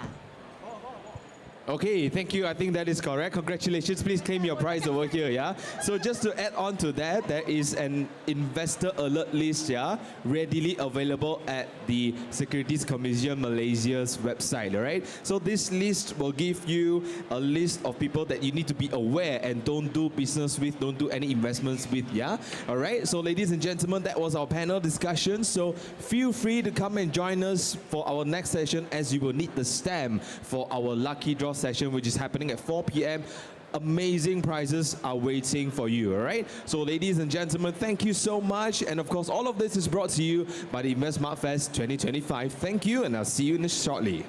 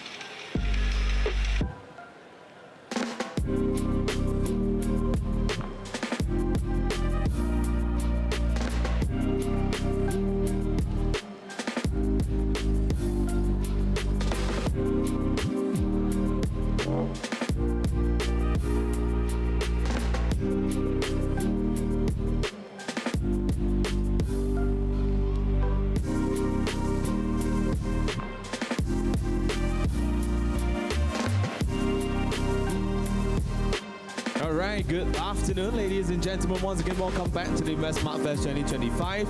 We will have our next session on the stage very soon. So I think this topic everybody should be interested in, because it is KWSB dan anda, right? So learn how you can unlock the power of your retirement savings, yeah? Discover how KWSB strategies can. And in order for that to happen, I would like to invite the assistant manager from EPF himself, Mr. Muhammad Faiz. Ladies and gentlemen, a round of applause. Testing, hello. Okay, alright. Good evening everyone. Assalamualaikum, selamat petang semua. Alright. So sesiapa yang nak dengar talk pasal KWSP, okay, so you can join us today dekat kita punya seat. Alright. So because ada beberapa couple of info, perkara-perkara penting yang kita perlu tahulah mengenai KWSP. Alright, so before we start, my name is Muhammad Faiz bin Abdullah, so you can call me Faiz, okay? So kalau misalnya ada sebarang soalan, question, you can ask me directly lah, boleh terus tanya je. Alright, so and then I daripada KWSP Jalan Raja laut. Okay. Dan juga selain daripada kita akan memberikan briefing dan juga talk for today, kita juga ada open booth. Okay. Kita ada open booth dekat sebelah kanan kita, dekat bahagian fund. Okay. Bahagian Financial Education Network. So you can go to our booth after this lah. Alright. So untuk topik kita pada hari ini, okay, so akan terangkan mengenai apa itu KWSP, apa produk-produk yang EPF boleh offer dan juga apa kepentingan retirement planning lah, tentang kepentingan retirement planning untuk KWSP. Alright. So untuk KWSP, kumpulan wang simpanan pekerja Employee Provident Fund actually has been established since year 1951. Okay. So kita baru je celebrate kita punya birthday kita pada 1 Oktober hari itulah. Baru je celebrate untuk birthday kita yang ke 74 years, 74 tahun. Okay. So actually KWSP sebelum merdeka lagi kita dah ada lah. I think waktu ni zaman British ke zaman Jepun macam tu lah kita dah ada. Okay. Okay. Alright, so kemudian of course bila kita sebut tentang social security benefit, kita akan ada caruman-caruman wajib, mandatory punya contribution. Okay. So of course kita ada employee share dan juga kita ada employer share lah. Okay. So untuk employee share kita ada percentage banyak 11%. So maksudnya 11% ni will be deducted from our salary. Okay. So for example, let's say our salary is 1,000, so didaklah 11%. Kalau salary kita 3,000, so you didaklah 11%, macam tu. Kemudian of course kita ada juga share majikan. So this share majikan adalah 100% sumbangan daripada company. Okay. So kalau this share majikan dia kata deduct daripada salary kita, so itu memang salah. So you boleh buat report dekat EPF. So kena make sure 100% contribution daripada company. Okay. Dan juga untuk share majikan kita ada dua, iaitu kita ada 12 to 13%. For example, let's say kalau salary kita 5,000, so contribution kita haruslah 12 atau 13% daripada salary kita lah. Macam tu. Dan kemudian apabila this kedua-dua share pekerja dan juga share majikan dibayar kepada KWSP, so of course dia akan split lagi kepada 3 akaun, iaitu kita ada account 1, account 2 dan juga kita ada account 3 lah. So I will explain more details about this account after this. Okay, so ini ada beberapa statistik terkini mengenai KWSP. So total members EPF yang kita ada lebih kurang 16 million members, 16 juta ahli. Okay, so dengan 16 juta ahli ni kita dah cover almost 50 to 60% daripada penduduk Malaysia lah. Kalau penduduk Malaysia kita ada lebih kurang 13 million, so almost separuh tu sudah mendaftar dengan KWSP lah. Dan juga hasil daripada sumbangan tuan-tuan dan perempuan pada hari ini, kita ada lebih kurang 1.2 trilion fund. Okay. So ini adalah trilion bukannya bilion So menjadikan EPF is one of the biggest fund organisation yang ada dekat Malaysia ni. Okay. So far kita lebih fund yang kita ada lebih tinggi daripada bank negara. Bank negara pun lagi bawah daripada kita. I think bank negara pun ada dalam 400 billion kot something. Petronas pun I think 200 billion. Khazanah pun I think 200 billion something. So EPF yang paling tinggi lah yang ada. So pada last year kita menerima contribution lebih kurang 100 billion something. Secara kasarnya lebih kurang 108 billion lah secara kasarnya. Okay. Dan kemudian withdrawals yang members-members kita buat lebih kurang 50 billion ringgit pada last year. Okay. So, kemudian kita akan pergi pula kepada akaun-akaun KWSP. So, untuk pengetahuan semua, akaun KWSP kita ada 3. Okay, kita ada 3 akaun KWSP. So, kita ada akaun 1, akaun 2 dan juga kita ada akaun 3. So, this account 1 adalah memang percentage dia adalah 75% daripada total monthly contribution kita. For example, let's say kalau monthly contribution kita 1,000, so 750 will go to account 1. Okay, simple as that lah. So this purpose untuk account 1 adalah untuk retirement only, untuk bersara. Kalau misalnya you kata I want to withdraw this account, tak boleh lah. Melainkan kalau you ada nak beli unit trust. Kalau you ada nak beli unit trust, kita ada M Investment, Kenanga, ada lagi Awang apa semua kan. So maka boleh beli pakai duit account 1. Okay. Kemudian kita ada juga account 2. Account 2 kita adalah 15% daripada total monthly contribution. So this account tu adalah memang untuk adding value punya pengeluaran. Sebagai contohnya kalau you nak beli rumah, you nak bayar you punya PTPTN loan, you nak bayar you punya hospitalization bill, so you can use this account tu untuk you bayar semua benda tu lah. Okay. Dan juga kita ada juga account 3. So account 3 adalah account baru yang kita create pada last year. So this account 3 adalah account flexible. So you can withdraw this account 3 adalah untuk any purpose. Tak kisah apa-apa purpose, so you can withdraw anytime, anywhere lah. Okay. Dan juga account flexible adalah consist of 10% from the monthly contribution kita. For example, let's say kalau monthly contribution kita 1,000, so maka 100 akan masuk ke dalam account 3 lah. Okay. Okey, kemudian kita ada juga untuk akaun-akaun selepas 55. Okey. So ini adalah akaun before 55, ini adalah akaun after 55. Okey, so after 55 kita cuma ada 2 akaun sahaja, iaitu kita ada akaun 55 dan juga kita ada akaun emas. Okey. So this akaun 55 adalah combinations daripada akaun 1, account 2 dan juga account 3. So katakanlah you already birthday, you punya today hari ni birthday. So maksudnya today you punya account tu akan jadi combine. Account 1 to 3 combine, dia akan jadi satu account sahaja. We call it account 55 lah. So this account 55, the purpose adalah kegunaan dia memang untuk kita withdraw. Okay, anytime kita boleh withdraw, nak keluarkan semua boleh, nak keluarkan sikit-sikit pun boleh, tak ada masalah. Kemudian kita ada juga akaun emas. Okay, so this akaun emas adalah untuk kegunaan kalau misalnya kita ni ada sumbangan caruman-caruman baru. Sebagai contohnya kita masuk sendiri duit ke dalam EPF, so maka dia akan pergi dekat akaun emas. Kalau contoh kita masih lagi bekerja, company pay our contribution, so maka dia akan pergi dekat dalam akaun emas. Cuma this akaun emas, you cannot withdraw until almost 60 years old birthday. Umur 60 tahun birthday baru you boleh withdraw lah this akaun emas. Okay? Alright. So antara soalan yang kerap ditanya adakah dividends ataupun interest yang diberikan oleh KWSP dibagi sama untuk ke semua akaun-akaun ni? Jawapannya yes, kita still memberikan sama dividen yang sama. For example, let's say kita declare 6% dividen, so maka 6% dividen akan dapat untuk keseluruhan akaun KWSP. Alright. Okay, next. So untuk hari ni kita akan kempen untuk caruman pilihan sendiri. So self contribution.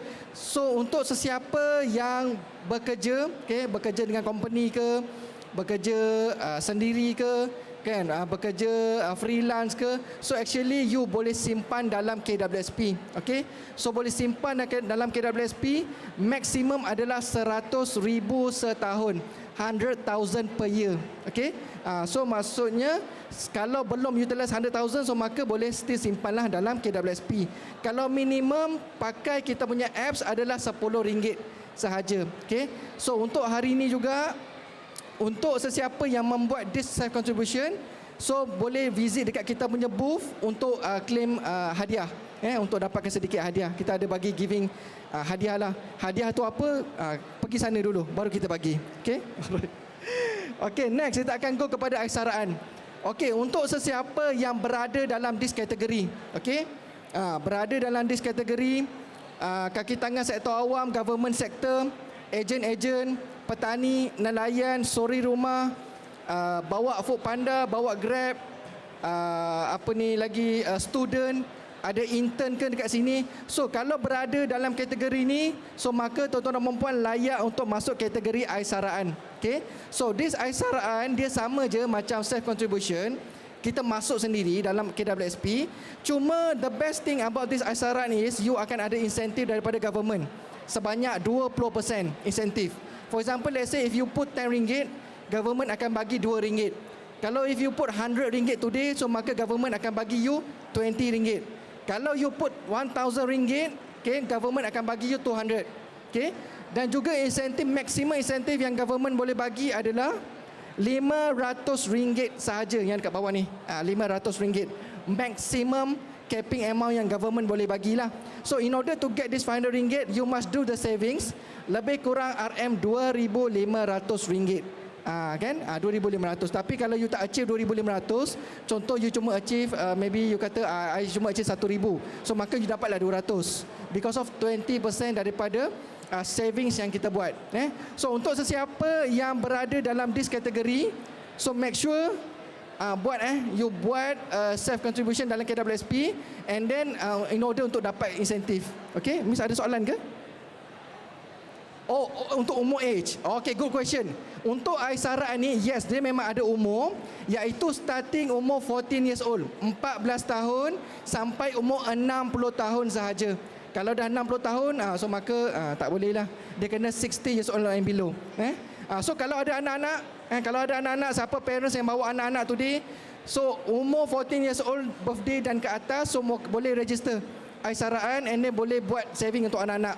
Kalau parents tu seorang parent yang baik, buatlah saving untuk anak. Kalau parents tu tak baik, macam itulah. You biar aja you punya anak. Okay, next. Kemudian Aisayang. So Aisayang is one of the method juga untuk kita saving dalam KWSP. Okay. Tetapi this Aisayang, dia cuma melibatkan dua parti sahaja, iaitu you must have a husband and you must have a wife. You mesti kena ada husband, you kena ada wife. You tak boleh tak ada seorang. You mesti kena ada dua-dua. Okay. Dan juga cara dia adalah, keyword dia adalah 2% daripada employee share husband. Keyword dia 2% employee share husband akan ditransfer masuk ke dalam EPF account wife. Okay, regardless of wife tu bekerja ke tak bekerja ke, suri rumah ke, tak kisah. Janji 2% dia akan transfer daripada husband punya share pekerja masuk dekat dalam EPF account wife. Okay, so maksudnya dekat sini, husband tu tinggal berapa je dia punya share pekerja? Tinggal 9. Okay, so you must be careful husband be careful you tinggal 9 sahaja. Itu kalau seorang wife. Kalau 4 wife, you tinggal 3 tau. You must be careful with this Okay, tinggal 3. Okay, so untuk register Aisayang adalah you mesti kena diregister oleh husband. Husband kena login masuk account and then you register lah untuk you punya nama wife, IC wife, and then you submit. Okay, kalau you ada 4 wife, you boleh register 4 terus, tak ada masalah.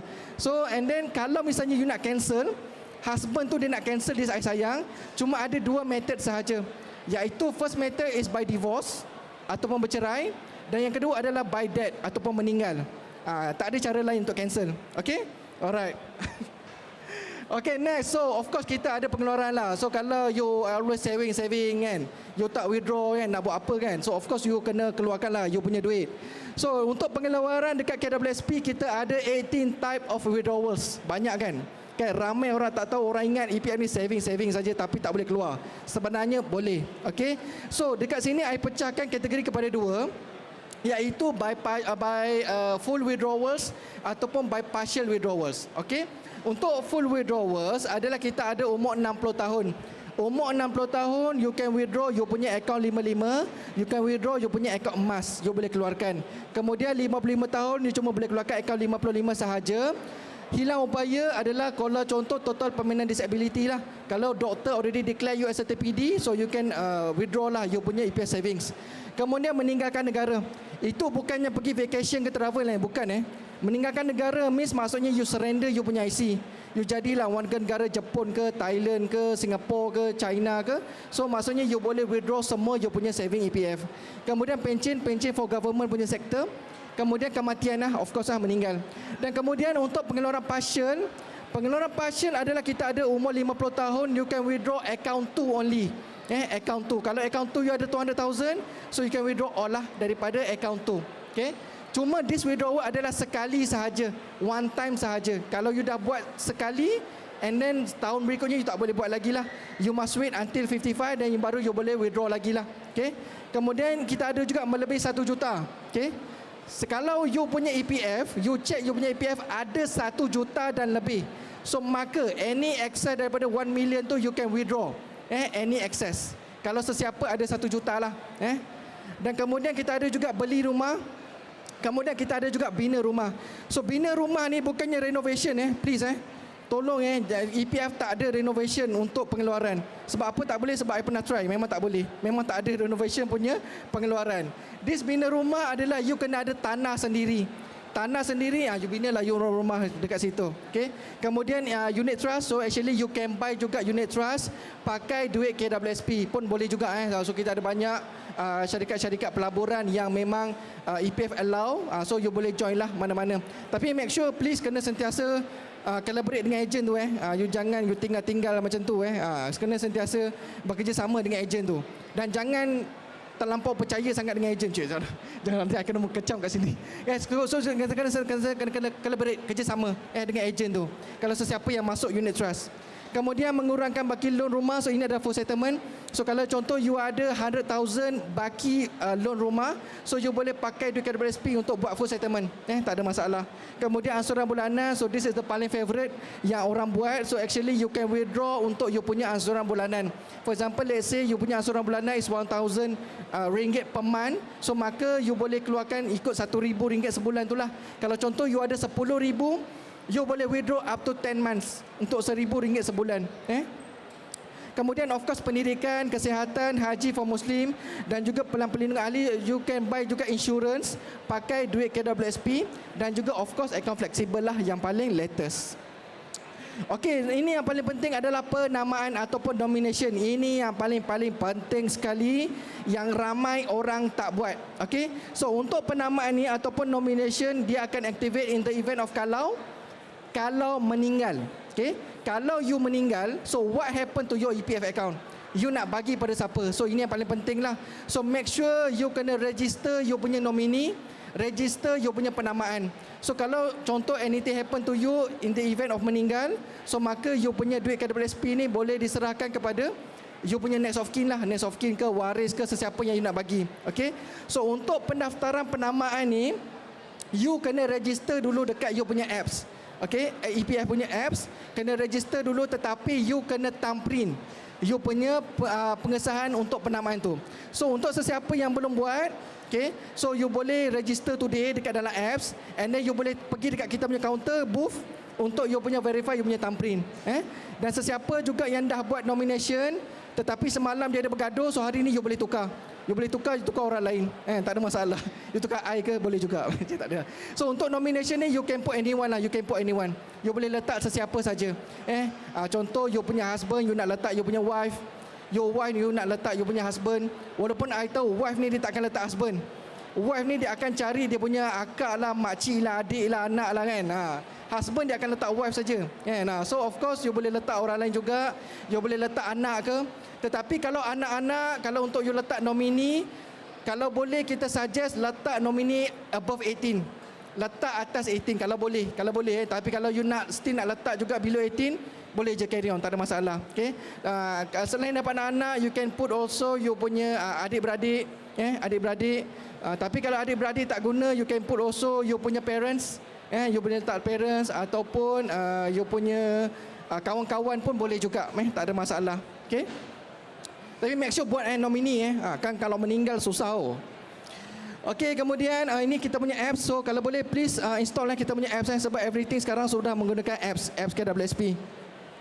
Okey, kenapa kena menyimpan dengan KWSP? Yang pertama, KWSP ni sudah almost 74 years, 75 years dekat Malaysia. So kita dah ada kepakaran kita, expertise kita di dalam menguruskan duit pesanan tuan-tuan dan perempuan lah. So kita kalau boleh kita nak memberikan a good return, good dividend kepada semua members-members kita. Right? Kemudian additional contribution daripada employer. Untuk sesiapa yang bekerja akan ada kelebihan because of you ada sumbangan daripada majikan. 13%. Kan ada certain company mereka memberikan giving more. Ada yang 15% pun ada, 16 pun ada, 18 pun ada persen kan. If I'm not mistaken, bank-bank banyak memberikan 18%. Mereka punya share majikan. So memang sangat-sangat membantulah duit besaran EPF untuk staff. Kemudian pelepasan cukai. Untuk sesiapa yang membuat self contribution, make sure kalau sesiapa yang kena PCB kan, make sure you declare e-filing.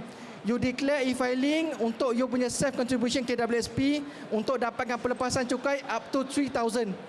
3,000 setahun. So make sure kalau you buat, you kena declare dekat e-filing in order untuk dapat sedikit exemption, sedikit pelepasan cukai. Okay?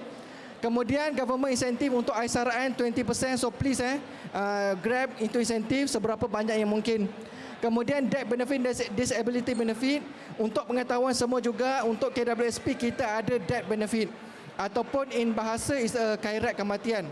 So you boleh dapat, you punya next of kin boleh dapat 2,500, tetapi dengan syarat orang yang meninggal tu mesti kena meninggal below 60 years old, 60 tahun ke bawah. Kemudian orang yang meninggal tu juga kena ada sedikit savings dalam KWSP. Kalau boleh you simpan lah 20 ke 30 ringgit kan. So you simpan sikit. And then next of kin kena tuntut dalam masa tempoh 6 bulan. 6 month. Kalau you dah over 6 month, you tak boleh dapat ini debt benefit. So make sure you kena claim lah. Claim dekat EPF untuk dapatkan 2,500. Kemudian EPF memang entiti yang memang fokus untuk retirement saving. So memang sekarang kita memang paksa saja. Kita paksa saja orang memang suruh untuk simpan-simpan duit dalam EPF. Sebab kalau tak paksa, memang tak akan ada orang nak. So kita paksa, kita force saja orang untuk simpan.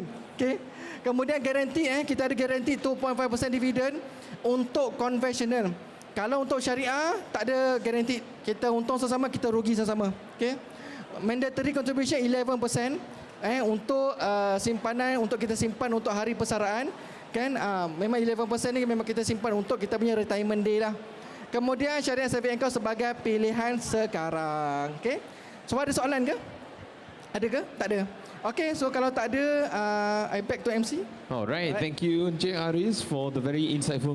Sekejap Encik Haris, boleh tak I nak tanya satu soalan, you tengok betul ke tak? Okay, boleh. Okay, ataupun you ada soalan you nak tanya? Oh, tak ada, Encik tanya. Okay, I tanya. Okay, so simple one. So EPF memang ada...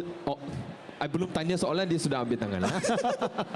So speaker kita akan pilih lah. Nanti I lepas soalan dulu. Lepas tu I kata 3, 2, 1, you pilih satu orang lah. Okay. Boleh. Alright, soalan saya simple saja. EPF memang ada 3 account kan? Boleh ke sesiapa namakan ketiga-tiga account? Okay. Ni, Uncle ni. Yes. Just shout your answer. 1, 2, 3 salah. Nama. Next. Next. Persaraan. Okay. Fleksibel. Satu lagi. Betul lah? Betul. Okay, congratulations. Come this way. Claim your prize, ya. Alright, thank you so much, Encik Haris. Can we give Encik Haris a round of applause? Alright, thank you so much for the sharing regarding KWSP, alright? So ladies and gentlemen, a very quick session, just to give you a little bit more in context about KWSP. So we will have our next session on the stage very soon. So for those who are holding the passport, please come and get your stamp right now before we start the next session, yeah? It is needed for your lucky draw. Please come and get it now if you need it, in between the speakers so that we don't interrupt their sessions, right? So next up on the stage, we have an introduction to futures and CFD by Mr. Trent. So that will be happening shortly. Let us take a break and we will be back with you within 5 minutes, all right? So ladies and gentlemen, once again, all of this is brought to you by the InvestSmart Fest 2025, and I'll see you shortly. Thank you.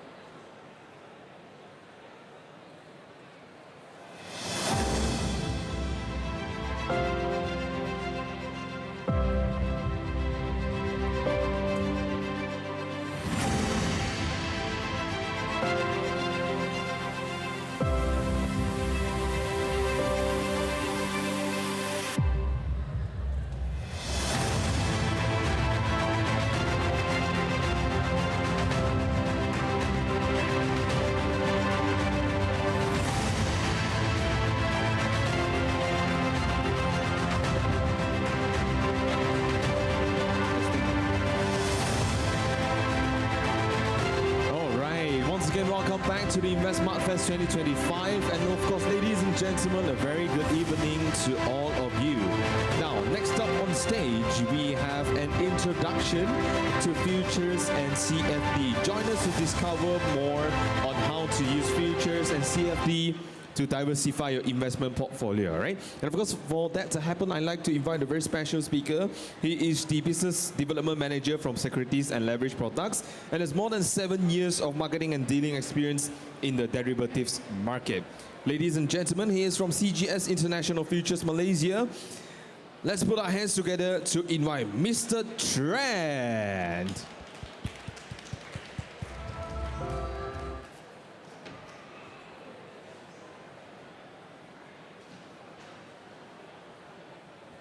Ladies and gentlemen, very good afternoon to all of you. How are you feeling today? All good? Okay, I hope everyone is excited. Okay, so today I'll be sharing two products with you. One is futures and the other one is CFD. Okay, so these two products hopefully will help you to gain more money from the capital market and also help you to hedge your portfolio. Quick disclaimer: whatever presented today is for information purpose only. Okay, it's purely educational. Okay, so this is the agenda for today. So I'll present to you what is futures, what is CFD, our trading platforms, campaign events and webinars, and also why choose CGSI futures. Okay, so what is futures? So basically futures is a futures contract is an agreement between two parties to buy or sell the underlying instrument at a specific time in the future at a specific price determined today. Okay, so what does it do actually? It allows you to get exposure to the underlying asset. Okay, so for example, KLCI index. You feel like KLCI index will drop one day. So what can you do? You can enter into a short contract. So you get short exposure on the contract. Okay, so you sell high and you buy low. Okay, that's how you short a futures contract. So basically you gain exposure. In another way, you hedge your position, okay? So why trade futures? So futures actually, one of the benefits is bi-directional trading, okay? So meaning to say that you can actually long and short a futures contract, like what I mentioned to you, you can do hedging. Secondly, it's a contract traded on the Bursa Malaysia derivatives and also other derivative exchange. So it's standardized contract, so you don't have to worry you buy too much or buy too little, okay? Then price discovery. So whatever you trade is actually on the exchange. So the market depth is actually transparent. What you see is actually a real trader behind the scene, okay? Then leverage. So leverage, in futures, leverage allows you to have use a small amount of capital to trade a bigger position. So for example, one contract of FKLI is only 4,000 ringgit. But when you enter into FKLI contract, you're actually holding 80,000 ringgit worth of position. So there's leverage involved. Then ease of trading. You can trade a smaller size contract, okay? So we have actually contract like micro contract, micro gold futures, micro silver futures, okay? Then for crypto wallet are not required, meaning to say that if you trade the Bitcoin futures, you do not need a crypto wallet, okay? All you need is a derivative account. Okay, so traditionally how futures contract works is actually used for hedging. So for example, I'm a palm oil producer. So when I'm a palm producer, I will produce palm oil. Then I will have to hedge my position. Let's say the price go down, I have to hedge my position. So I'll lock in the price today. Okay, so traditionally, futures contract actually is meant for hedging for a business user. Okay, so these are some of the local futures that is traded on Bursa Malaysia that is offered by CGSI futures. Okay, so the two mostly traded product is FKI contract, which is the KLCI index futures, and also FCL contract, which is the palm oil futures. Okay, next is the initial margin. So what is initial margin means? Initial margin means that what is the minimum capital that you need to, the minimum amount of deposit that you need to deposit to enter into one contract. So for FKLI, it's only 4,000 ringgit per contract. Okay, then for FCPO, it's 7,000 ringgit per contract. These two most popular product traded on the Bursa Malaysia. Okay. Then we also offer foreign futures from Hong Kong, Singapore, US. US, there's a foreign exchange, which is CME, CBOT, NYMEX, and also COMEX. Okay? So, for example, if you want to trade gold futures, you actually can trade on the COMEX, okay? One of the more popular hot product currently. Okay, then we also offer Sharia compliant futures for our Muslim client. Okay, so these are some of the concepts that are covered under our Sharia compliant futures account. Okay. So for Sharia compliant, these are the list of products that you can trade. Okay. For Bursa Malaysia, you can trade crude palm oil, crude PKO, and also FEPO. For NYMEX, CBOT, and SGX is mainly all commodities product. Okay. Okay. So previously I mentioned leverage. Okay. So how does futures help you to leverage against traditional stock trading? So for example, you enter into a one lot of FKLI at 1,600 against a portfolio of 30 stocks, 30 KLCI stocks at 1,600. Okay. So if you see at the last line, with trading FKLI, you actually get 2,480 ringgit less off commission, and both also gain 2,480 ringgit.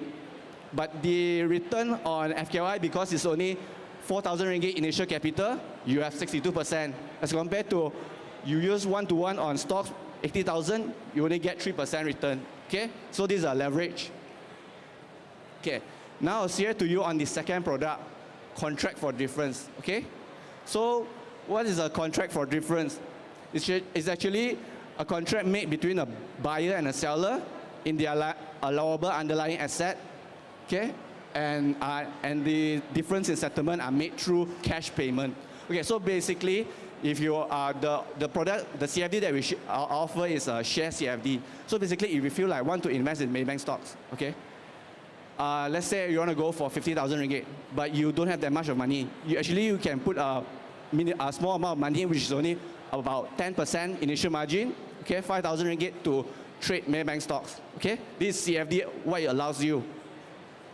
Okay, so what is the benefit of CFD leverage? Okay, use a small initial, small amount of capital to trade a bigger position. Then also flexibility to long and short. Currently, we offer short CFD on US stocks, foreign stocks. Okay, and there's no expiry date of contracts. So basically, you can hold as long as you want. Then transparent pricing. Okay, so transparency I'll cover later, but the idea is wherever you see on our platform is the price that actually traded on the exchange itself. Then participation of corporate action. So basically, when you trade CFD, we are entitled to all the dividend, all the corporate action dividend, share split, reverse split, and so on.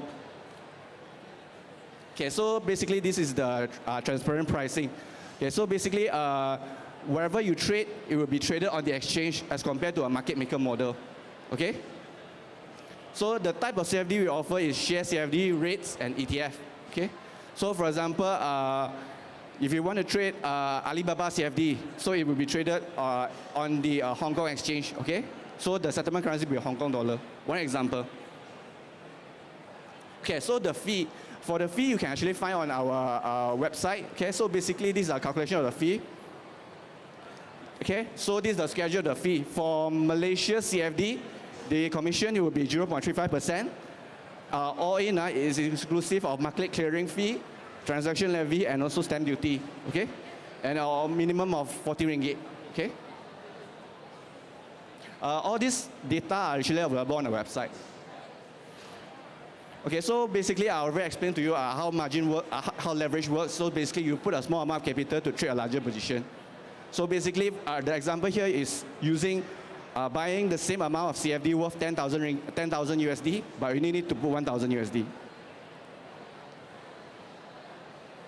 Okay, so as mentioned earlier, the corporate action event, when you're holding a CFD, you actually are entitled to all of it. So these are some of the corporate action event that you are entitled to. Then also for any, this all corporate event, it will be automatically adjusted to your CFD account. Okay? So on our CFD trading platform, we actually have a web-based and trading app.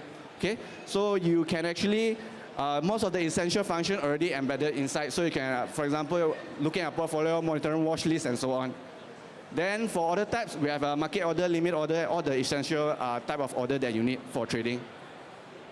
Okay, so I also want to explain to you on the risks associated with CFD. So these are some of the risks that are associated with CFD. So because CFD is a complex and speculative and high risk product. Okay, so if you're interested to find out more about CFD, you can go visit our website. We have some educational video that we share to all of you. Okay. Okay. One important note about CFD is only can be traded by a sophisticated investor. So make sure when you open the account, make sure you read the terms and conditions and disclosure document. Okay. Now I'll share to you our trading platform. So basically we have three main trading platforms, which is iTrade Mobile, iTrade, QST, and also CFD Portal IRES. Okay. So basically the iTrade actually is for stocks and equities. Stocks and futures. Okay. Then QST is for BMD and global futures, and IRES is for CFD trading. Okay. So these are some of the interface of our trading platform. Okay. Okay, now actually we have ongoing few campaigns that I'm going to share to you now. We have our futures reward campaign, so we will reward the top trader, okay, for trading futures on all product. Then we also have a Sharia compliant futures, when you open a Sharia compliant futures trading account, then you are entitled, if you are the top trader, you will also be rewarded. The top price will be a Touch and Go e-wallet up to 7,000 ringgit. Then we have also CME retail campaign, which is also if you trade CME product, okay, then you will be awarded. When you're a top trader, you're awarded up to 5,500 Touch and Go credit. Okay, then we have also CFD campaign. Okay, so for CFD campaign, you can win up. The top price will be NVIDIA CFD up to 35,000 ringgit. Okay, so why choose CGS futures? So if we actually deliver the daily commentary to all our clients, okay, then we also offer monthly seminar and webinar, and also attractive campaigns, which I shared to you earlier. And also we have a 24/5 support. Basically weekdays, 24 hours, we are open. Okay, and we have a robust trading platform. So basically our platform have minimum downtime. Okay, then we are actually CGS is also one of the Bursa Excellence Award top trading participants. Okay, we are the second runner-up, and we are the top CFD provider in Malaysia. So if you are interested, you can actually visit our office at Menara IQ at TRX. Okay, so if you are interested to know more about our account opening, then you can scan this barcode, or alternative, you can visit our booth. We have attractive prices today for account opening. Okay, so thank you for listening to our All right, thank you, Trent. Please remain on stage first. Yeah. Okay, I have an Aeon voucher to give away. So I have a question ready. So they will just raise up their hand. You pick one person now. Okay, sure. Okay. Sure. So my question is, what the CFD stands for, and you will have to explain what it is. Yeah. If not satisfactory, you can reject them. Okay. Put down your hands first. So please, at the count of 3, 2, 1. Yes, the gentleman from the back, is it? Yeah, okay. The gentleman from behind. Contracts for the contract for difference. Yes. Okay, it's something like futures contract that with some kind of underlying assets, depends on the contracts that you sign with. Sort of correct, but it's not futures contract. It's a contract traded between a buyer and seller, where the buyer and seller settled based on the price difference. Yeah. Okay. Okay. So can be accepted. will they accept? Yeah. Okay. All right. Thank you, sir. Please come to the front and claim your prize, yeah, sir. All right. Thank you. Thank you so much, Trent, as well. Can we give Trent a round of applause? All right. Awesome. Thank you so much. All right, so ladies and gentlemen, next up we will have also another quick fire 15 minutes presentation on Start Small, Think Big, Building Financial Confidence. All right, so ladies and gentlemen, don't go anywhere, stay tuned, and we'll be right back. Thank you.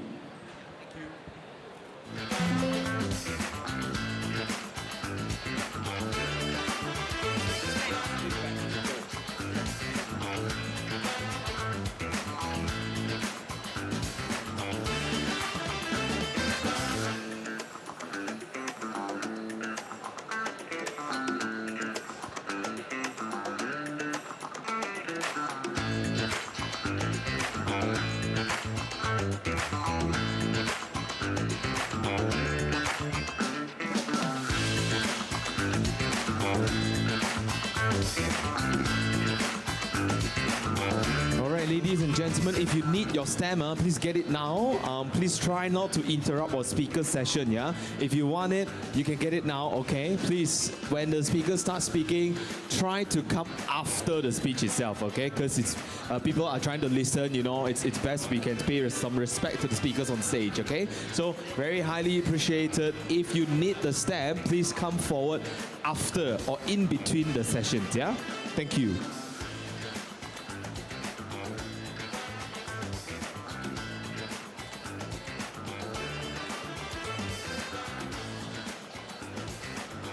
All right, get me. Yeah, last person, yeah? Okay, so we're going to stop the queue for now. If you want the stamp, you come back after this session, okay? So the next presentation we have on the stage is about a session on building financial literacy and investment confidence through simple, accessible strategies designed for the next generation of investors, all right? So for that to happen, I'd like to invite a very passionate dealer representative at CGS International Private Wealth who empowers communities through financial literacy by sharing investment insights on social media. Ladies and gentlemen, can we please put our hands together for Nur Yahana. Ladies and gentlemen, a round of applause. Hello everyone, good afternoon. Everyone okay? You still in okay energy, okay? Okay, angkat tangan kalau okay. Still okay? Very good. Okay, so today my topic is start small, think big. And then siapa pernah dengar you can invest start with RM RM1? Tak pernah dengar? Haven't? Okay. So my topic today is how we can start RM RM1 with the UP apps. It's a very interesting apps that the beginner or yang baru nak start trading untuk guna these apps. Okay? So, for this one is just disclaimer. Whatever that I talk for today is only for educational purpose. So, the first one we need to understand what is financial literacy matters. Financial literacy means you are knowing to manage your money wisely. The second is help you make smart decision about your money, and simply budgeting rules you can build financial stability and achieve long-term goals. Means you have your own income. So how you diversify your income and then jadikan the income tak overspend. Okay? So how many of you know the rules 60, 25, 15? How many of you know about these rules? Oh, very good lah. Okay, so 16% from your income is needs. Needs means rent, food, transportation, utilities and insurance. 25% is you punya wants. Apa yang you nak beli? You nak beli saji, you nak beli handbag is from your 25%. Okay, another 50% is for your saving. Regarding the research for Malaysia, Malaysian tak ada banyak orang saving. They are more spending rather than saving. That's why here, saving is a very important to start. When you have a saving, baru you boleh start invest. Okay? Example, this is example for fresh graduate or you can apply to your child. Okay, 60% needs 1,800 for rent, groceries and bill. 25% for your wants. Okay, maybe you want to dining out, you have a hobbies, you can apply this. And then 50% is 450 ringgit for your saving or debt. Debts maybe you need to put dekat 60% is your needs. Maksudnya you punya commitment to pay it. Okay, benefits of the 60, 25%, 60%, 25% and 50%. You have a balance needs and want and saving. You have the budget. You know what's your bank account. Kadang-kadang you overspend and then you tak sedar that bank account you dah zero. Possibility dah defisit. Touch je terus tak ada. Okay. And then the second is build healthy money habits. And the third is reduce financial stress. That I mentioned that before. You kena ada budgeting and then baru you akan faham macam mana you nak apply for the investment later. And the last is prevent overspending and promote discipline on yourself. Okay, how many of you have start investing? Raise your hand. Very good lah yang datang investment. How many of you have a saving first? Oh, saving only one ah? Means that Malaysia invest first baru ada saving. Okay, so this is an example. Investor is a long-term investor. Dia akan cari shares yang kukuh, which means CIMB Group Holding. As we tengok dekat sini, the price now is RM7.34. If let's say this is the 5 years chart, okay, 5 years charts means you boleh tengok dekat situ every like quarter CIMB give the dividend. If let's say you nampak dekat bahagian D is a company give the dividend. That's why the investor choose banking sector to invest. Okay? This is example dividend announcement. You can take a look this one on Bursa announcement. Okay?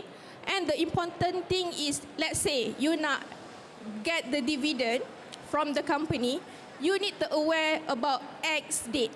Let's say you buy the share before X date, you are entitled get the dividend that amount, 90.75 cents. Okay. And then the second example is Malayan Banking. This one also same. If let's say you buy the share before 5 years before, you will get the price RM9.89, which is gain. Okay. This is an example also. This one you can find out to the Bursa announcement. So for investor need to aware the S-date and entitlement date. So this one I get from our research department. So this is the sources from our research as at 25 September. Okay, if you want take photo, RM10 ah, RM10, okay. So we take a look the tenaga. The tenaga, the price is RM30.20, which is if you are the beginner, you can get to know this kind of shares because the fundamental is a good. Okay, up apps. Okay, next I will share about our apps. So the up app itself, most of the Malaysian, they are scared about high entry barrier, and then complicated interface, and then if let's say you are Malay, maybe you are Islam, maybe you are concerned about non-Sharia clarity. But on the app itself, we have that clarity on the apps. Okay, no hidden charge fee. Most of the broker, or I don't mention any broker, that they are not stated what is the clear brokerage or clear fee that you will tanggung. That's why on the app itself is the very clear cut for you to understand. Okay, investing made simple, but what is up? Up apps is fractional investing from RM1 ringgit.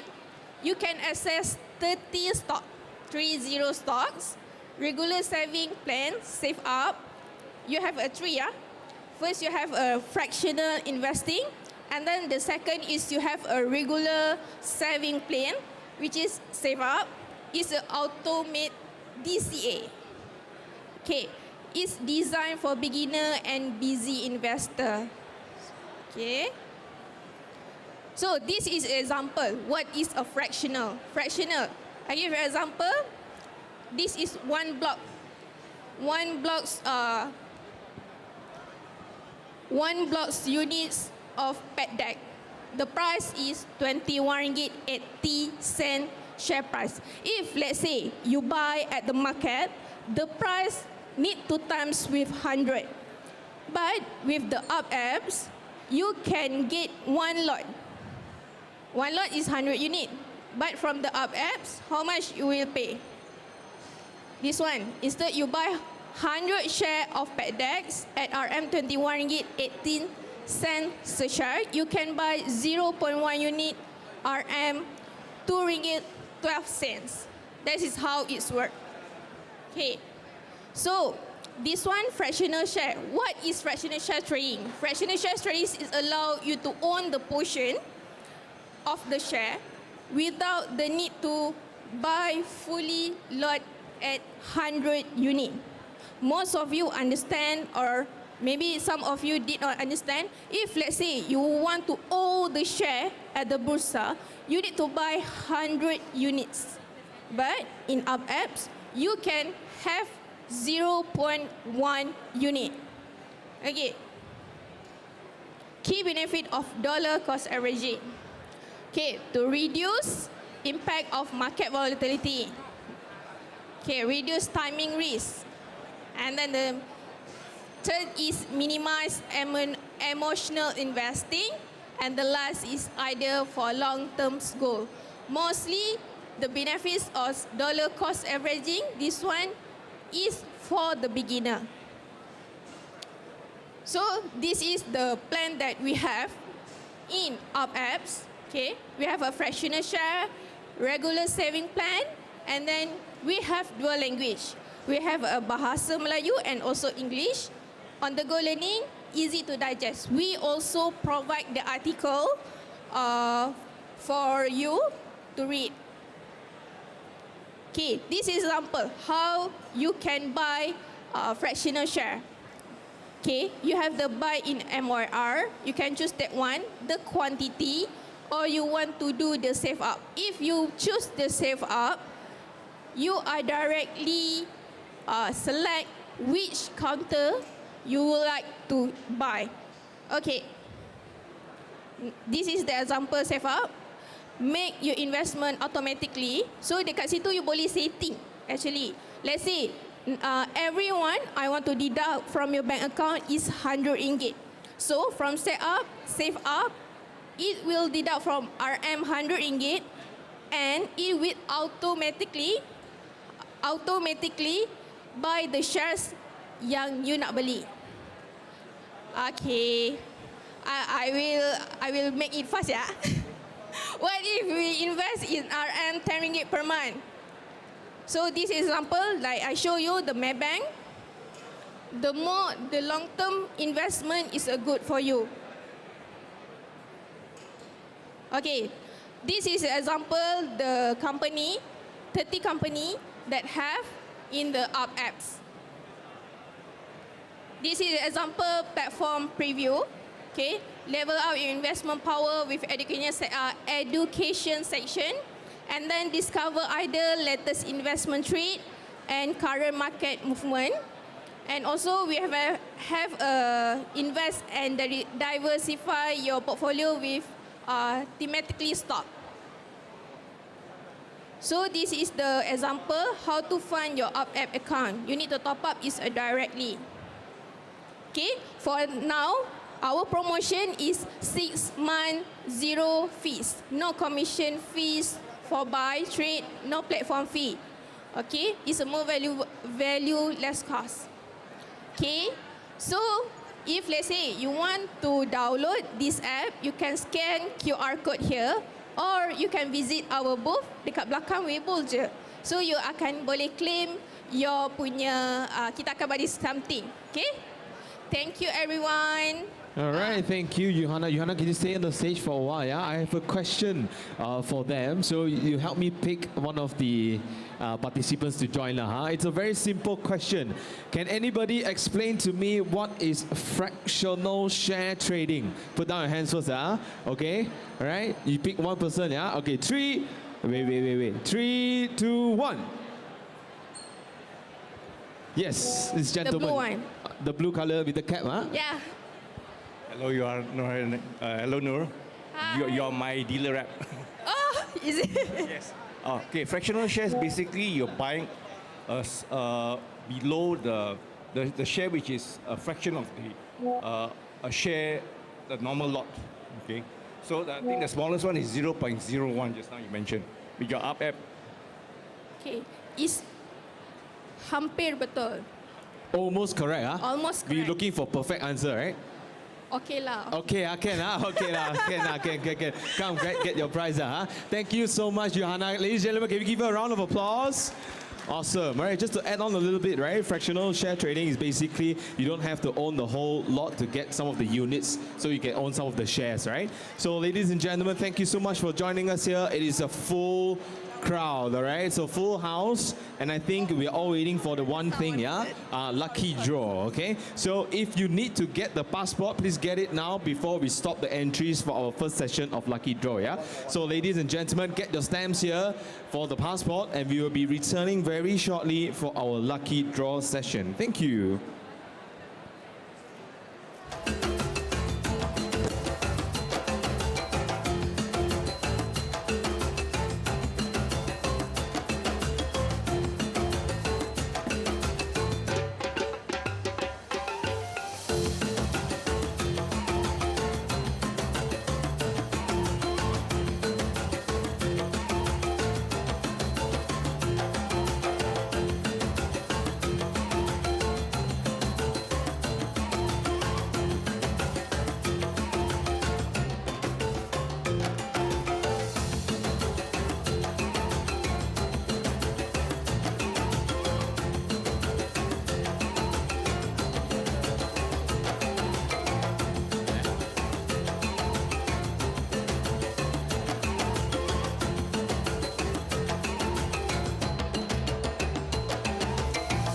Ladies and gentlemen, last call for the lucky draw.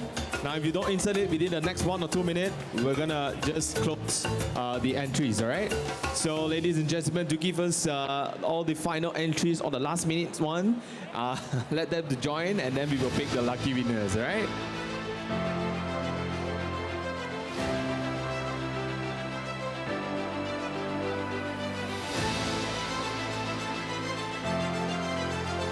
All right, ladies and gentlemen, say hi to Siti. This is Siti. This is our boy. All right, so they are our mascots for the Invest Smart Fest 2025. So, ladies and gentlemen, are you guys ready? Are you guys ready? Are you guys ready?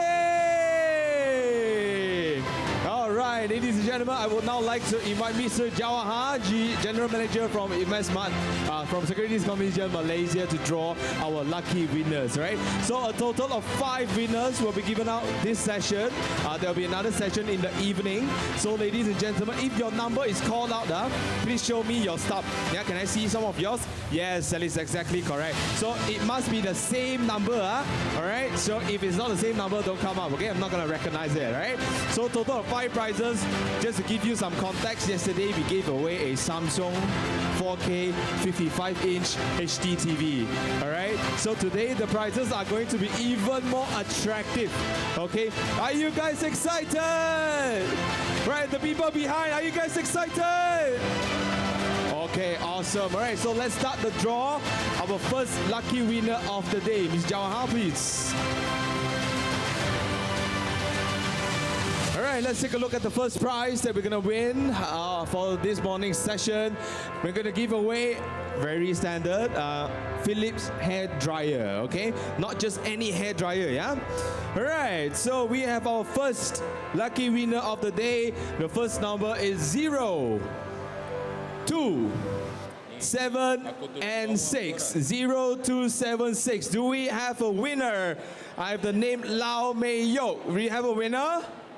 I don't see any hands up. All right, hi. Congratulations. You won a prize. You want to come take it? You don't want, you can give me, okay, no problem. All right, slowly. Come. All right, awesome. Ladies and gentlemen, a round of applause. Well, carrying a lot of things already, you pass to me, lah. No, that things. Okay, let's check the number. 276 is correct. Congratulations. Wow. See, you must come every year. Got 2 full bags already. And a lucky draw prize. Awesome. Congratulations. Thank you. All right, let's take a look at our 4th prize. What do we have? Our 4th prize is the Tefal Induction Slim Induction Cooker. Okay, and we have the lucky number. What's the first number? 0. The second number? The second number is 4. 0435. Do we have a winner in the room? 0435. You sure? Make sure. You're not sure like that. 435 435对哈 0435. Okay, let me double check. Kind sir, you look very confused. But that is absolutely correct. Congratulations.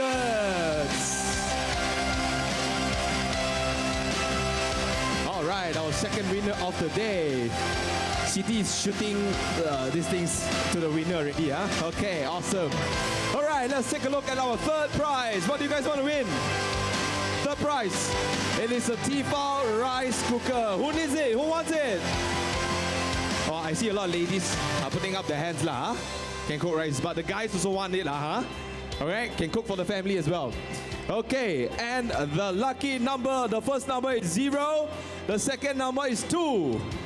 I see a lot of disappointed faces already. 0282. 0282. I heard some screams there, but I cannot see your hand. Hello sir, ada ataupun saja? Jerit saja. Janji jerit dulu. But it's not you. Okay. 0282. The name is Ong Chin Guan. 0282. Ada. We have it. Okay, bukan saja. I already got it. 0282. That is correct. Congratulations. All right. Awesome. So now, ladies and gentlemen, let's look at our second prize. Let's kick it up a notch. Let's take it to the next level. The second prize is... The second prize is the EcoVax. Whoa! Robot vacuum. Personally, if you don't want it, please bring it to me. Okay, I can take it for you. So because it's quite heavy also. All right. So ladies and gentlemen, the second prize. The first number is 0. The second number is 7. 0768. Do we have a winner? Oh, we have a winner. All right. Miss Tan PUC. Ladies and gentlemen, a round of applause. 0678. 0768, correct? All right. Congratulations. The winner of the robot vacuum cleaner, EcoVax. I wanted to buy this one for myself, but didn't manage to do it. So later, if you want to sell it to me, BM belakang. Okay. And let's take a look at our grand prize, ladies and gentlemen, the Samsung Galaxy Tab S10. And of course, kita bukan main-main. This is the high spec one. Okay, 256 gigabytes of storage. And the first number is what? 0. The second number. Second number. 7. Anybody 7? Anybody 7? Oh, I see a few people here. A few people here. Okay. 07 what? 011 is correct. 0, 7, 1, 2. Are you sure? Correct, huh? She was like this, 2. Correct or not? Correct, huh? Okay, I want to double check first, huh? 0, 7, 1, 2. That is correct. Congratulations. Ladies and gentlemen, a round of applause. Oh my God, she's asking, why is this, Galaxy Tab. If you don't know, you ask me. Later I tell you. Okay, All right, thank you so much, Mr. Jawad. Thank you. Ladies and gentlemen, that is the end of our first lucky draw session. And we will be back at about 8 p.m. for our second one, all right? Thank you and stay tuned.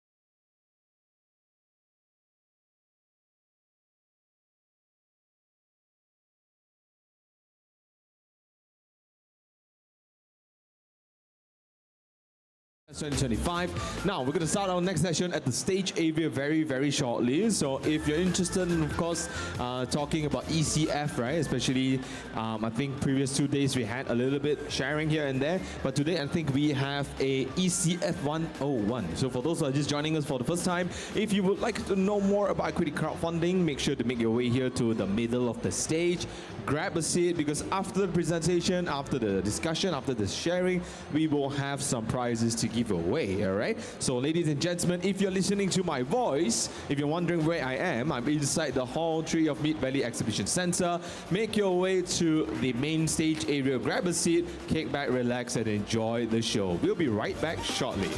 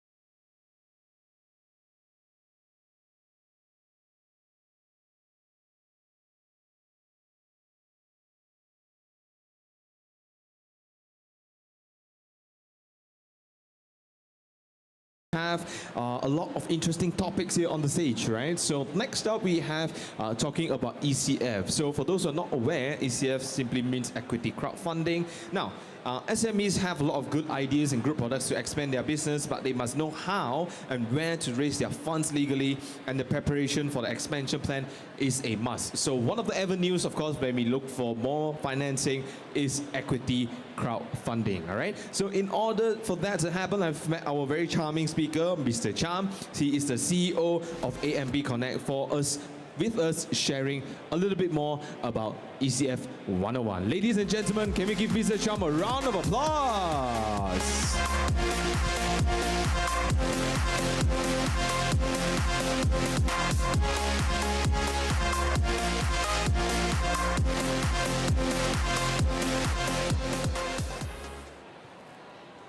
Hello. Good afternoon. Right. So I'm Mr. Cham here. Cham Wei Tong is a CEO of AMB Connect. So I want to share with you how we go to grow our business. A lot of our enterprise, when they go to start their business, or a certain stage they need more funds, but sometimes they also don't know how they go to get funds beside bank, right? So this is a platform that's offered by our company. It's under the RMO of the Security Commission. So after this, I will sharing what is the incentive for the investors. So only we go to convince as an enterprise, how we go to convince our investors to invest on our program. So this is an incentive that what our investors can entitle. If they say, I'm a company, I have a business, I have an idea, I need a fund, right? This is an incentive offered by the, what is it called?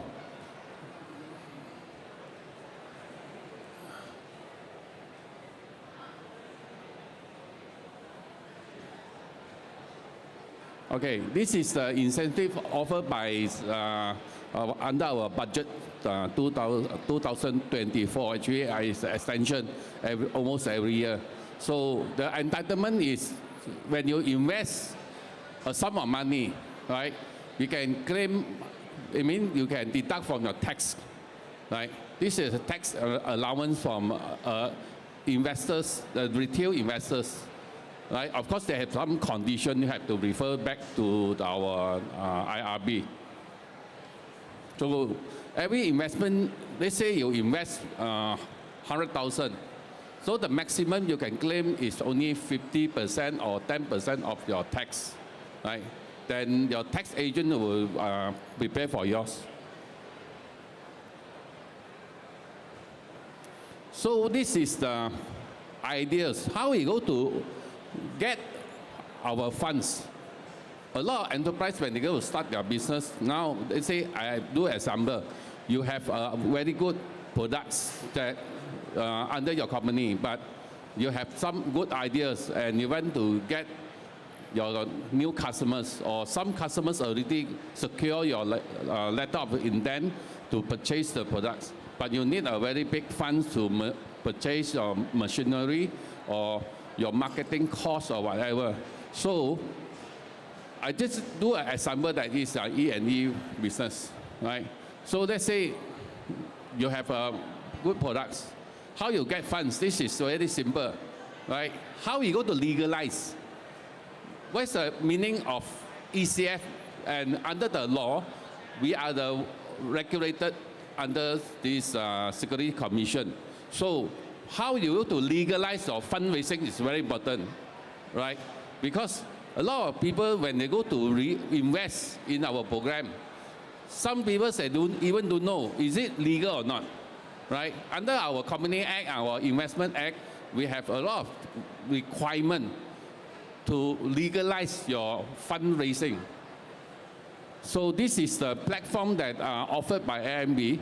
Then the investor must register as our investors and invest through the issuer. The enterprise is the issuer. So how do you go to qualify yourself? Right? They say this is a production. you need a fund. So the fund collect from public. Okay, the public meaning that you can invest 500 to 1,000 minimum. It's up to the issuer to decide. The issuer can decide the minimum for our crowd can be 100 ringgit. So let's say you have 10,000 friends, or you want to get 100,000, you just get 1,000 or 100 friends, then you can get your 100,000 of your fund already. And why is the difference between P2P and ECF? I just do a simple comparison. ECF is you are offered shares. You have offered your shares as a guarantee for the investors. So the shares can be ordinary shares, can be preference shares. So this is minimum progress for when you have products. You need a fund, okay? Then the investor invests the fund through AMB Connect. From AMB Connect, you do the production, and the customer receive. So the idea you get to how you go to generate this fund, right? Don't worry, no need to take pictures. Later you just get my colleagues here, my two colleagues here, Mr. Look here. So you just get from him, right? Get his contact, then he will send to you. Okay, when we talk about fundraising, actually, how the investor decide to invest on our program or invest on our products or invest on our company? Of course, we're talking about SWOT, right? If we cannot present, we cannot prove that, or we cannot present the risk for our program, so your investor may not consider. So how we go to convince your investors to invest on your company or on your product is very important. It's not only that I have very good idea, because sometimes we go to do, we're attending a lot of pitching, and very good idea. But a problem like this, the commercial value and how they go to do business is very important. Some idea we can very good, okay? We have very fantastic idea, but unfortunately, we don't have a very good marketing program or our commercial idea. So to make the ECF crowdfunding success, you make sure that how you go make your crowdfunding success. The important issue is how you go to do your SWOT, right? The risk, the investor will ask a lot of risk question. They will ask you how you go to handle this, how you go to handle this. Of course, the insurers will be very concerned is where is your customers, where is your market. So when we go to do a plan, later I will show you how we go to do a preparation. When you do a crowdfunding, the important thing is not only the idea, is a lot of things we have to get ready for ourselves.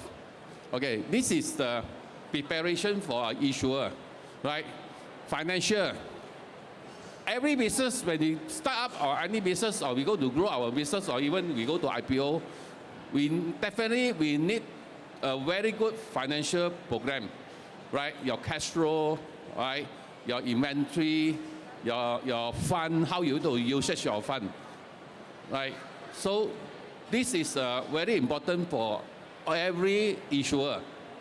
If the issuer cannot compare this, cannot prepare on this financial, then he can engage some very professional corporate finance advisor, or maybe you can ask your accountant to help you to draw these financial proposal, right? Not report.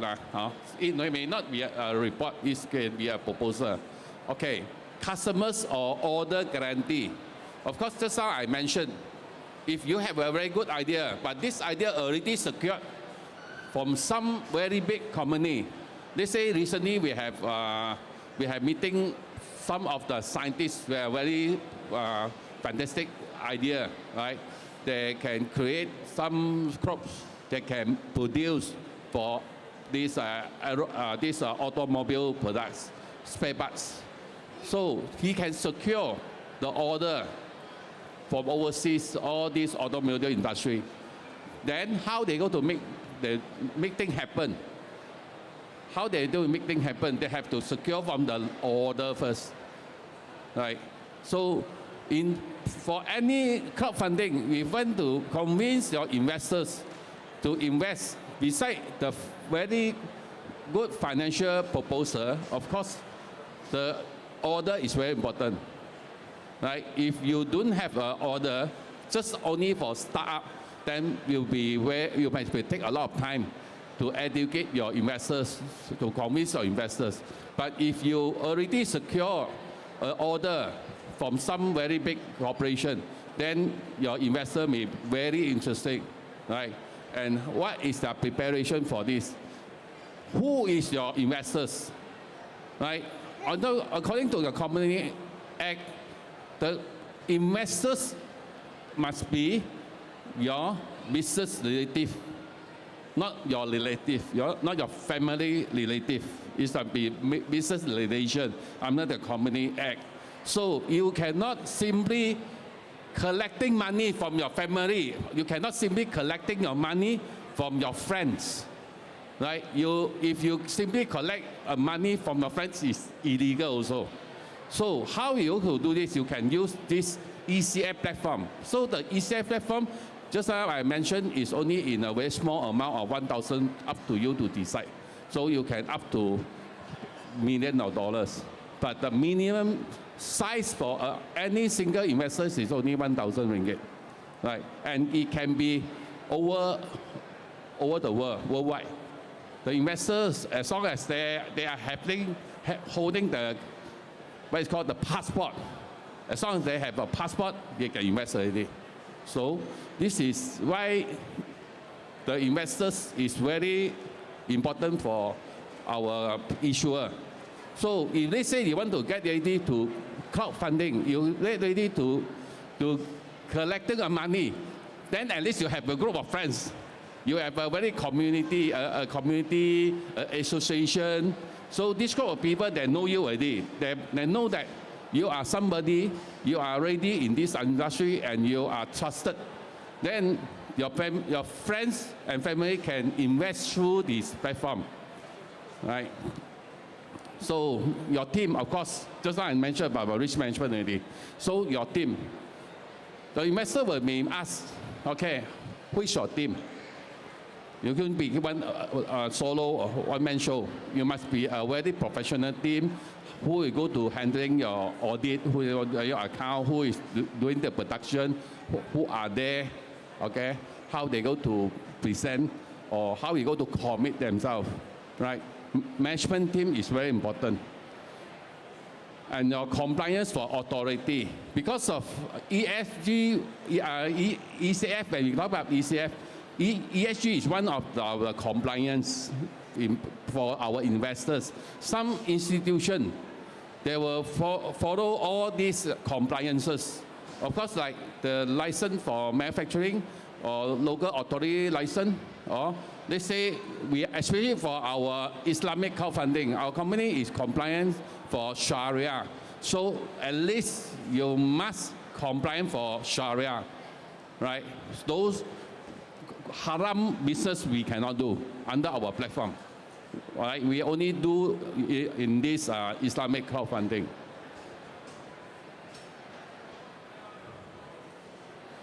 So what is the requirement? Okay, this is a very simple requirement.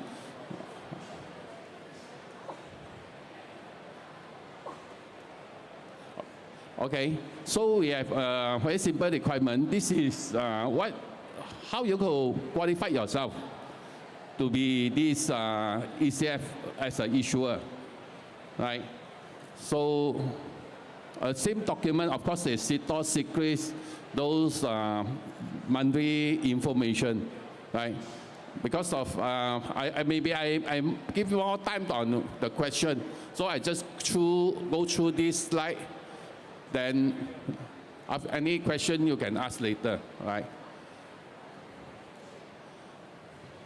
Okay, this is a limitation for by law that every Malaysian entities in Malaysia, in your lifetime, you can raise your fund through the ECF platform up to 20 million, right?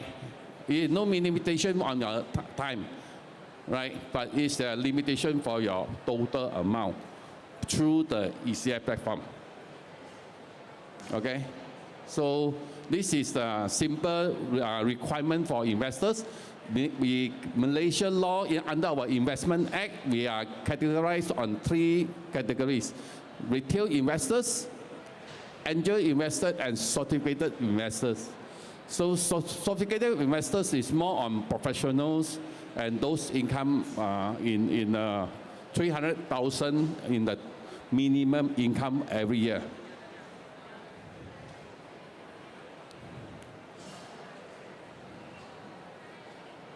Okay, the retail investors is by law. The retail investors, they only can up to 10,000 for any project. They say, I am investors, I only can invest in any of the registered in Malaysia, only 10,000 ringgit per single project, and maximum up to 50,000 only every year. Okay? Angel investor is up to 500,000, and the sophisticated is no limit. Okay, so my time okay there. So maybe I can pass over to the MC, and any question I can answer. All right, is there any questions from the floor? All right, if there's no questions, can we please give Mr. Cham a round of applause? Thank you very much. Thank you for your sharing for ECF, yeah? All right, so ladies and gentlemen, I have an Eon voucher to give away. It's a 20 ringgit voucher. It's going to be a very simple question. Mr. Cham, can you please help me pick a person? Huh? A person. Yeah. All right, the question is very simple. What does ECF stand for? Yes. Only one person. Yes, what's the answer? Is that correct? Yeah, all right. Thank you, sir. Please come this way to claim your prize, yeah? Thank you, thank you. All right, thank you so much, yeah, Mr. Chai. Thank you so much for your time, right? Thank you.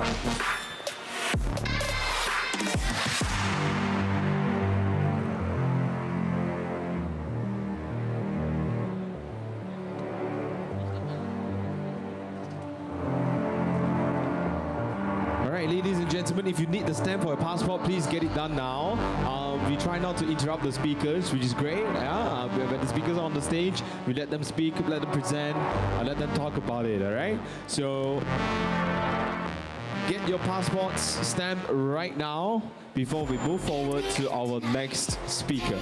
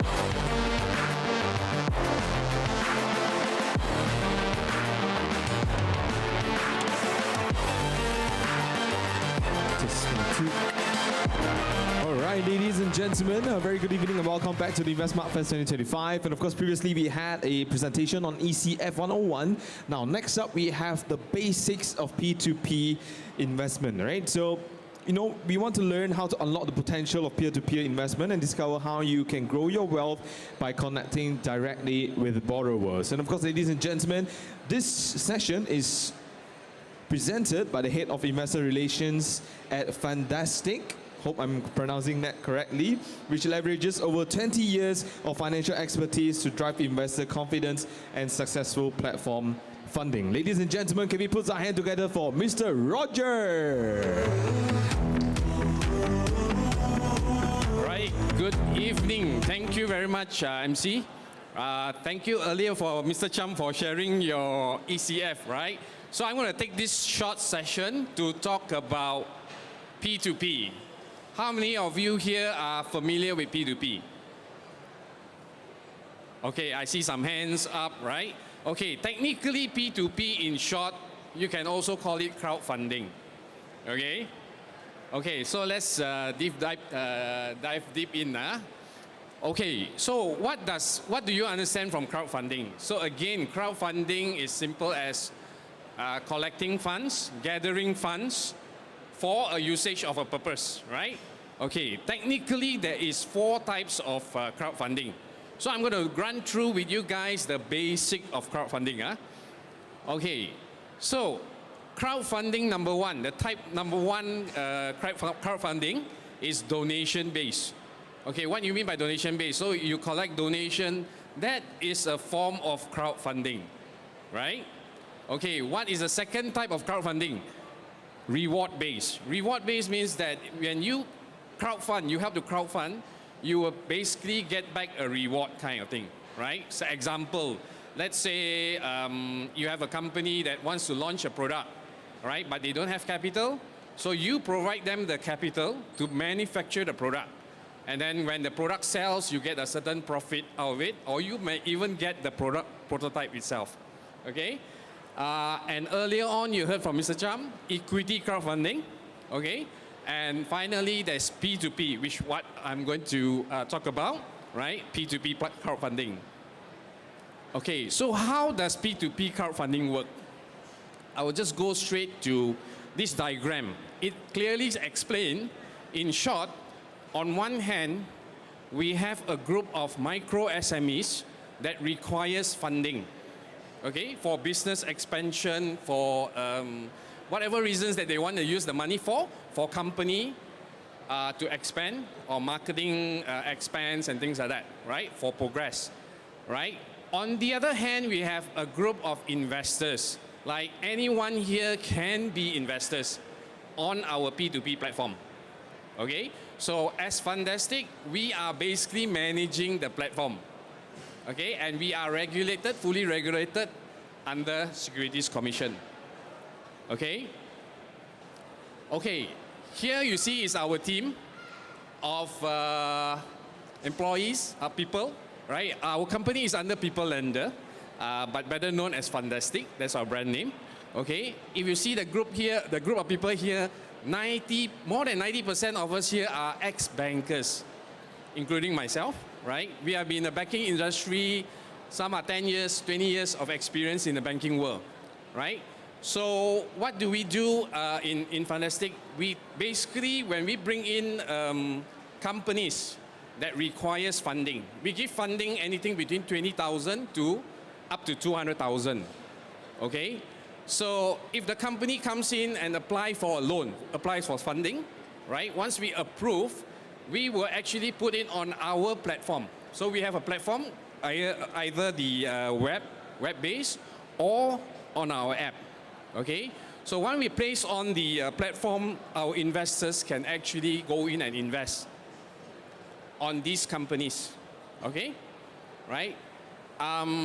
We have over more than 50% market share in Malaysian P2P in terms of companies, individual companies, okay? Because our loan size is smaller compared to some other players in the market, right? But we are holding 50%, more than 50% shares in terms of number of companies that we have helped over the 8 years. We got our license actually way back in 2017, so we have been in operation for about 8 years already in the market. Okay, so we focus on loan, smaller note size, and we are founder-led and backed by Paramount. We are actually associated to Paramount. Okay, most of you might heard of Paramount. Paramount is mainly, you probably heard of Paramount Property, right? Okay. Okay, here are some stats I just want to share a bit. For 8 years, we have disbursed more than 400 million. Okay, notes that we have funded is actually now is more than 7 million. This is figures as of July. But as of October, we have already funded more than 7,500 notes. right? Means we have financed, we have provided funding to more than 7,500 companies or micro SMEs in the industry. Okay, investor profit, you can see 140 million. Amount repaid, that means out of the 413 million loans that we have given out, funding we have given out, we have collected back about 329 million already, right? The rest is still ongoing. Active members, we have about 40,000, close to 50,000 members, right? And our default rate, average default rate is about 1.92% per annum. Okay, and our average ROI, okay, this is interesting. Average ROI on your investment is about 30%. Okay? Okay, so why invest on P2P platform?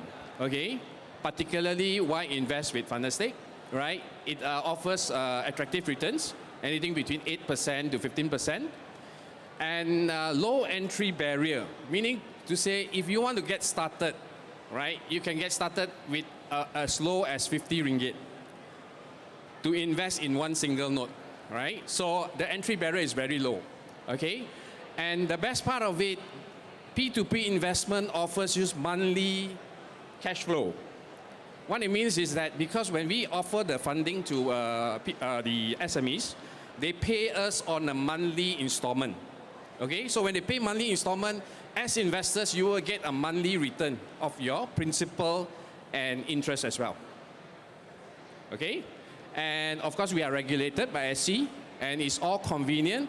And we have this thing called Smart Invest, where your investment can be automated. You do not need to log in every now and then to invest on the particular nodes. So you can set SI, so-called is an auto investment. Okay? All right, so this is more or less the basic of P2P. But if you want to know more, we have a booth here. So yeah, we are on the last day, a few more hours, we are on the last day of the day 3 already, right? So, but if you want to know more, hop over to our booth, all right? We can probably explain more in detail how you can actually get yourself started, all right? Okay, with that, thank you very much. All right, thank you, Roger. Could you please stay on the stage for a while, because I have a question for the floor. And of course, this comes with the prize as well, yeah? So you need to tell me, you need to choose and tell me if the answer is good enough or not, yeah? Okay, because the question, previously I had a very simple one. This time I will be a little bit more complex. So can anybody tell me why you should invest via Fantastic? This person? Yeah, hi gentlemen. What is your answer? To help the small businesses with their financing. From an investor's perspective. High ROI. Is that correct? I think there were like 5 reasons, right? Yeah, there was 5 reasons. Okay, maybe maybe you can give like 3 if you can. Alternative investment. High ROI. Help the small SME. No? Okay, good. Good. We are good. All right, congratulations, sir. This is for you. Please come register your name here, yeah? All right, thank you, Roger. Thank you so much, yeah? All right, ladies and gentlemen, that is the end of our P2P investment presentation. Now, next up, of course, we have a presentation. Of course, DIM 101 is written on the stage as well. What is DIM? Now, if you want to find out more about digital, assets, how we can make your investing easier, we will have our session by Mr. Simon, Chief Business Officer of MyFuel. All right, so ladies and gentlemen, do stay tuned, and we're going to be right back shortly. Thank you.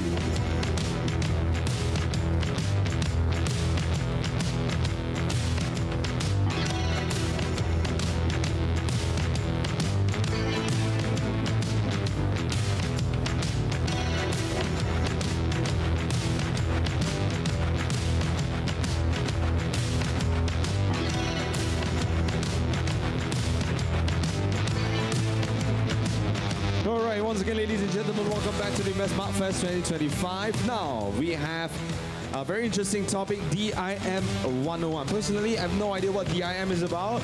Yeah, so I'm also here to learn. And of course, for that to happen, we have the Chief Business Officer of MyTheo. He is a seasoned professional with over 2 decades of experience in the banking and asset management industry with a strong focus on wealth and management. Ladies and gentlemen, please put your hands together for Simon. Hi, good evening everyone. Wow, what a great crowd we have today. So any one of you still have not heard about digital investment management? Can you raise your hand? Nope. Wow, you are in the right place. Yeah, so I'm going to give a very quick 15 minutes introduction of what is digital investment management. So the tagline for this is that it's a smarter, simpler investing for everyone. Everyone like to have something easy, right? Easy for you, easy for us. So what we can do is that we ask a question first. Okay, so how many of you here still use paper map? Paper map. When you want to navigate, you still use paper map to navigate. How many?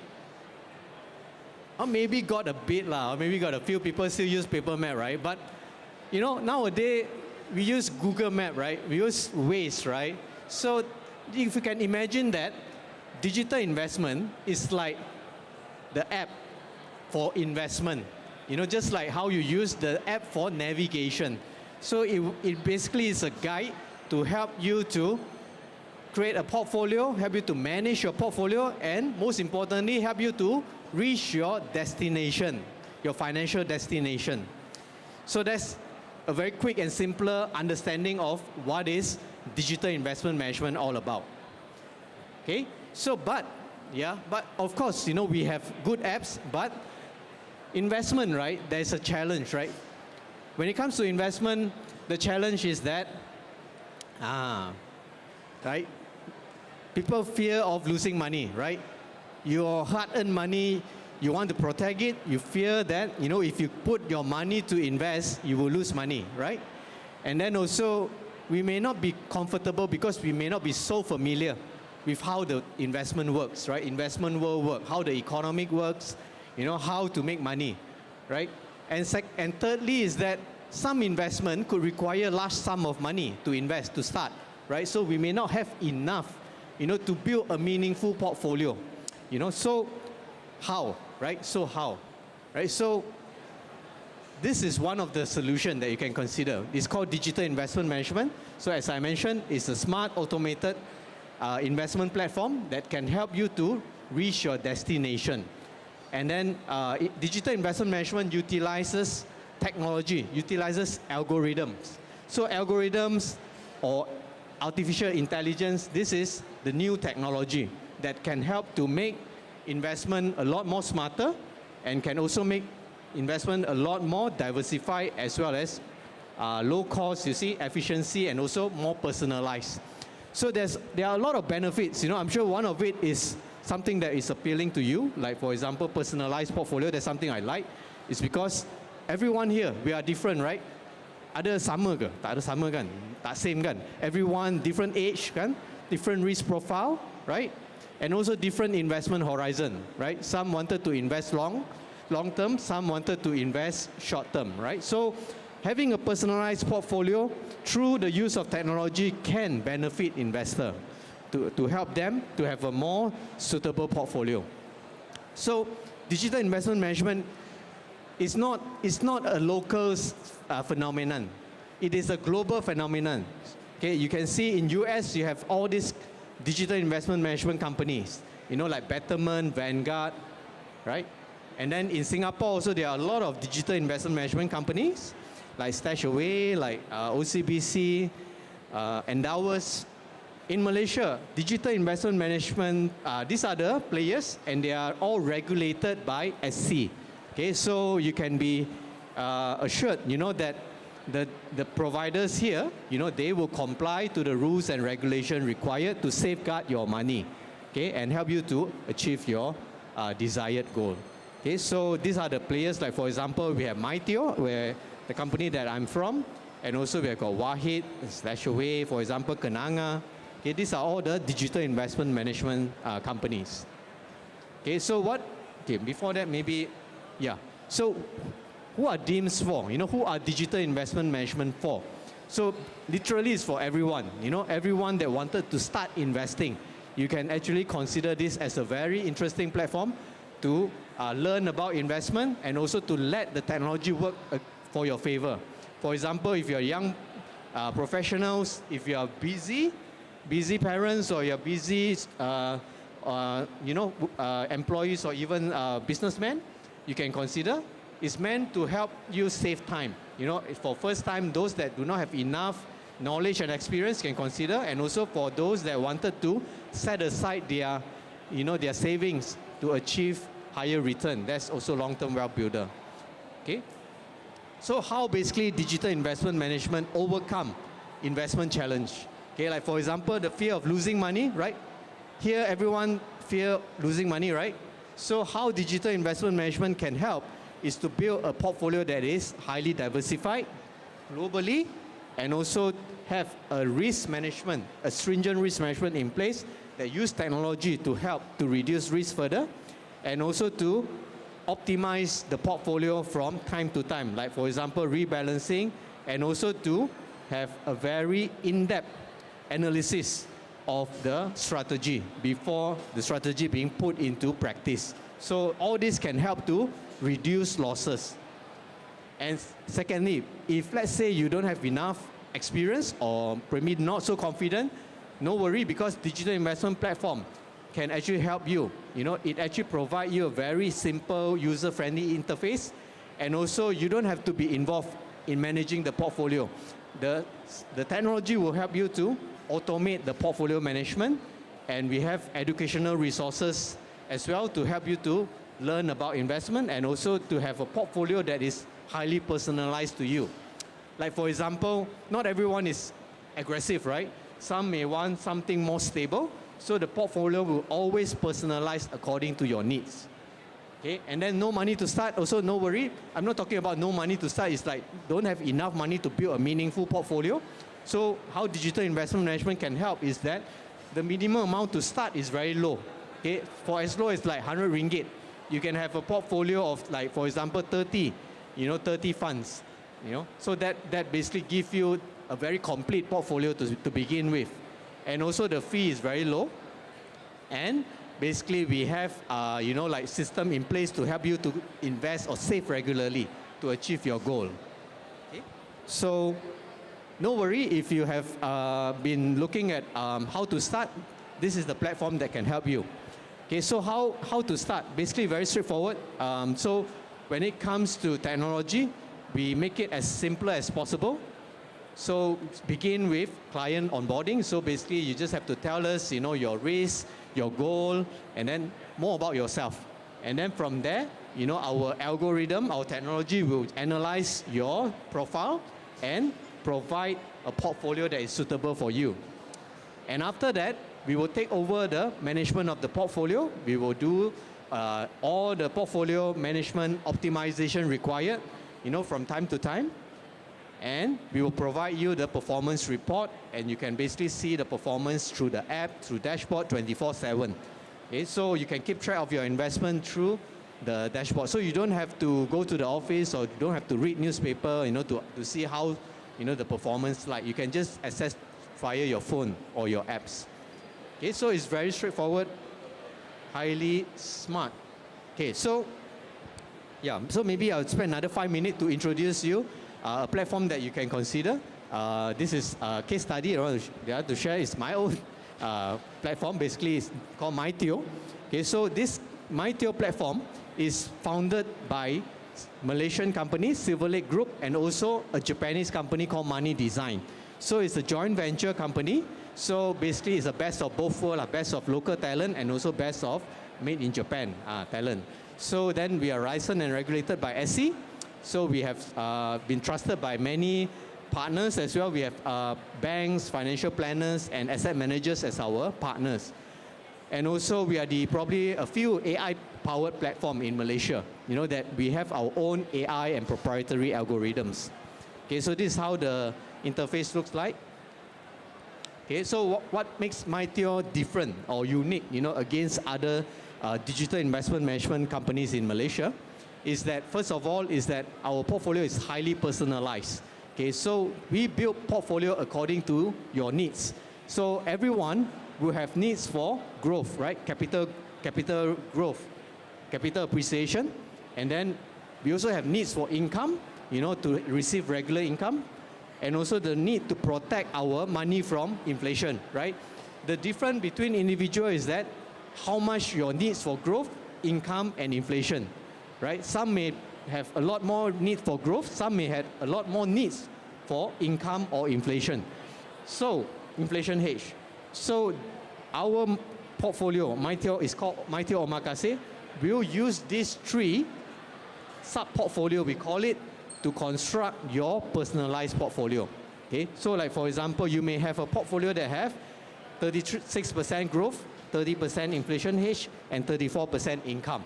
Okay, so some may have more growth, some may have more inflation. So that's how we personalize.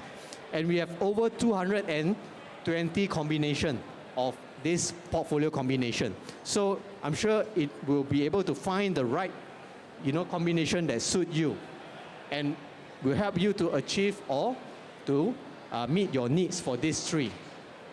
And also we use AI. Okay, so not many people have AI because AI is something that is intelligence, but you need to develop it.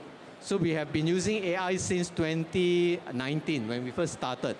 So the AI will monitor all the market news as well as sentiment news. Okay, sentiment news, for example, you have got social media headlines, you have got, you know, what people talking in the newspaper, and also the real data, you know, like from the market as well. So this will be used to basically help reduce risk. Okay, so this can basically help to protect against losing money. Okay, so you can see here, so our technology is designed to help investors stay through the market up and downs. So market is not always moving up, right? It is, you know, like quite volatile, right? So most importantly is that, you know, you can have something that can help you stay invested, because over time, the market will eventually rebound and also go higher, right? So you can see here, let's assume we allocate equally, 1/3 into growth, 1/3 income, 1/3 inflation hedge. Our track records for the last 5 years, July 2020 to 2025, equal allocation is around 6.6% per annum. So this is, you know, in the midst of so many political events, you know, economic events. Remember COVID when we first started, and then we have tension, geopolitical tension, and then we have the AI, you know, that comes in and as well. And then recently, Donald Trump won the election last year, right? So that causes some market volatility as well. So, but overall, you know, investors still can stay invested through up and downs and achieve a quite meaningful return. Okay, so that's my sharing, ngam ho. So remember, DIM or digital investment management is to make your life easy, right? Because with technology, we can spend more time doing many things that we love, and let the technology take care of your investment portfolio and help you to achieve your goal. So with DIM is that you can start small, and then you can also help you to stay invested, stay through the market up and down, and eventually help you to achieve your wealth. Okay, so this is the QR code to scan to know more. We don't have a booth here, unfortunately, this time. So, but if you need more information, you can scan this QR code, and we will be able to provide you the information in our website. Okay, thank you very much. All right, thank you so much, Simon. Simon, I have an ear voucher to give away. So do you have any questions you want to ask? You have? Yeah, okay. So you want to ask, or should I ask? I asked lah, huh? Okay. So the question is very simple, but you help me pick lah, huh? So why should we invest with Maiteo? Sorry, hands down first, huh? I just say 3, 2, 1, you pick someone, yeah? Okay, 3, 2, 1. This gentleman. This gentleman? Okay. White color. Okay. For growth, for inflation hedge, and for income. Okay. Yeah, I don't think that's the answer we're looking for. We were asking why Maiteo, right? Why? Yeah, why Maiteo? Hands down again, 3, 2, 1. Okay, the black color. Black color t-shirt. Yeah, hi. because my tier has hello, because my tier has a personalized portfolio and also it is AI assisted. Yes, That's all right, right. that is absolutely correct. Come, Correct. this is for you. Please come and register your name with us, yeah? And of course, thank you to Simon as well. Can we give Simon a round of applause? Thank you. Awesome, thank you so much, Simon. All right, ladies and gentlemen, this is brought to you by the Invest Smart Fest 2025. Now, we're going to head into a short break. At 5:30 p.m., we will be back with another presentation. And of course, after that, we have an investment game where we are giving out up to 200 ringgit for the first prize winner, yeah? Aeon vouchers, that will be happening at 6. And of course, the last grand finale, we have our lucky draw session happening at 7:30 p.m. So don't forget to join us. Make sure to get your passport stamped, make sure it's completed, drop your ticket into the lucky draw box, and I'll see you soon, all right? So ladies and gentlemen, have a good 15 minutes break, and we'll be right back.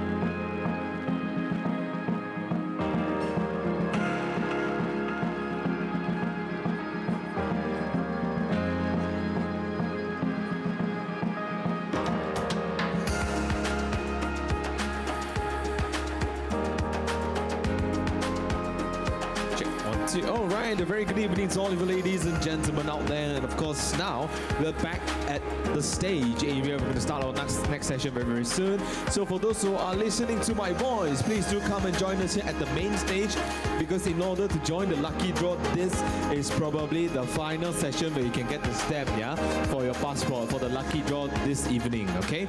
So ladies and gentlemen, next up we have a presentation from a very special speaker from FIMOS.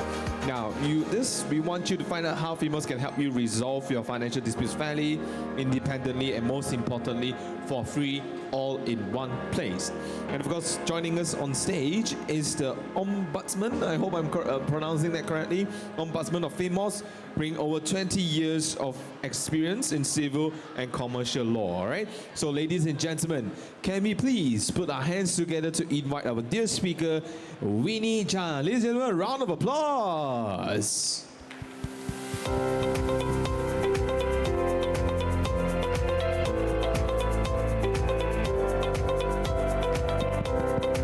Hi, good evening everyone. My name is Winnie. I'm the Ombudsman for the Financial Markets Ombudsman Service. So who we are the financial avenue if you have any complaints against your banks or your market distributors, your financial providers, or against anyone here. So yeah. So who are the ombudsmen? So we are established early this year following the consolidation of the OFS and the Securities Industry Dispute Resolution Center, SIDREC. So we are governed by Bank Negara and the Securities Commission. We offer independent, fair and free dispute resolution service for consumers and investors. So our landscape is actually very broad. We are very thorough. So we govern anything to do with your complaints against banks, asset management companies, insurance. I will highlight to you later. So you can file your dispute against FIMOS members who are financial service providers, capital market intermediaries licensed and approved by BNM and SC. So currently we have 366 members. If you can see from the chart, we govern everybody. So yeah, licensed banks, Islamic digital banks, licensed insurers, takaful operators, approved designated payment, Islamic payment instrument issuers, Touch and Go, Big Pay, Boost Bank, and so forth. Prescribed development financial institution, approved brokers, approved financial advisors, and Islamic finance. So if you can see, all of this licensed investment banks, stockbrokers, unit trusts, if you can name it, if you have anything to do with money, it covers under us. So what is so special about FIMOS? Who is eligible to file a complaint? So financial consumer who have used your financial service or product provided by FIs. Basically, everybody has a debit card, everybody has a credit card, everybody has a savings account, current account, so you can file a dispute if you have anything to do or any dispute concerning your accounts. So for personal or household purposes, anything to do with micro or small businesses, or individual investor having transaction relating to capital markets. Our service is free for complainants, so lawyers are not required. So a bit of a selling on how FIMOS works. So if you have a dispute against your banks, I use banks is because it's easy to relate. Everybody uses a bank. Everybody has a bank account. So if you have a complaint against your bank, you can, if you're not happy with how they resolve your complaint, you can always come to FIMOS. But it has to be, the complaint will have to go to the bank first or the financial institution. So within 6 months of receiving the members' final decision, or if the members fail to respond to you within 60 days. So what is our jurisdiction? Like what I said earlier, our jurisdiction is very wide. We deal with direct financial loss, not exceeding 250,000 for any of the product. If you can see, it's very broad. Basically, anything to do with money in Malaysia, we covers it. So banking, Islamic, digital bank, payment instrument, product services, insurance and takaful. If you have anything to do with your complaints against your insurers, you can come to us. Since this is InvestSmart, we are dealing with capital market products. The booth you are dealing with, the booth you are visiting are all selling capital market products. If you have any issues, you can come to us. Right? So common complaints that we receive: banking, Islamic banking payment system, unauthorized online transaction, or the big word scams. So if you have been scammed, if you suspected that your credit card, your debit card has unauthorized transaction, you can file a complaint with us. Lost or stolen credit or debit cards, chargeback issues, loan increase, or ATMs. This is a short dispensation of money in your ATM. So now we go to the insurers. If you have any medical or hospitalization issue or claim, travel cancellation, the traveler's insurance is not paying, you can come to us. Mis-selling of insurance, damage compensation, third-party property claim. So again, we are in InvestSmart. I want to highlight on the capital market disputes that's very common that we receive is sales practices. There is mis-selling or bad advice given by the unit trust or structured products consultant, fraud, unauthorized transaction, non-compliance with your instruction. Okay. So what is the dispute that we do not handle? Service and product features, current decision or underwriting, a dispute that's been handled to court. So we do not encroach into the court's jurisdiction. If the matter is in court, then you do not come to FIMOS. Again, to do with insurance, third-party bodily injury or death claim, time-barred dispute, or financial or capital market products. This is generally how we deal with the disputes. Disputes here, in layman terms, is just complaint. So how we handle your complaint? So first, you lodge a complaint with us. It's very simple. Against our member. As long as it's against our member, you can see the list of membership on our website. Basically, all the banks in Malaysia is our member. All right? So you're not happy, you lodge a complaint against them, you can come to us. And you're not happy with the decision, perhaps there's been unauthorized transaction on your credit card. The bank say, no, you're at fault, we will not pay you. So what to do? So you come to us. Let us see whether there is a valid claim or not. All right? So you file your dispute with us, and then we will proceed to actually investigate the case, assess the case, we will manage the case.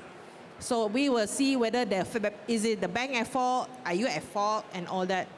So if the decision, what happened is that the case manager will usually issue a recommendation on the merits of the case.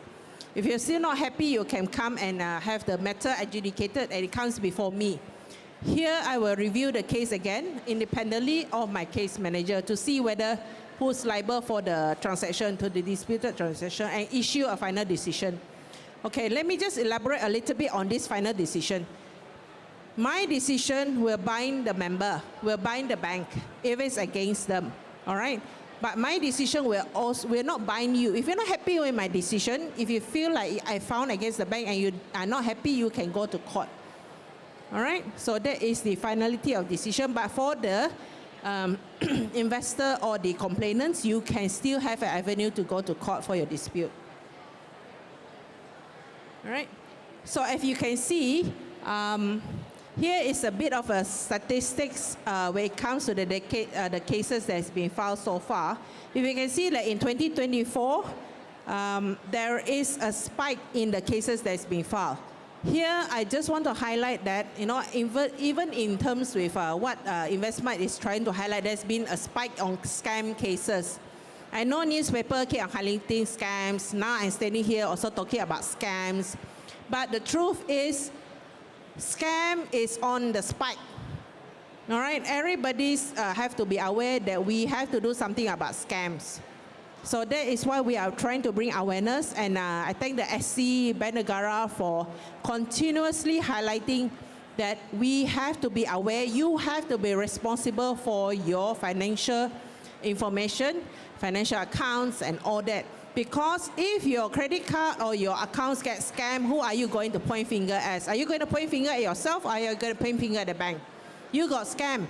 So then when you come to us, we will also be fair. If you authorize, you fall for the scammer, we will be fair. We will see who is at fault. So that's how we decide on the cases. Right? So the dispute that's been handled so far, you can see that on the pie chart, almost 85% is all to do with banking and Islamic banking cases. All this it's all scam cases. I have to be honest with you, it's all scam. Credit card and debit card scam. So you can see. So that is why we are driving awareness on why, as a consumer, as a user, as a financial person who uses money in Malaysia, you have to be aware of your financial information. Do not give your OTP, your MOS or whatever to third parties. Do not fall for fraudsters and scammers. Okay, this is the interesting thing I'm highlighting about case studies. All right, so for example, when you deal with unit trust, this is InvestSmart anyway. So unit trust investment. So the claimant has many years of experience in corporate finance, invested 100,000 from EPF into unit trust funds. So what happened? The unit trust consultant asset management company provided misleading advice on lump sum investment. This is very common. Mis-selling of investment. So again, he sought compensation for the loss of his capital and claimed the EPF fund could have grown. Correct. So the company argued that it followed all the rules. Claimant was a very high risk profile and growth matching the funds. So they presented evidence that the consumer or investor received timely updates and was even advised to switch a lower risk fund, but he refused. So here, when we assess your case, we also see whether there is mis-selling, whether the process has been followed by the like asset management company, for example, in this case. So here, what the adjudicator find, that the asset management company version is more credible. The claimant is aware of the risk. So you cannot point finger if you lost money in the market, if you lost money when you are aware of the risk, when you endorse the risk that you're taking when you do investment. So here, adjudication award, we did not find that the consumer or the investor is liable for investment due to poor performance. When you enter the market, you must be willing to accept the risk. That's why there's always a disclaimer. Enter the market with your eyes wide open and make sure that your risk profile suits your risk take. Okay, this is an example of a case that we deal when it comes to stockbroking services. So stockbroking services, more often than not, is dealing with platforms. You're investing through platforms. So here, claimant attempted to transfer 29,000 from her saving to her trading account. But the funds did not appear due to system timeout. Again, there's something to do with system. The money was returned only after 4 days, during which she claimed loss of trading opportunity and complained of rude service.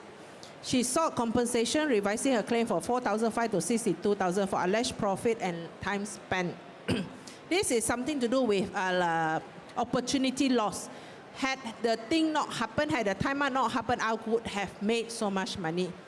So of course the FI here, the platforms here admitted there is a system glitch, technical issue, and then the delay was necessary to confirm the in-flight funds. So when it comes to investment, there's a lot of investigation that goes into it. We want to see whether the platform or the financial institution actually follow the process that they set forth. So here, adjudicator find that the financial institution is at fault for the 4-day delay due to system glitch. I know sometimes when you do your own trading, right, there is glitch here and then sometimes the system stalls or not. So that is why we are here to see whether the system actually glitch or whether there has been any other reasons for that. So what did the adjudicator say? Exercise discretion to apply a formula of 1% of the amount involved per day for the delay, ordered to pay 1,176 only as fair and reasonable compensation. So what we do is that we also highlight to the institution, next time this thing should not happen anymore. All right? So you need to have a proper policy to handle system failures and customer frustration. Now we come to internet banking. This is the very over-popular phone scam, previously known as Macau scam. So here, more often than not, what we're seeing is the vulnerable segment of the society, you know, your elderly people getting scammed. So what is a Macau scam? I know everybody keeps saying that, oh, I know Macau scam, I know Macau scam. But from the scam cases that we register, doesn't seem like the society know much about Macau scam because the community is still falling for phone scam here and there every single day. All right, so here, a 71-year-old retiree received an SMS alert about a charge to a credit card he never applied to. he called the number in the SMS, all right? So you spoke to a person, here the person is apparently a bank officer, but more often than not, it's an impersonation.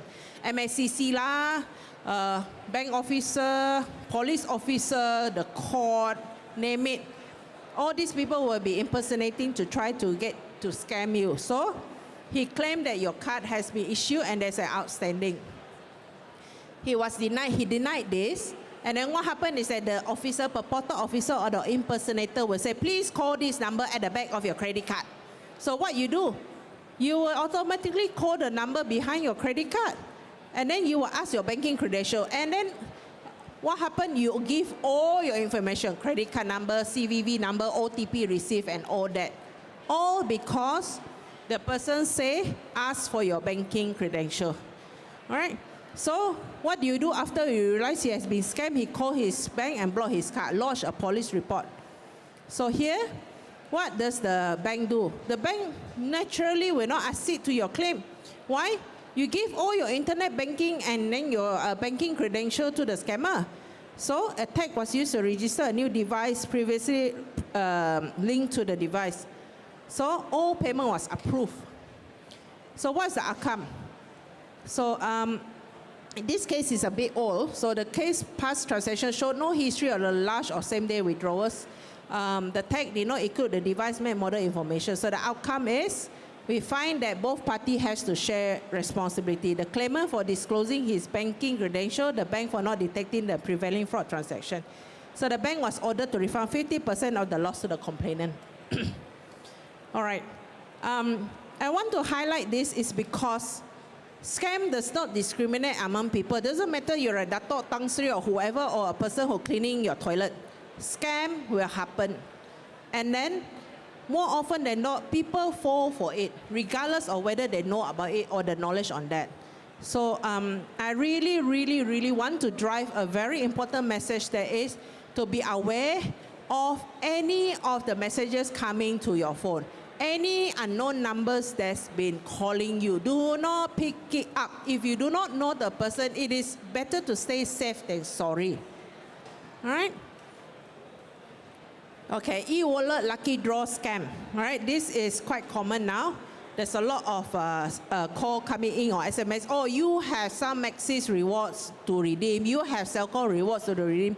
You have won some coupons from Shopee or whatever, Lazada or something like that. Basically, and then you got greedy, you go and click on the link. So once you click on the link, the malware can come in. So in this case, a college student discovered a lucky draw on social media containing a link. All right. A lot of these scams actually coming in from social media. We see scams coming in from Facebook. I keep on highlighting that scams are seasonal. Even my message earlier in the year, scams are so seasonal. Now we had Diwali. Diwali is going to come to Christmas and New Year is going to come in. You see there will be scams coming in again. Because why? Because scammers knows how to trick you, how to get your money from your savings account. Know that people will click on the link that they send to you, but how can you be so sure that the link you click is genuine or not? Right? So here she was asked to purchase a shoe and a watch totaling RM 500, later to qualify for the lucky draw. And she was required to make another transfer of 1,000 to the eligible for the grand prize, offered an iPhone 14 Max. Transfer again money from e-wallet. So here, investigation revealed that transactions were executed through her e-wallet, linked to her registered phone number. There was no indication of device charge. As you can see from my cases here, it is all done with knowing, with knowledge that you are transferring money. So who is at fault? If you willingly click the money, you willingly transfer the money, yes, you admit you're a scam, yes, but the thing is you actually authorize all the transaction. So here, the case manager issued a recommendation in favor of the e-money issuer. Transaction was carried out from the device bound to your wallet since December 2023. Again, authenticated. It's so sad, right? Because you are actually, you know that, I feel for all these victims when they come before me, because it seems so real. You know, they never thought they had been scammed. They never thought that scam can happen to them, that their money can just go out just like that. But it can happen, and it happens to people closest to you. All right, that's why keep your e-money, e-wallet safe, keep your debit card safe, keep your credit card safe, and then make sure that nobody has access to all your banking information. Right? So this is an insurance on damage claim. FEMOS also cover insurance. So here, on damage claim, no driving license. So it's very clear, right? See, complainant 16-year-old son drove his car and caused an accident. Son lost control of the vehicle, rammed down a lamppost before slamming into metal divider. All right, so here Takaful operator sure say no, you don't have a claim. It's your own claim, repudiated the claim. So the complainant referred the matter to us. So we noted that the certificate requires a person driving the covered vehicle to possess a valid driving license. So it's a very straightforward case for us here. So we observed that the driver said that he has been driving the father's car without his consent. So obviously, we do affirm the Takaful operator's decision. This is a no case. He cannot claim. So these are my main message. I will repeat and repeat and repeat. This is my core mission, which is to educate and to protect the community from scams. Okay, 1, financial scam, don't click on unknown links or download unverified apps. 2, never share your OTPs or personal banking information. Use official website and secure apps. Only monitor your accounts and report suspicious activity immediately. Install antivirus and limit app permission. Okay. The first thing you should do when you realize that your account may have been compromised is to call your bank. Please call your bank. All right? Then you can call the police, then you can call the National Scam Response Center or whatever. But first thing you do, call your bank. You know why? Why? Because the bank can block your account, can suspend your account to prevent further unauthorized transaction. All right? You don't do that, then you cannot mitigate your loss. And first thing first, let me tell you, malware works very fast. All right? If you click on the link, if you have a very high credit card account, your money can be drained in just 4 minutes. 85,000 gone just like that. Your hard-earned money. Then you come crying to FEMOS, oh, I click on the link and all that. How are we going to help you unless you help yourself? Again, do not click on unknown links or download unverified apps. I want to be very real here because I also see shorts on YouTube. I also see TikToks and all that. But there's a lot of apps coming in and you just click. You may accidentally click on an app that has, or a link that has a malware. And habis lah. So remind yourself, as you were scrolling through social media, remind yourself scam is out there to take your money. All right? It is very sad. We at FEMOS, we see this every single day. I accidentally clicked on the link. I didn't know. I thought it was real. All right? So when it comes to insurance cases, disclose all facts honestly when buying or claiming. Understand your policy, coverage, and exclusion. Keep all your documents, receipt, reports, and records. Notify the insurer promptly after any incident. Okay? So investment products. Know your risk or tolerance before you're investing. If you're a low-risk person, then don't go and invest in a very high-risk product. Okay? Tell the truth. I know you want to make money. Everybody want to make money. But when you lost money, you also lost big. All right? So don't fall for guaranteed high returns. Nothing is easy. There is no free lunch here. All right? If something sounds so good to be true, then it's definitely an investment scam. And we are seeing this. People, I lost 500,000, I lost 700,000, 1.2 million investment scam. Why? Because people are greedy. All right? So verify the product and agent are licensed. And understand your terms and conditions to your investment. If you have any other doubt, you can always see whether the investment or the agents are in our member. You can always scroll out, or you can go to SC and then check whether they are verified, they are licensed agent or not. All right? Because if they are not licensed by SC, then it's definitely, if you are investing in it through Facebook or whatever, then you are taking your own a big risk with your money. All right, always check with SC, can check with us on whether it is a licensed intermediary or not, but you, the community has to be responsible with your money. All right, now the view is shared responsibility. If you lost money, don't point finger at the bank, don't point finger at the government. It is a shared responsibility notion now. All right? So always get information in writing. Okay, is there any questions?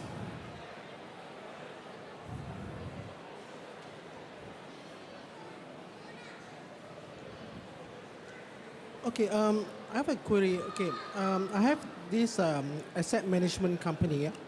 Okay, they say that if you raise any complaints, then they will just immediately terminate your accounts. So the risk of losses from account being terminated is much greater than, I mean, the potential losses from there is much greater than the possible gains I have if I have any complaints about their services. So is there any protection that your members are not allowed to do such actions? Okay, what I understand from your question is that if there is any dispute raised, the asset management company will choose to liquidate your investment, is it? Okay, all right. It really depends on what are the terms and conditions. I mean, if you raise any dispute, then if it's a valid dispute, but the thing is, at the end of the day, we have to see what is the communication. What is the communication between the asset management company and yourself? You know, but the instruction has to come from you. If you instruct them to liquidate, then they can choose to liquidate it, but there must always be a reason justifying those action taken for your account. All right? They cannot just liquidate just like that. Yes. Yeah, maybe you can ask her after the... Perhaps you can come and see us in our FIMOS booth, and then we will address your issue. It will be better. All right. Anybody have any other questions? If you have any other questions, you can always come and see us, you know, because we are very driven to try to bring awareness on how when it comes to investments, when it comes to banking products and capital market products. We are here for investors' protection. We are here for people who uses, you know, who has a banking account or whatever in Malaysia when it comes to money. All right? We are not here to make money. FIMOS is not here to make money. FIMOS is here. The only booth here that is here for you. All right? For the people on the street, for people we don't sell any product. All right? We're here for consumer protection, investor protection, machi-pachi on the street. Okay? If you have any question, you can always come and visit our booth. We'll address it accordingly. All right? If you just want to know what we do, you can also come and visit our booth. All right? All right, okay. Thank you so much, Winnie. Winnie, we do have a voucher to give away. So I have a question to ask them, so you can just pick anybody. Or do you have a question you want to ask? If they don't have, Okay, so let me do it very quickly. A very simple question. What is the full name of FIMOS and what is the tagline? Please put your hands down first, yeah? Okay, Winnie, you will need to choose one person, Okay, 3. Put your hands down first, sir. All the way down, all the way down. Put down. Put on your leg, okay, 3, 2, 1. Yes, which one? White color shirt, Yes. Financial market investment services.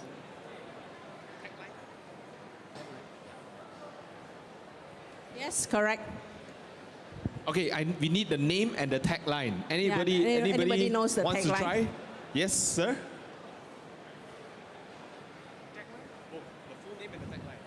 Financial markets omnibus services, your one-stop dispute resolution avenue. Okay, our tagline is not that. I don't think it's correct. Yeah, you want to try? Yeah. Anyone want to try? Your alternative channel for resolution of financial and capital markets dispute. I don't think that's correct, right? Does anybody... Everybody is repeating from here. It was on the screen for half an hour. So does anybody want to give it another shot? Yeah.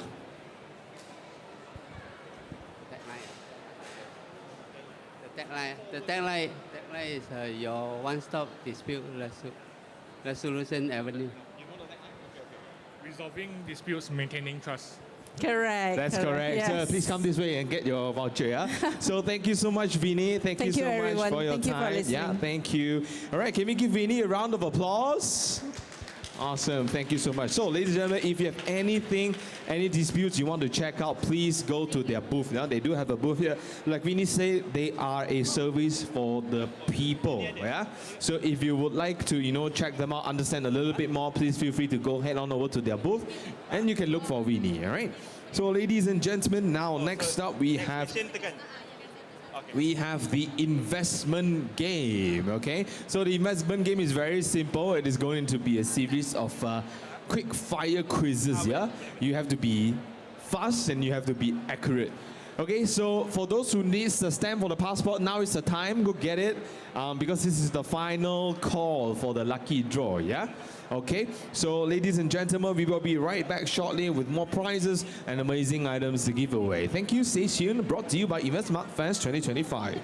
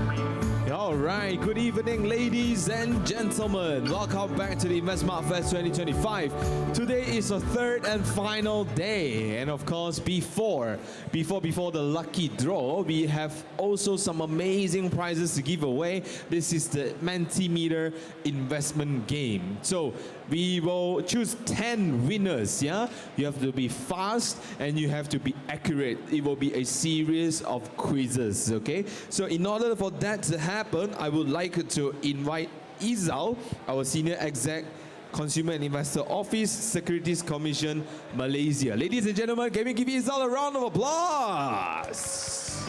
Woo!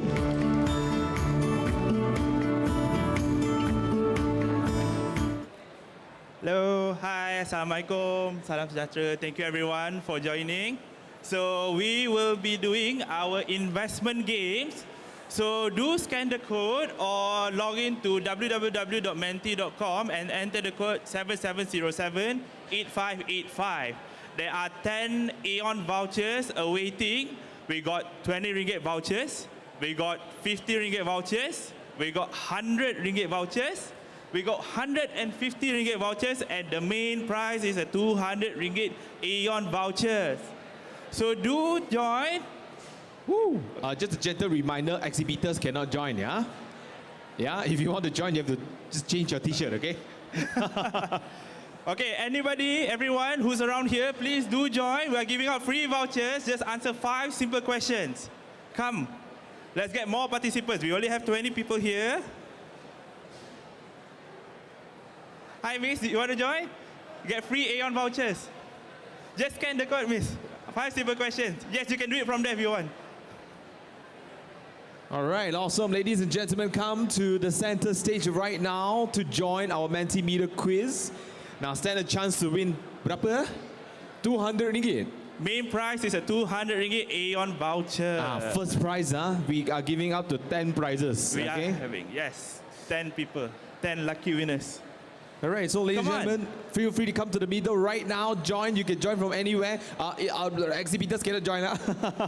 All right, so if you are one of the visitors, please come and join. Come and join. Come and scan the QR code, and you will be able to join the quiz. It's just gonna be a multiple choice question. Very simple. Senang saja kan, Izal? Very simple. I will even give you soalan jawapan bocor. Don't worry. Never ever quiz orang bagi jawapan bocor. I'll give jawapan bocor. Jangan risau. Come, we need more people, come. Let's give a couple of minutes. Come, miss.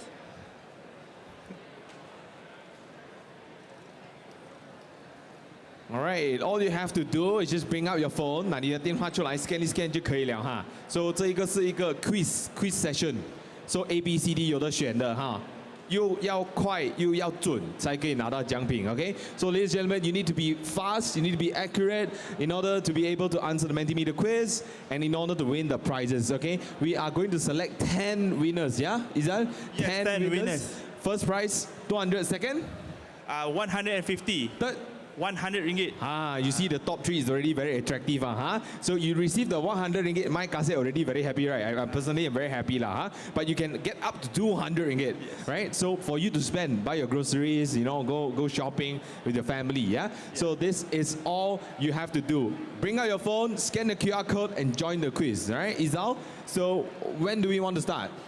Now we have 39 people. Let's hit the 50 mark. Okay, let's hit the 50 mark. We need about 11 more people. Yeah, for those people at the end of the hall, if you're listening to my voice, please come and join. Yeah? Oh, he just gave me a no. I don't want Aeon voucher. All right. So, ladies and gentlemen, if you want to join, if you want to win, make sure to come over here to the main stage area. Scan with your mobile phone. It is all you have to do. By the way, for those standing around, you can take a seat, yeah? Yes. Don't worry, we won't come up to you and ask questions, one.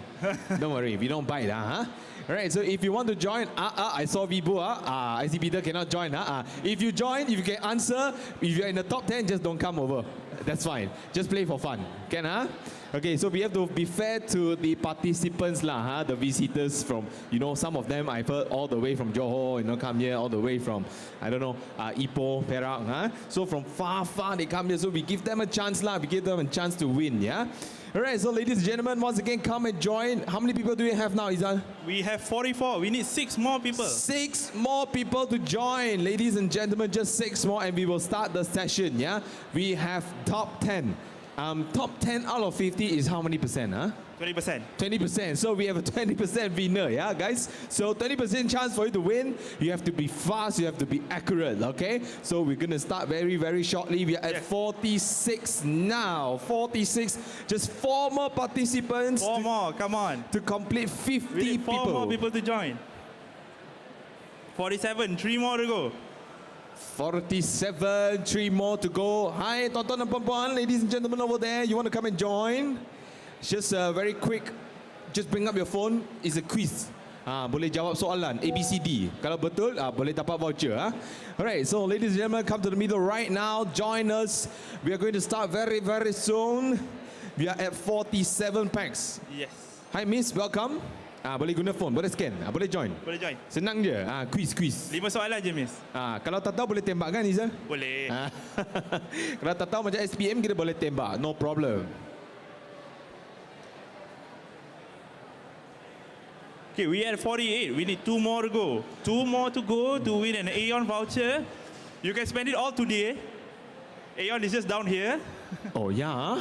Aeon is just down here. It's valid to use straight after, yeah? So we're going to end at about 8 p.m. After this, you can go shopping right away. Wah, syok gila this Sunday. The best. All right, so we have 51. Okay. You want to wait a little bit more, Izal? Let's give 1 more minute. Okay, I'll leave it up to you, yeah?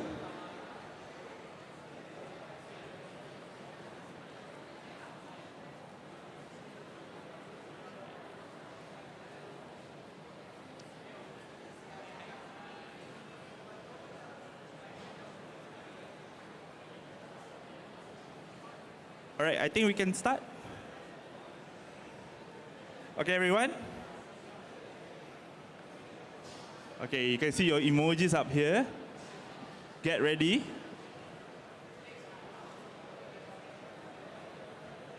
"43 players ready." So where are the other 7?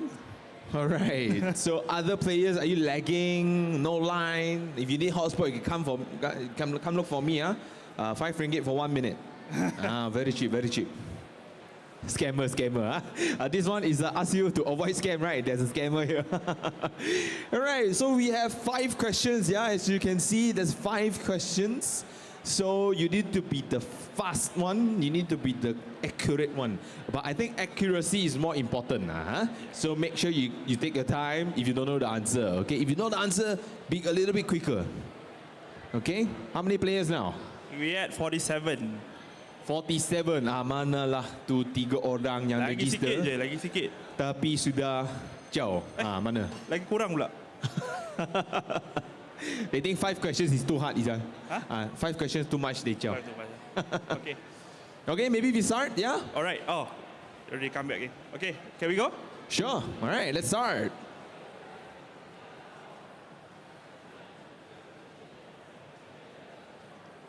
Okay, Ahmad wants to invest 500 ringgit monthly. Which approach is he using?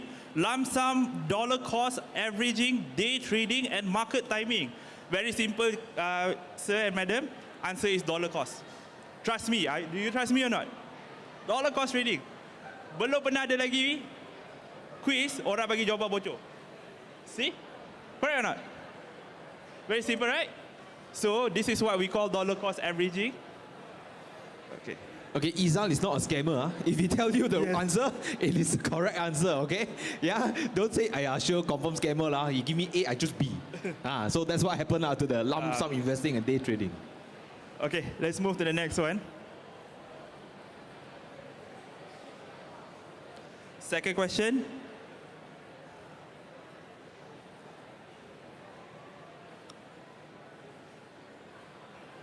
What is PRS? I'm sure if you guys have come in here for 3 days, you should know what this is. Private. You know, it sounds like a loan program, lah. Is it so? It is. It does sound like a loan program, yeah? It does sound like a loan program. Okay, very simple one. In one. And the correct answer is private retirement scheme. Oh, first time masalah lah. I don't think I should give more answers lah. No, you need to give more answer. I have to give answer. You have to play around. Sometimes real answer, sometimes fake answer. Okay. Let's move to the third question. Okay, answer quickly to get more points. Okay, which portfolio is the most diversified? Look at your device, don't look at the screen. Okay, 100% in one technology stock or 100% in banking sector stocks, a mix of Malaysian stocks, bonds, REITs, and international equities, or 50%. I think you call diversified if you have mix, right? It's quite obvious, see? I feel like they choose that one because that one is the red color. I think they got mistaken. That one is the correct answer. No, that one is just color coding. It's just a color scheme, yeah. Okay. Second last question. Nearing the end, okay. Why is it important to invest for retirement? I think this is very simple. I don't have to give jawapan lah. I don't have to work lah. Don't have to work lah kan. Why is it important? It's not important. I want to see someone who chose this, the first one. Obviously because government will pay for everything lah. All right, everyone has voted. Let's see. And okay, 100% correct. 100% Nice. Okay, last one for your chance to win an Aeon voucher. Get ready. Look at your phone, guys. Don't look at the screen. No point. You have to be fast. You see an ad, turn 100 ringgit into 10,000 in 30 days guaranteed. What's wrong here? What's wrong? I don't see anything wrong. Nothing wrong, Nothing wrong lah. Damn shock. I nak oh. You nak ah? Hey, $100 only, you can get 10,000. Nothing wrong lah. 3, 2, 1. Okay. Yeah, nothing wrong. I saw someone choose nothing wrong. If you guys think it's nothing wrong, I think you should meet us up front. Okay, please, just now we had a females, please go talk to females. All right, so that's the complete 5 questions. Let's see the top 10.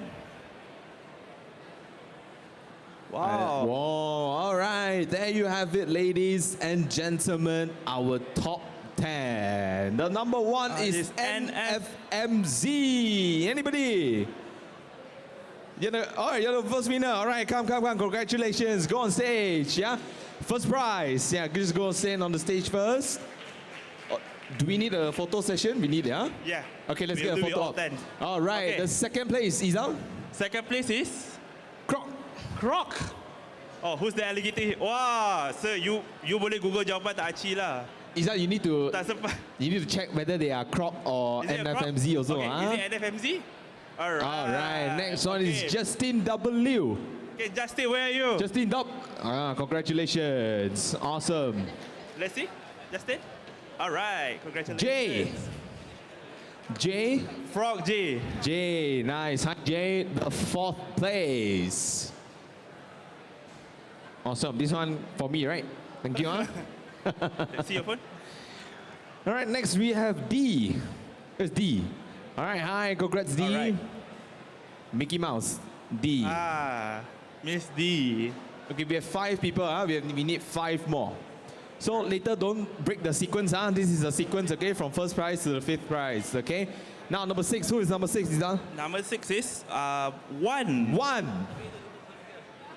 Is it our 1? No, our 1. Okay, let me see one. All right, congratulations. All right, next we have, let me pronounce this one. Okay. Yik Yue. Yik Yue.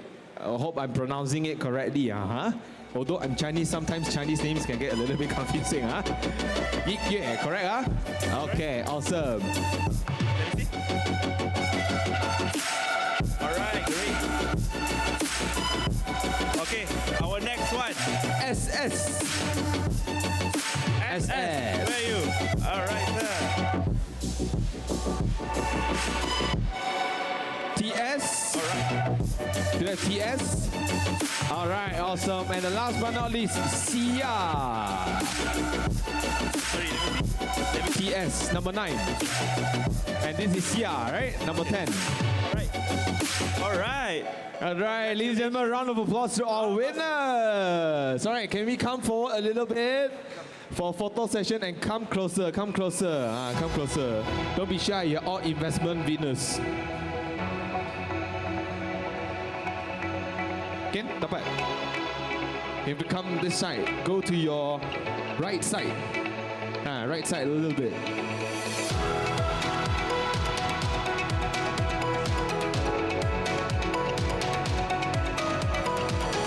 Right, everybody say hi. Keep waving. Don't stop.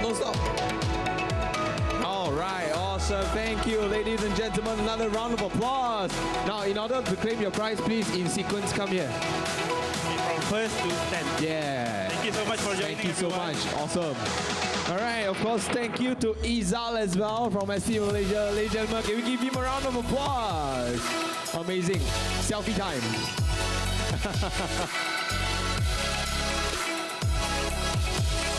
All right, congratulations to all the winners. Now we will be heading into a very short break.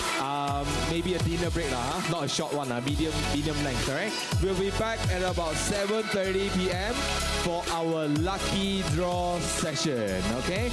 So ladies and gentlemen, just stay tuned, stick around, and we will be right back.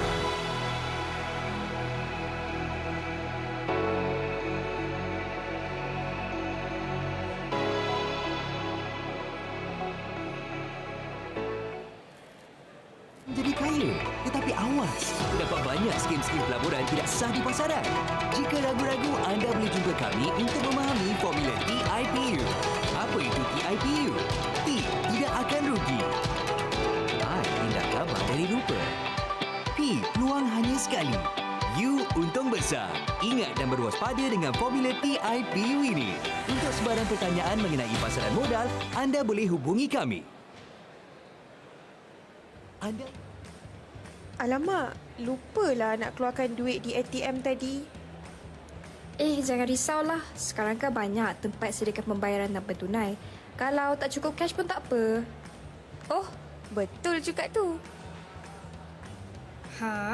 Jadi tak perlu bersusah payah ke ATM. Transaksinya juga lebih pantas dan tak perlu bersusah-susah simpan shilling dalam dompet. Ada 3 jenis pembayaran tanpa tunai yang kita lazim gunakan. Yang pertama, pembayaran melalui kod QR seperti Duit Now QR dan e-wallet. Yang kedua, penggunaan kad pembayaran seperti kad debit atau kad kredit. Dan yang ketiga, pindahan wang secara atas talian. Betul juga tu.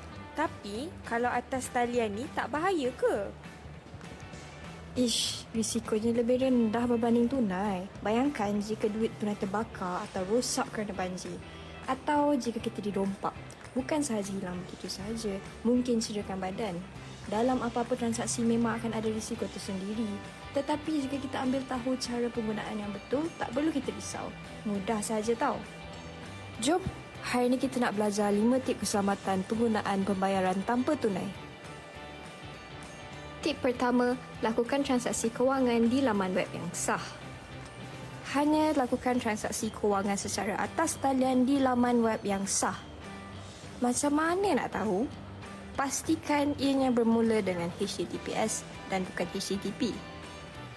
Pastikan ada gambar mangga atau padlock. Pastikan setiap perkataan di URL laman web tersebut dieja dengan betul. Tip kedua, jangan klik URL yang disertakan dalam email atau SMS yang mencurigakan.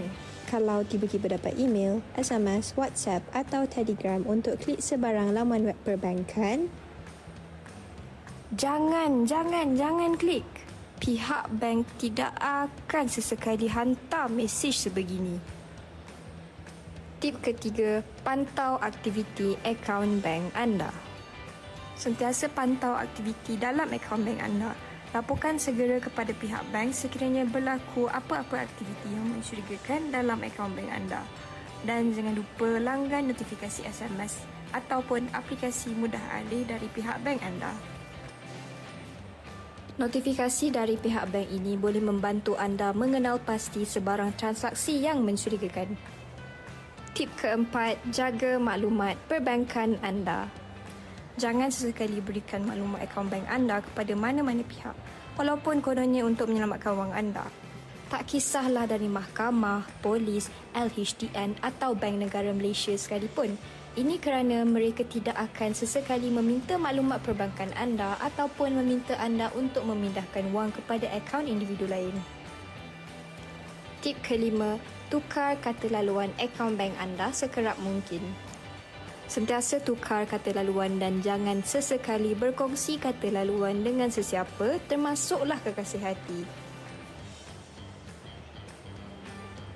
Perbankan atas talian mempunyai 3 ciri utama iaitu mudah, cepat dan selamat.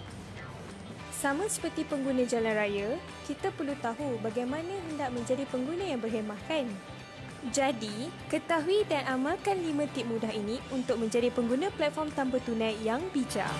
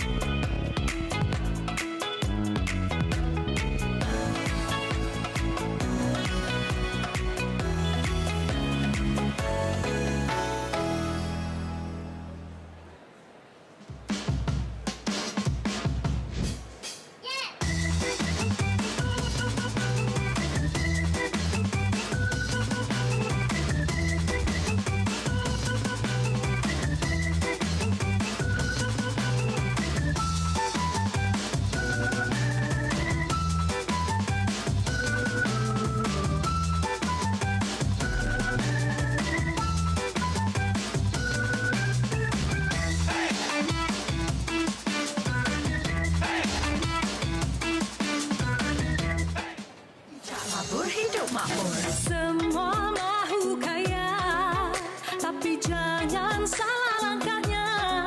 Jika terpedaya hidup sengsara, macam-macam skim yang ada mesti faham mana dilabur. Lesen IC pastikan ada, silap labur, duit lebur. Ingin tahu produk sah yang ada, laman web Investmart jawapannya. Pesanan ini dibawakan oleh Suruhanjaya Security Malaysia. Become a better investor today. Follow InvestSmart on social media.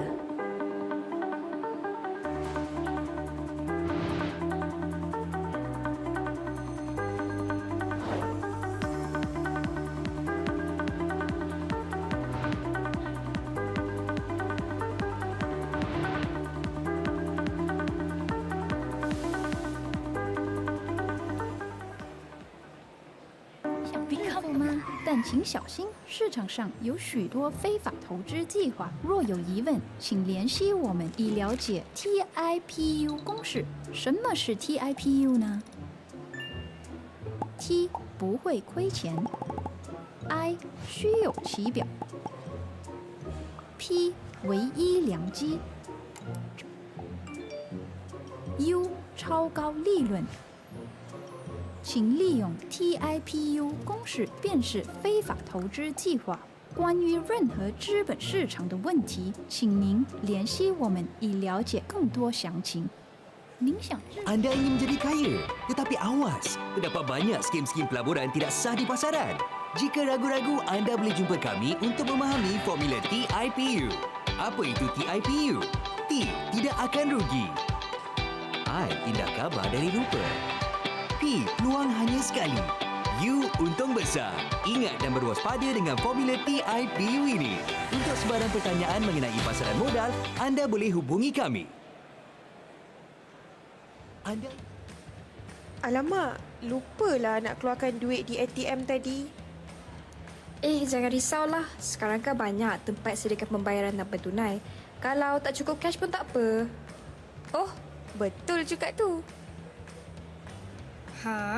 Jadi tak perlu bersusah payah ke ATM. Transaksinya juga lebih pantas dan tak perlu bersusah-susah simpan shilling dalam dompet. Ada 3 jenis pembayaran tanpa tunai yang kita lazim gunakan. Yang pertama, pembayaran melalui kod QR seperti Duit Now QR dan e-wallet. Yang kedua, penggunaan kad pembayaran seperti kad debit atau kad kredit. Dan yang ketiga, pindahan wang secara atas talian. Betul juga tu. Tapi, kalau atas talian ni tak bahaya ke? Risikonya lebih rendah berbanding tunai. Bayangkan jika duit tunai terbakar atau rosak kerana banjir. Atau jika kita dirompak, bukan sahaja hilang begitu sahaja, mungkin cederakan badan. Dalam apa-apa transaksi memang akan ada risiko tersendiri. Tetapi jika kita ambil tahu cara penggunaan yang betul, tak perlu kita risau. Mudah sahaja tau. Jom, hari ini kita nak belajar 5 tip keselamatan penggunaan pembayaran tanpa tunai. Tip pertama, lakukan transaksi kewangan di laman web yang sah. Hanya lakukan transaksi kewangan secara atas talian di laman web yang sah. Macam mana nak tahu?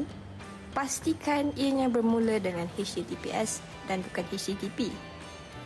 Pastikan ada gambar mangga atau padlock. Pastikan setiap perkataan di URL laman web tersebut dieja dengan betul. Tip kedua, jangan klik URL yang disertakan dalam email atau SMS yang mencurigakan. Kalau tiba-tiba dapat email, SMS, WhatsApp atau Telegram untuk klik sebarang laman web perbankan, jangan klik. Pihak bank tidak akan sesekali hantar mesej sebegini. Tip ketiga, pantau aktiviti akaun bank anda. Sentiasa pantau aktiviti dalam akaun bank anda. Laporkan segera kepada pihak bank sekiranya berlaku apa-apa aktiviti yang mencurigakan dalam akaun bank anda.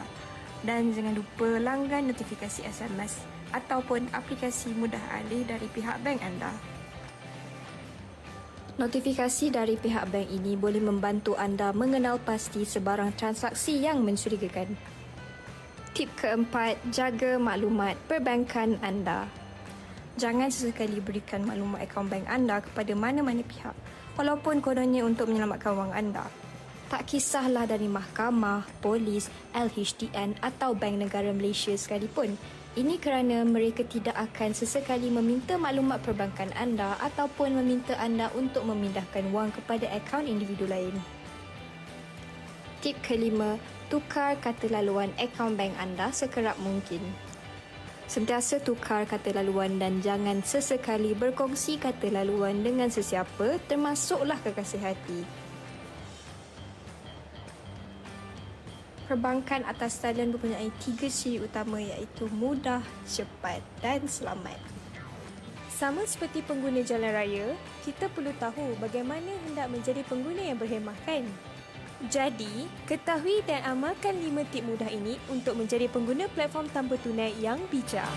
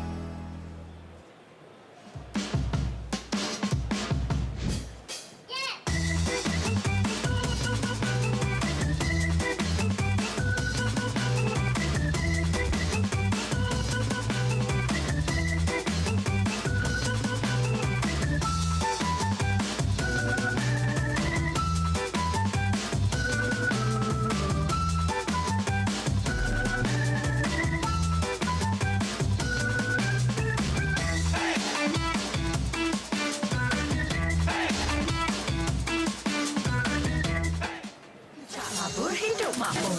Semua mahu kaya, tapi jangan salah langkahnya. Jika terpedaya, hidup sengsara.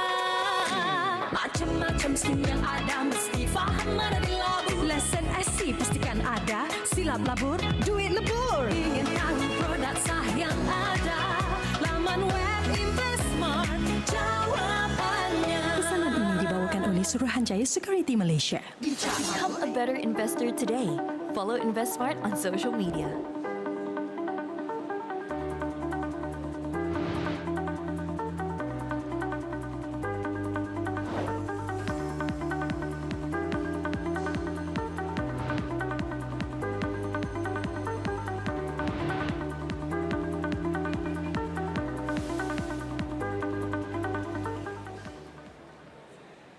Become 吗？但请小心，市场上有许多非法投资计划。若有疑问，请联系我们以了解 TIPU 公式。什么是 TIPU 呢 ？T 不会亏钱 ，I 虚有其表 ，P 唯一良机 ，U 超高利润。请利用 TIPU 公式辨识非法投资计划。关于任何资本市场的问题，请您联系我们以了解更多详情。您想知 Anda ingin menjadi kaya, tetapi awas, terdapat banyak skim-skim pelaburan tidak sah di pasaran. Jika ragu-ragu, anda boleh jumpa kami untuk memahami formula TIPU. Apa itu TIPU? T, tidak akan rugi. I, indah khabar dari rupa. P, peluang hanya sekali. U, untung besar. Ingat dan berwaspada dengan formula TIPU ini. Untuk sebarang pertanyaan mengenai pasaran modal, anda boleh hubungi kami. Alamak, lupalah nak keluarkan duit di ATM tadi. Jangan risaulah. Sekarang kan banyak tempat sediakan pembayaran tanpa tunai. Kalau tak cukup cash pun tak apa. Oh, betul juga tu. Jadi tak perlu bersusah payah ke ATM, transaksinya juga lebih pantas dan tak perlu bersusah-susah simpan shilling dalam dompet. Ada 3 jenis pembayaran tanpa tunai yang kita lazim gunakan. Yang pertama, pembayaran melalui kod QR seperti BritNow QR dan e-wallet. Yang kedua, penggunaan kad pembayaran seperti kad debit atau kad kredit. Dan yang ketiga, pindahan wang secara atas talian.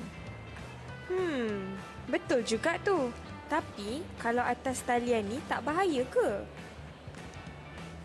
Risikonya lebih rendah berbanding tunai. Bayangkan jika duit tunai terbakar atau rosak kerana banjir.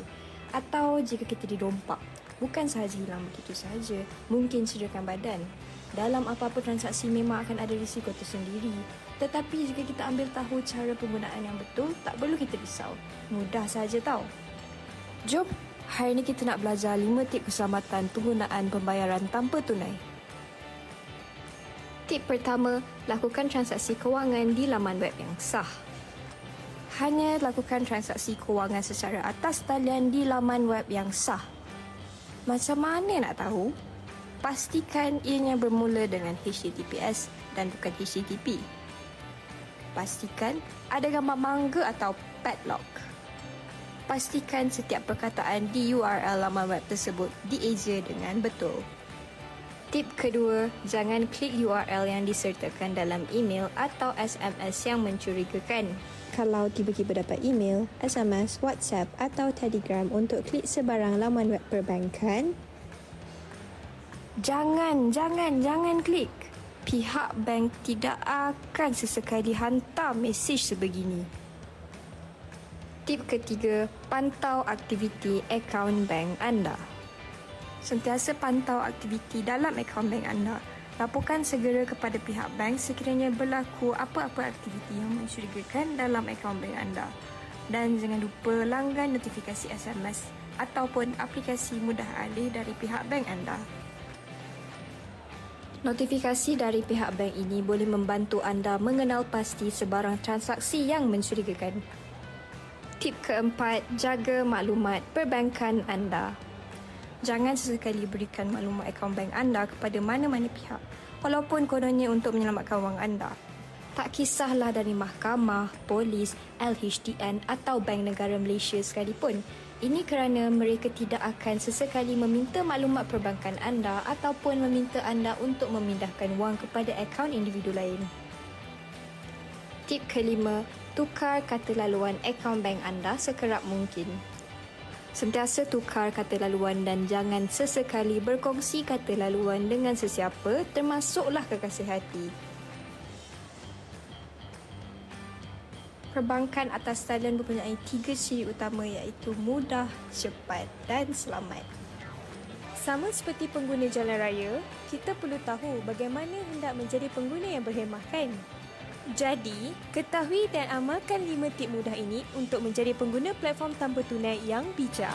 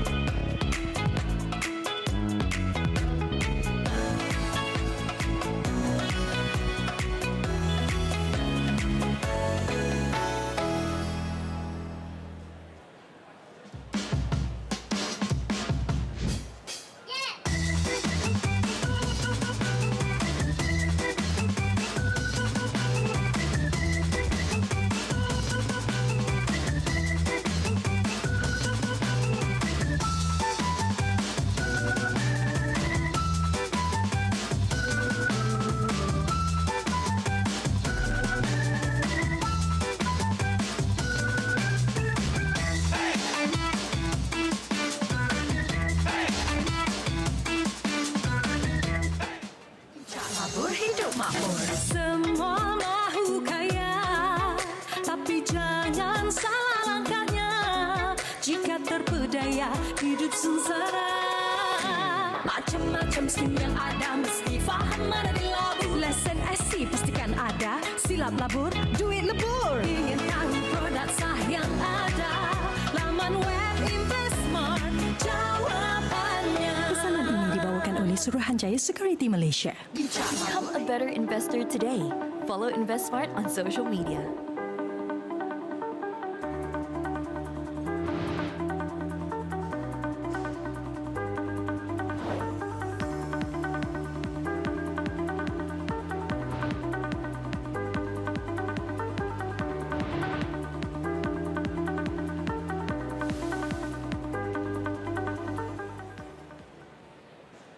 Become 吗？但请小心，市场上有许多非法投资计划。若有疑问，请联系我们以了解 TIPU 公式。什么是 TIPU 呢 ？T 不会亏钱 ，I 虚有其表 ，P 唯一良机 ，U 超高利润。请利用 TIPU 公式辨识非法投资计划。关于任何资本市场的问题，请您联系我们以了解更多详情。您想知 Anda ingin menjadi kaya, tetapi awas, terdapat banyak skim-skim pelaburan tidak sah di pasaran. Jika ragu-ragu, anda boleh jumpa kami untuk memahami formula TIPU. Apa itu TIPU? T. Tidak akan rugi. I. Indah khabar dari rupa. P. Peluang hanya sekali. U. Untung besar. Ingat dan berwaspada dengan formula TIPU ini. Untuk sebarang pertanyaan mengenai pasaran modal, anda boleh hubungi kami. Alamak, lupalah nak keluarkan duit di ATM tadi. Jangan risaulah. Sekarang kan banyak tempat sediakan pembayaran tanpa tunai. Kalau tak cukup cash pun tak apa. Oh, betul juga tu. Jadi tak perlu bersusah payah ke ATM, transaksinya juga lebih pantas dan tak perlu bersusah-susah simpan shilling dalam dompet. Ada 3 jenis pembayaran tanpa tunai yang kita lazim gunakan. Yang pertama, pembayaran melalui kod QR seperti Duit Now QR dan e-wallet. Yang kedua, penggunaan kad pembayaran seperti kad debit atau kad kredit. Dan yang ketiga, pindahan wang secara atas talian. Betul juga tu. Tapi, kalau atas talian ni tak bahaya ke? Risikonya lebih rendah berbanding tunai. Bayangkan jika duit tunai terbakar atau rosak kerana banjir. Atau jika kita dirompak. Bukan sahaja hilang begitu sahaja, mungkin cederakan badan. Dalam apa-apa transaksi memang akan ada risiko tersendiri. Tetapi jika kita ambil tahu cara penggunaan yang betul, tak perlu kita risau. Mudah saja tau. Jom, hari ini kita nak belajar 5 tip keselamatan penggunaan pembayaran tanpa tunai. Tip pertama, lakukan transaksi kewangan di laman web yang sah. Hanya lakukan transaksi kewangan secara atas talian di laman web yang sah. Macam mana nak tahu? Pastikan ianya bermula dengan HTTPS dan bukan HTTP. Pastikan ada gambar mangga atau padlock. Pastikan setiap perkataan di URL laman web tersebut dieja dengan betul. Tip kedua, jangan klik URL yang disertakan dalam email atau SMS yang mencurigakan. Kalau tiba-tiba dapat email, SMS, WhatsApp atau Telegram untuk klik sebarang laman web perbankan, Jangan klik. Pihak bank tidak akan sesekali hantar mesej sebegini. Tip ketiga, pantau aktiviti akaun bank anda. Sentiasa pantau aktiviti dalam akaun bank anda. Laporkan segera kepada pihak bank sekiranya berlaku apa-apa aktiviti yang mencurigakan dalam akaun bank anda. Dan jangan lupa langgan notifikasi SMS ataupun aplikasi mudah alih dari pihak bank anda. Notifikasi dari pihak bank ini boleh membantu anda mengenal pasti sebarang transaksi yang mencurigakan. Tip keempat, jaga maklumat perbankan anda. Jangan sesekali berikan maklumat akaun bank anda kepada mana-mana pihak, walaupun kononnya untuk menyelamatkan wang anda. Tak kisahlah dari mahkamah, polis, LHDN atau Bank Negara Malaysia sekalipun. Ini kerana mereka tidak akan sesekali meminta maklumat perbankan anda ataupun meminta anda untuk memindahkan wang kepada akaun individu lain. Tip kelima, tukar kata laluan akaun bank anda sekerap mungkin. Sentiasa tukar kata laluan dan jangan sesekali berkongsi kata laluan dengan sesiapa, termasuklah kekasih hati. Perbankan atas talian mempunyai 3 ciri utama iaitu mudah, cepat dan selamat.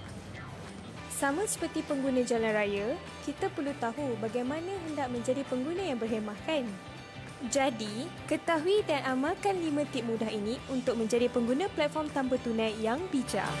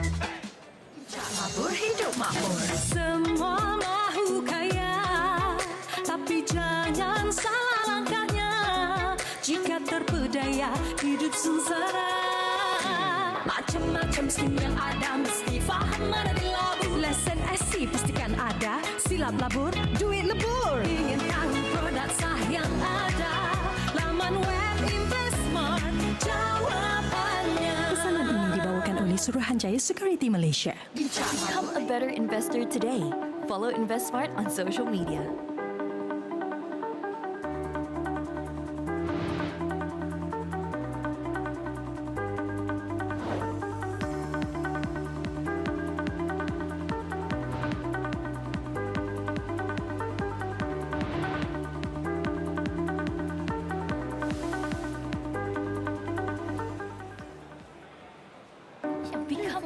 但请小心，市场上有许多非法投资计划。若有疑问，请联系我们以了解 TIPU 公式。什么是 TIPU 呢 ？T 不会亏钱 ，I 虚有其表 ，P 唯一良机 ，U 超高利润。请利用 TIPU 公式辨识非法投资计划。关于任何资本市场的问题，请您联系我们以了解更多详情。您想Anda ingin menjadi kaya, tetapi awas, terdapat banyak skim-skim pelaburan tidak sah di pasaran. Jika ragu-ragu, anda boleh jumpa kami untuk memahami formula TIPU. Apa itu TIPU? T. Tidak akan rugi. I. Indah khabar dari rupa. P. Peluang hanya sekali. U. Untung besar. Ingat dan berwaspada dengan formula TIPU ini. Untuk sebarang pertanyaan mengenai pasaran modal, anda boleh hubungi kami. Alamak, lupalah nak keluarkan duit di ATM tadi. Jangan risaulah. Sekarang kan banyak tempat sediakan pembayaran tanpa tunai. Kalau tak cukup cash pun tak apa. Oh, betul juga tu. Jadi tak perlu bersusah payah ke ATM, transaksinya juga lebih pantas dan tak perlu bersusah-susah simpan shilling dalam dompet. Ada 3 jenis pembayaran tanpa tunai yang kita lazim lakukan. Yang pertama, pembayaran melalui kod QR seperti Duit Now QR dan e-wallet. Yang kedua, penggunaan kad pembayaran seperti kad debit atau kad kredit. Dan yang ketiga, pindahan wang secara atas talian. Betul juga tu. Tapi, kalau atas talian ni tak bahaya ke? Risikonya lebih rendah berbanding tunai. Bayangkan jika duit tunai terbakar atau rosak kerana banjir. Atau jika kita dirompak. Bukan sahaja hilang begitu sahaja, mungkin cederakan badan. Dalam apa-apa transaksi memang akan ada risiko tersendiri. Tetapi jika kita ambil tahu cara penggunaan yang betul, tak perlu kita risau. Mudah sahaja tau. Jom, hari ini kita nak belajar 5 tip keselamatan penggunaan pembayaran tanpa tunai. Tip pertama, lakukan transaksi kewangan di laman web yang sah. Hanya lakukan transaksi kewangan secara atas talian di laman web yang sah. Macam mana nak tahu? Pastikan ianya bermula dengan HTTPS dan bukan HTTP. Pastikan ada gambar mangga atau padlock. Pastikan setiap perkataan di URL laman web tersebut dieja dengan betul. Tip kedua, jangan klik URL yang disertakan dalam email atau SMS yang mencurigakan. Kalau tiba-tiba dapat email, SMS, WhatsApp atau Telegram untuk klik sebarang laman web perbankan, jangan klik. Pihak bank tidak akan sesekali hantar mesej sebegini. Tip ketiga, pantau aktiviti akaun bank anda. Sentiasa pantau aktiviti dalam akaun bank anda. Laporkan segera kepada pihak bank sekiranya berlaku apa-apa aktiviti yang mencurigakan dalam akaun bank anda. Dan jangan lupa langgan notifikasi SMS ataupun aplikasi mudah alih dari pihak bank anda. Notifikasi dari pihak bank ini boleh membantu anda mengenal pasti sebarang transaksi yang mencurigakan. Tip keempat, jaga maklumat perbankan anda. Jangan sesekali berikan maklumat akaun bank anda kepada mana-mana pihak, walaupun kononnya untuk menyelamatkan wang anda. Tak kisahlah dari mahkamah, polis, LHDN atau Bank Negara Malaysia sekalipun. Ini kerana mereka tidak akan sesekali meminta maklumat perbankan anda ataupun meminta anda untuk memindahkan wang kepada akaun individu lain. Tip kelima, tukar kata laluan akaun bank anda sekerap mungkin. Sentiasa tukar kata laluan dan jangan sesekali berkongsi kata laluan dengan sesiapa, termasuklah kekasih hati. Perbankan atas talian mempunyai 3 ciri utama iaitu mudah, cepat dan selamat. Sama seperti pengguna jalan raya, kita perlu tahu bagaimana hendak menjadi pengguna yang berhemah kan? Jadi, ketahui dan amalkan 5 tip mudah ini untuk menjadi pengguna platform tanpa tunai yang bijak.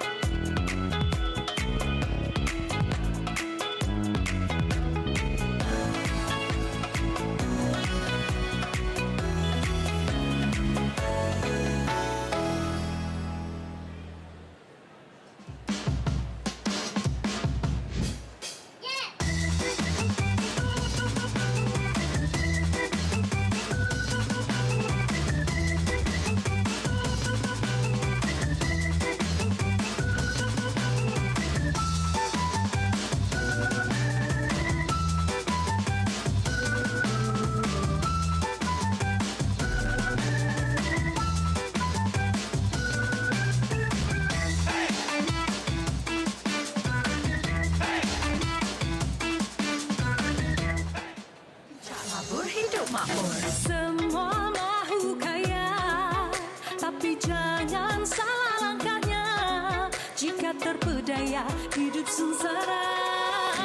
Macam-macam skim yang ada, mesti faham mana dilabur. Lesen IC pastikan ada, silap labur, duit lebur. Ingin tahu produk sah yang ada, laman web Investmart jawapannya. Pesanan ini dibawakan oleh Suruhanjaya Security Malaysia. Become a better investor today. Follow InvestSmart on social media.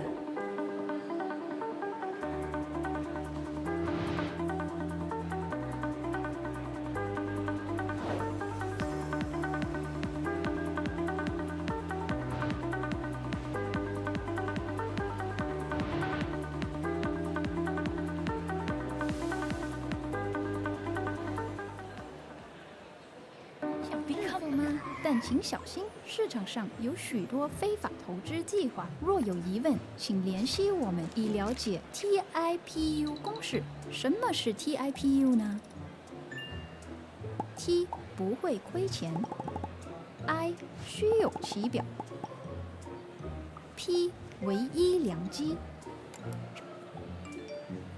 ，U 超高利润。请利用 TIPU 公式辨识非法投资计划。关于任何资本市场的问题，请您联系我们以了解更多详情。您想 Anda ingin menjadi kaya, tetapi awas, terdapat banyak skim-skim pelaburan tidak sah di pasaran. Jika ragu-ragu, anda boleh jumpa kami untuk memahami formula TIPU. Apa itu TIPU? T, tidak akan rugi. I, indah khabar dari rupa. P, peluang hanya sekali. U, untung besar. Ingat dan berwaspada dengan formula TIPU ini. Untuk sebarang pertanyaan mengenai pasaran modal, anda boleh hubungi kami. Alamak, lupalah nak keluarkan duit di ATM tadi. Jangan risaulah. Sekarang kan banyak tempat sediakan pembayaran tanpa tunai. Kalau tak cukup cash pun tak apa. Oh, betul juga tu. Jadi tak perlu bersusah payah ke ATM, transaksinya juga lebih pantas dan tak perlu bersusah-susah simpan shilling dalam dompet. Ada 3 jenis pembayaran tanpa tunai yang kita lazim gunakan. Yang pertama, pembayaran melalui kod QR seperti Duit Now QR dan e-wallet. Yang kedua, penggunaan kad pembayaran seperti kad debit atau kad kredit. Dan yang ketiga, pindahan wang secara atas talian. Betul juga tu. Tapi, kalau atas talian ni tak bahaya ke? Risikonya lebih rendah berbanding tunai. Bayangkan jika duit tunai terbakar atau rosak kerana banjir. Atau jika kita dirompak. Bukan sahaja hilang begitu sahaja, mungkin cederakan badan. Dalam apa-apa transaksi memang akan ada risiko tersendiri. Tetapi jika kita ambil tahu cara penggunaan yang betul, tak perlu kita risau. Mudah sahaja tau. Jom, hari ini kita nak belajar 5 tip keselamatan penggunaan pembayaran tanpa tunai. Tip pertama, lakukan transaksi kewangan di laman web yang sah. Hanya lakukan transaksi kewangan secara atas talian di laman web yang sah. Macam mana nak tahu? Pastikan ianya bermula dengan HTTPS dan bukan HTTP. Pastikan ada gambar mangga atau padlock. Pastikan setiap perkataan di URL laman web tersebut dieja dengan betul. Tip kedua, jangan klik URL yang disertakan dalam email atau SMS yang mencurigakan. Kalau tiba-tiba dapat email, SMS, WhatsApp atau Telegram untuk klik sebarang laman web perbankan, jangan klik. Pihak bank tidak akan sesekali hantar mesej sebegini. Tip ketiga, pantau aktiviti akaun bank anda. Sentiasa pantau aktiviti dalam akaun bank anda. Laporkan segera kepada pihak bank sekiranya berlaku apa-apa aktiviti yang mencurigakan dalam akaun bank anda. Dan jangan lupa langgan notifikasi SMS ataupun aplikasi mudah alih dari pihak bank anda. Notifikasi dari pihak bank ini boleh membantu anda mengenal pasti sebarang transaksi yang mencurigakan. Tip keempat, jaga maklumat perbankan anda. Jangan sesekali berikan maklumat akaun bank anda kepada mana-mana pihak, walaupun kononnya untuk menyelamatkan wang anda. Tak kisahlah dari mahkamah, polis, LHDN atau Bank Negara Malaysia sekalipun. Ini kerana mereka tidak akan sesekali meminta maklumat perbankan anda ataupun meminta anda untuk memindahkan wang kepada akaun individu lain. Tip kelima, tukar kata laluan akaun bank anda sekerap mungkin. Sentiasa tukar kata laluan dan jangan sesekali berkongsi kata laluan dengan sesiapa, termasuklah kekasih hati. Perbankan atas talian mempunyai 3 ciri utama iaitu mudah, cepat dan selamat. Sama seperti pengguna jalan raya, kita perlu tahu bagaimana hendak menjadi pengguna yang berhemah kan? Jadi, ketahui dan amalkan 5 tip mudah ini untuk menjadi pengguna platform tanpa tunai yang bijak.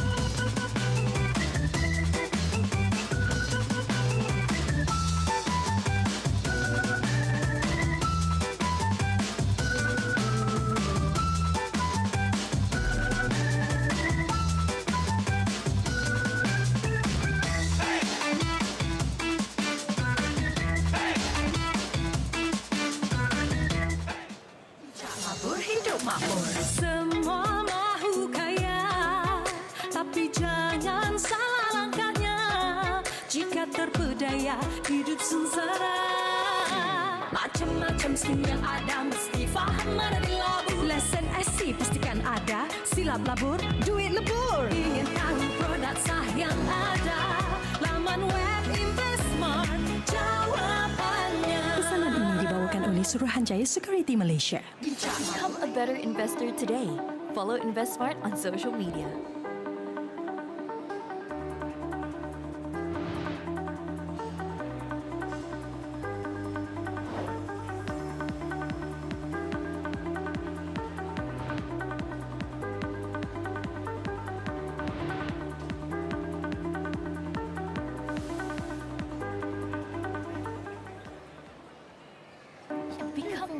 但请小心，市场上有许多非法投资计划。若有疑问，请联系我们以了解 TIPU 公式。什么是 TIPU 呢？ T 不会亏钱 ，I 虚有其表 ，P 唯一良机 ，U 超高利润。请利用 TIPU 公式辨识非法投资计划。关于任何资本市场的问题，请您联系我们以了解更多详情。您想知 Anda ingin menjadi kaya, tetapi awas, terdapat banyak skim-skim pelaburan tidak sah di pasaran. Jika ragu-ragu, anda boleh jumpa kami untuk memahami formula TIPU. Apa itu TIPU? T. Tidak akan rugi.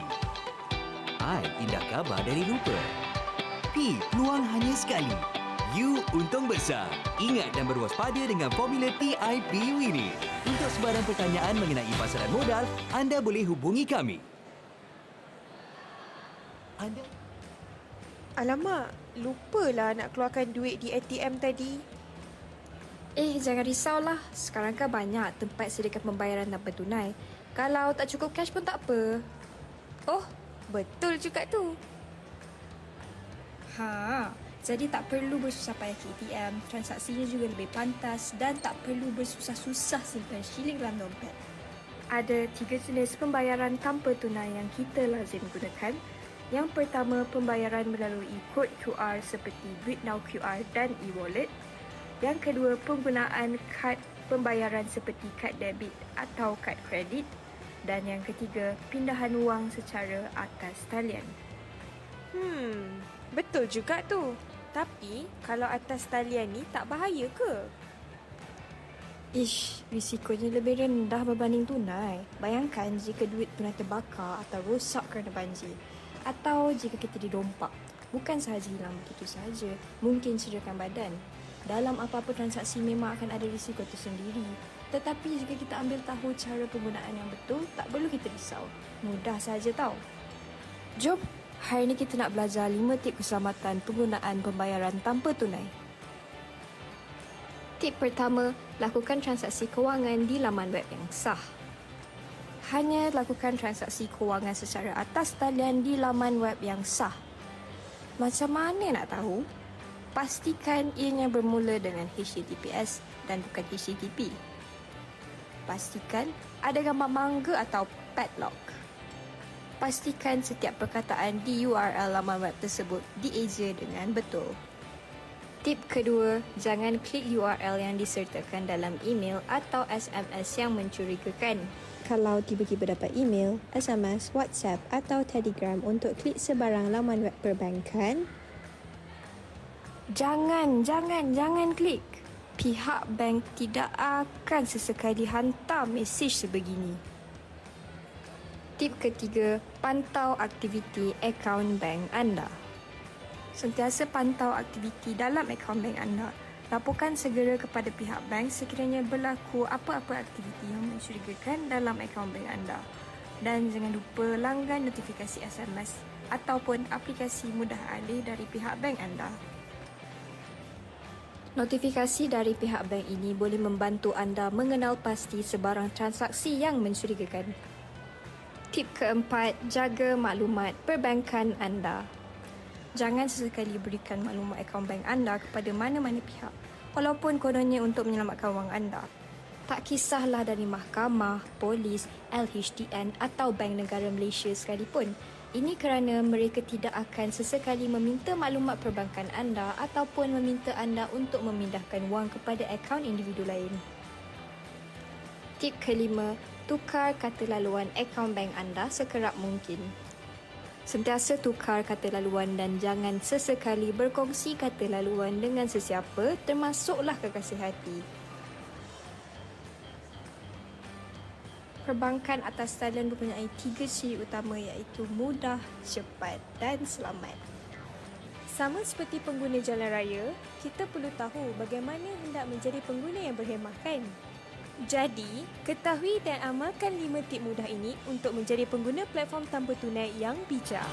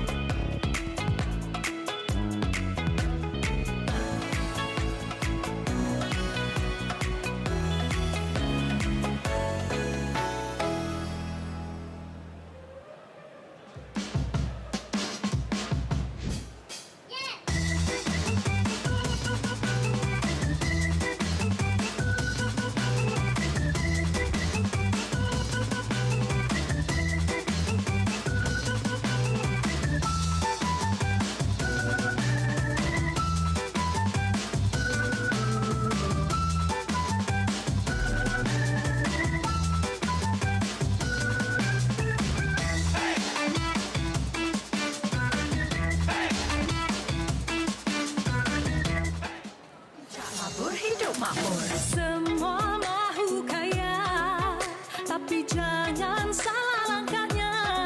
Jika terpedaya, hidup sengsara. Macam-macam skim yang ada, mesti faham mana dilabur. Lesen SC pastikan ada, silap labur, duit lebur. Ingin tahu produk sah yang ada, laman web Investmart jawapannya. Pesanan ini dibawakan oleh Suruhanjaya Security Malaysia. Become a better investor today. Follow InvestSmart on social media.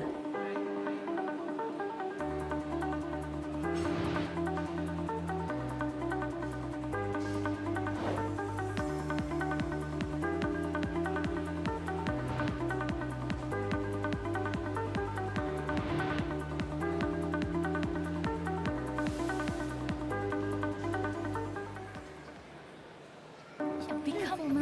但请小心，市场上有许多非法投资计划。若有疑问，请联系我们以了解 TIPU 公式。什么是 TIPU 呢 ？T 不会亏钱 ，I 虚有其表 ，P 唯一良机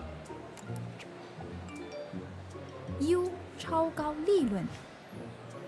请利用 TIPU 公式辨识非法投资计划。关于任何资本市场的问题，请您联系我们以了解更多详情。您想知 Anda ingin menjadi kaya, tetapi awas, terdapat banyak skim-skim pelaburan tidak sah di pasaran. Jika ragu-ragu, anda boleh jumpa kami untuk memahami formula TIPU. Apa itu TIPU? T, tidak akan rugi. I, indah khabar dari rupa. P, peluang hanya sekali.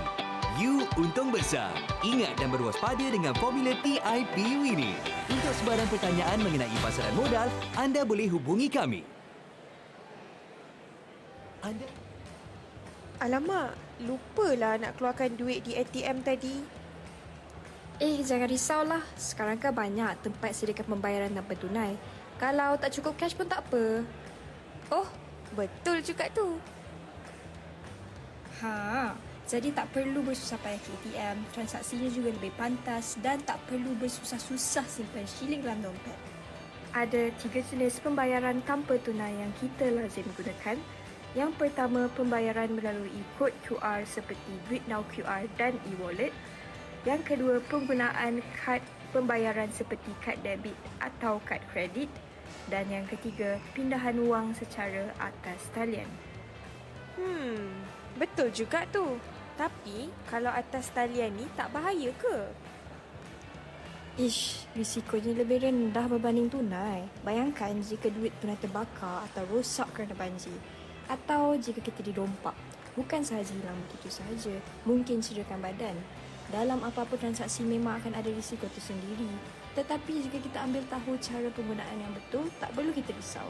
Mudah sahaja tau. Jom! Hari ini kita nak belajar 5 tip keselamatan penggunaan pembayaran tanpa tunai. Tip pertama, lakukan transaksi kewangan di laman web yang sah. Hanya lakukan transaksi kewangan secara atas talian di laman web yang sah. Macam mana nak tahu? Pastikan ianya bermula dengan HTTPS dan bukan HTTP. Pastikan ada gambar mangga atau padlock. Pastikan setiap perkataan di URL laman web tersebut dieja dengan betul. Tip kedua, jangan klik URL yang disertakan dalam email atau SMS yang mencurigakan. Kalau tiba-tiba dapat email, SMS, WhatsApp atau Telegram untuk klik sebarang laman web perbankan, jangan klik. Pihak bank tidak akan sesekali hantar mesej sebegini. Tip ketiga, pantau aktiviti akaun bank anda. Sentiasa pantau aktiviti dalam akaun bank anda. Laporkan segera kepada pihak bank sekiranya berlaku apa-apa aktiviti yang mencurigakan dalam akaun bank anda. Dan jangan lupa langgan notifikasi SMS ataupun aplikasi mudah alih dari pihak bank anda. Notifikasi dari pihak bank ini boleh membantu anda mengenal pasti sebarang transaksi yang mencurigakan. Tip keempat, jaga maklumat perbankan anda. Jangan sesekali berikan maklumat akaun bank anda kepada mana-mana pihak, walaupun kononnya untuk menyelamatkan wang anda. Tak kisahlah dari mahkamah, polis, LHDN atau Bank Negara Malaysia sekalipun. Ini kerana mereka tidak akan sesekali meminta maklumat perbankan anda ataupun meminta anda untuk memindahkan wang kepada akaun individu lain. Tip kelima, tukar kata laluan akaun bank anda sekerap mungkin. Sentiasa tukar kata laluan dan jangan sesekali berkongsi kata laluan dengan sesiapa, termasuklah kekasih hati. Perbankan atas talian mempunyai 3 ciri utama iaitu mudah, cepat dan selamat. Sama seperti pengguna jalan raya, kita perlu tahu bagaimana hendak menjadi pengguna yang berhemah kan? Jadi, ketahui dan amalkan 5 tip mudah ini untuk menjadi pengguna platform tanpa tunai yang bijak.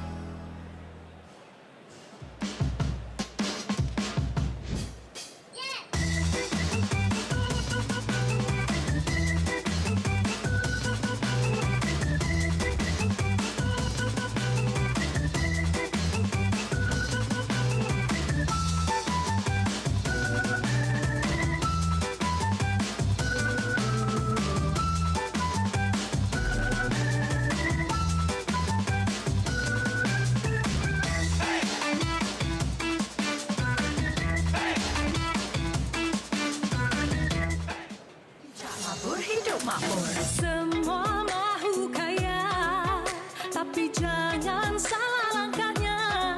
Jika terpedaya hidup sengsara, macam-macam skim yang ada mesti faham mana dilabur. Lesen IC pastikan ada, silap labur, duit lebur. Ingin tahu produk sah yang ada, laman web Investmart jawapannya. Pesanan ini dibawakan oleh Suruhanjaya Security Malaysia. Become a better investor today.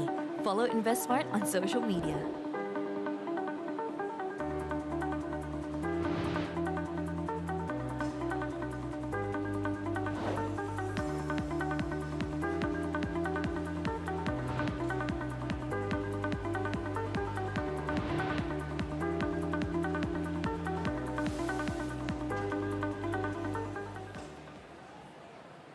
Become 但请小心，市场上有许多非法投资计划。若有疑问，请联系我们以了解 TIPU 公式。什么是 TIPU 呢 ？T 不会亏钱 ，I 虚有其表 ，P 唯一良机 ，U 超高利润。请利用 TIPU 公式辨识非法投资计划。关于任何资本市场的问题，请您联系我们以了解更多详情。您想知 Anda ingin menjadi kaya, tetapi awas, terdapat banyak skim-skim pelaburan tidak sah di pasaran.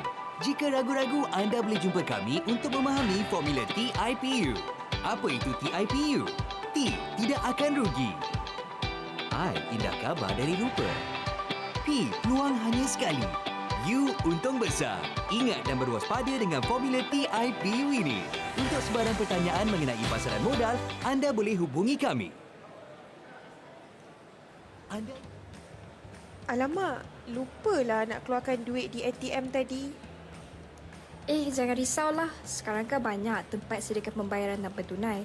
Kalau tak cukup cash pun tak apa. Oh, betul juga tu. Jadi tak perlu bersusah payah ke ATM, transaksinya juga lebih pantas dan tak perlu bersusah-susah simpan shilling dalam dompet. Ada 3 jenis pembayaran tanpa tunai yang kita lazim gunakan. Yang pertama, pembayaran melalui kod QR seperti Duit Now QR dan e-wallet. Yang kedua, penggunaan kad pembayaran seperti kad debit atau kad kredit. Dan yang ketiga, pindahan wang secara atas talian. Betul juga tu. Tapi, kalau atas talian ni tak bahaya ke? Ish, risikonya lebih rendah berbanding tunai. Bayangkan jika duit tunai terbakar atau rosak kerana banjir. Atau jika kita dirompak. Bukan sahaja hilang begitu sahaja, mungkin cederakan badan. Dalam apa-apa transaksi memang akan ada risiko tersendiri. Tetapi jika kita ambil tahu cara penggunaan yang betul, tak perlu kita risau. Mudah sahaja tau.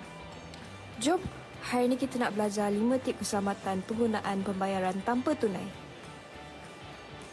Tip pertama, lakukan transaksi kewangan di laman web yang sah. Hanya lakukan transaksi kewangan secara atas talian di laman web yang sah. Macam mana nak tahu? Pastikan ianya bermula dengan HTTPS dan bukan HTTP. Pastikan ada gambar mangga atau padlock. Pastikan setiap perkataan di URL laman web tersebut dieja dengan betul. Tip kedua, jangan klik URL yang disertakan dalam email atau SMS yang mencurigakan. Kalau tiba-tiba dapat email, SMS, WhatsApp atau Telegram untuk klik sebarang laman web perbankan, jangan klik. Pihak bank tidak akan sesekali hantar mesej sebegini. Tip ketiga, pantau aktiviti akaun bank anda. Sentiasa pantau aktiviti dalam akaun bank anda. Laporkan segera kepada pihak bank sekiranya berlaku apa-apa aktiviti yang mencurigakan dalam akaun bank anda. Dan jangan lupa langgan notifikasi SMS ataupun aplikasi mudah alih dari pihak bank anda.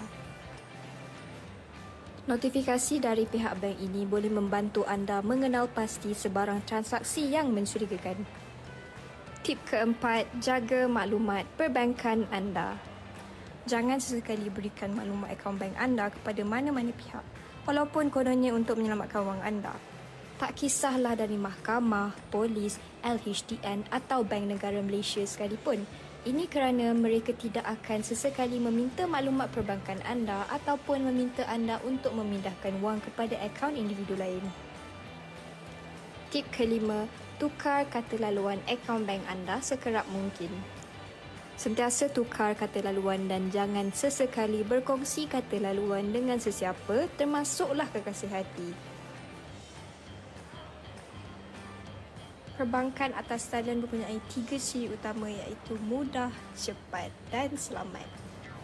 Sama seperti pengguna jalan raya, kita perlu tahu bagaimana hendak menjadi pengguna yang berhemah kan? Jadi, ketahui dan amalkan 5 tip mudah ini untuk menjadi pengguna platform tanpa tunai yang bijak.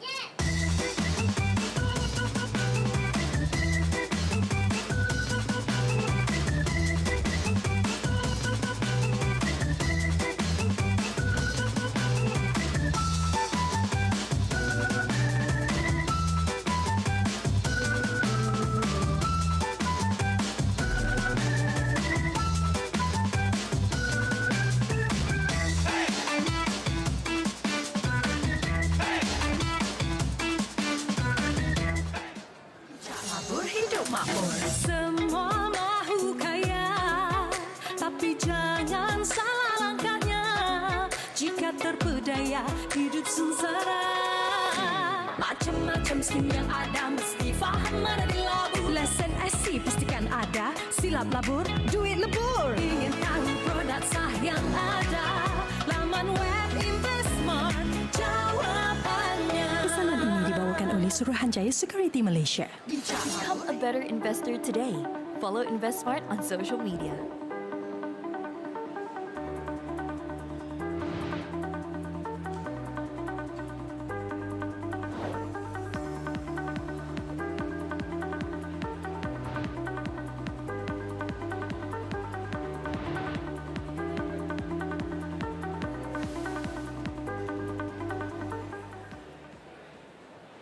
beautiful 吗？但请小心，市场上有许多非法投资计划。若有疑问，请联系我们以了解 TIPU 公式。什么是 TIPU 呢？T 不会亏钱 ，I 虚有其表 ，P 唯一良机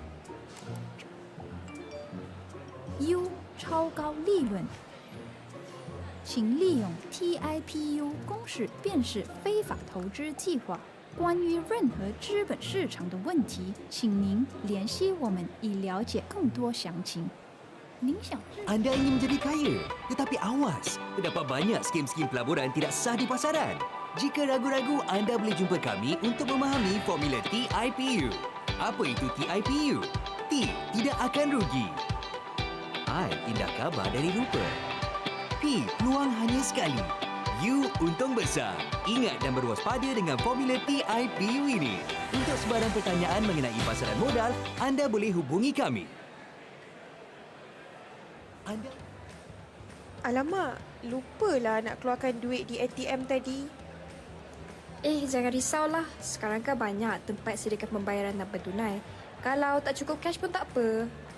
Oh, betul juga tu. Jadi tak perlu bersusah payah ke ATM, transaksinya juga lebih pantas dan tak perlu bersusah-susah simpan shilling dalam dompet. Ada 3 jenis pembayaran tanpa tunai yang kita lazim gunakan. Yang pertama, pembayaran melalui kod QR seperti Duit Now QR dan e-wallet. Yang kedua, penggunaan kad pembayaran seperti kad debit atau kad kredit. Dan yang ketiga, pindahan wang secara atas talian. Betul juga tu. Tapi, kalau atas talian ni tak bahaya ke? Risikonya lebih rendah berbanding tunai. Bayangkan jika duit tunai terbakar atau rosak kerana banjir. Atau jika kita dirompak. Bukan sahaja hilang begitu sahaja, mungkin cederakan badan. Dalam apa-apa transaksi memang akan ada risiko tersendiri. Tetapi jika kita ambil tahu cara penggunaan yang betul, tak perlu kita risau. Mudah sahaja tau.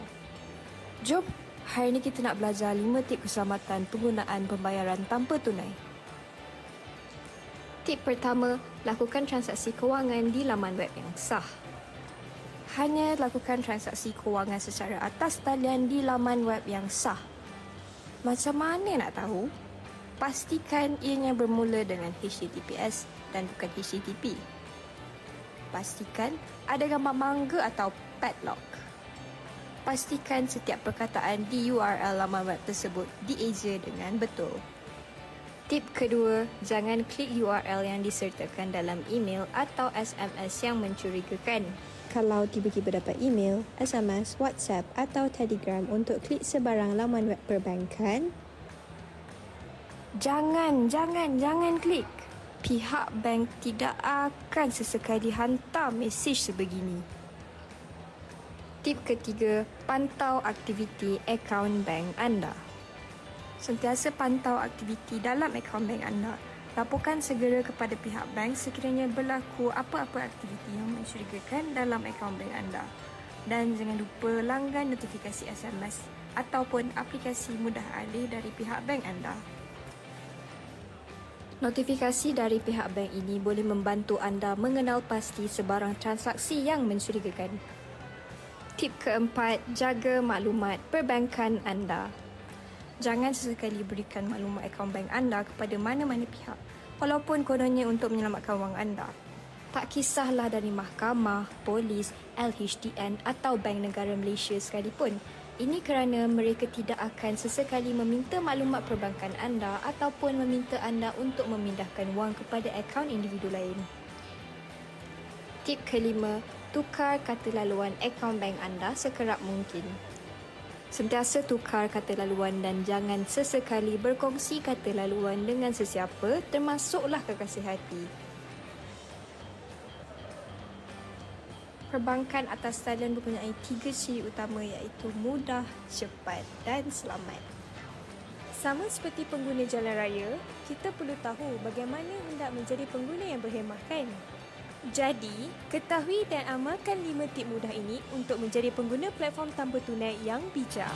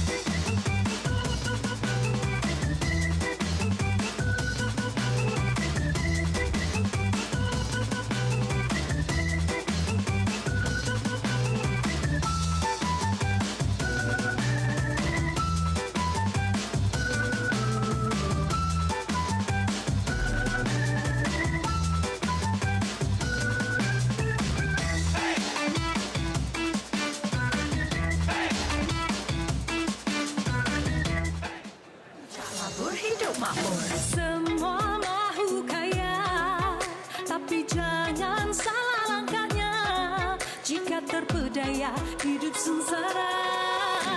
Macam-macam skim yang ada mesti faham mana dilabur. Lesen SC pastikan ada, silap labur, duit lebur. Ingin tahu produk sah yang ada, laman web Investmart jawapannya. Pesanan ini dibawakan oleh Suruhanjaya Security Malaysia. Become a better investor today.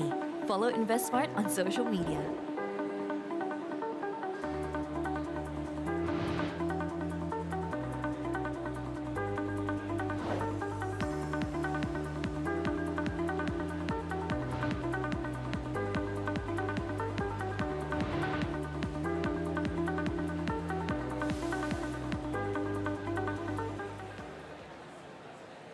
Become 吗？但请小心，市场上有许多非法投资计划。若有疑问，请联系我们以了解 TIPU 公式。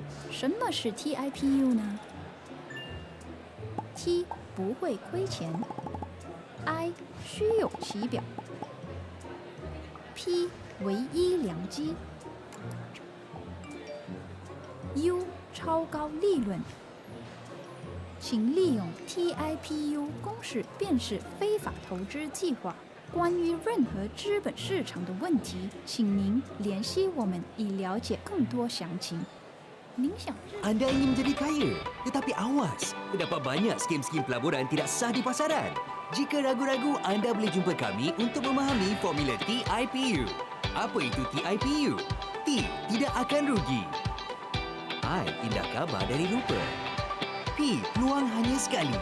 U, untung besar. Ingat dan berwaspada dengan formula TIPU ini. Untuk sebarang pertanyaan mengenai pasaran modal, anda boleh hubungi kami. Alamak, lupalah nak keluarkan duit di ATM tadi.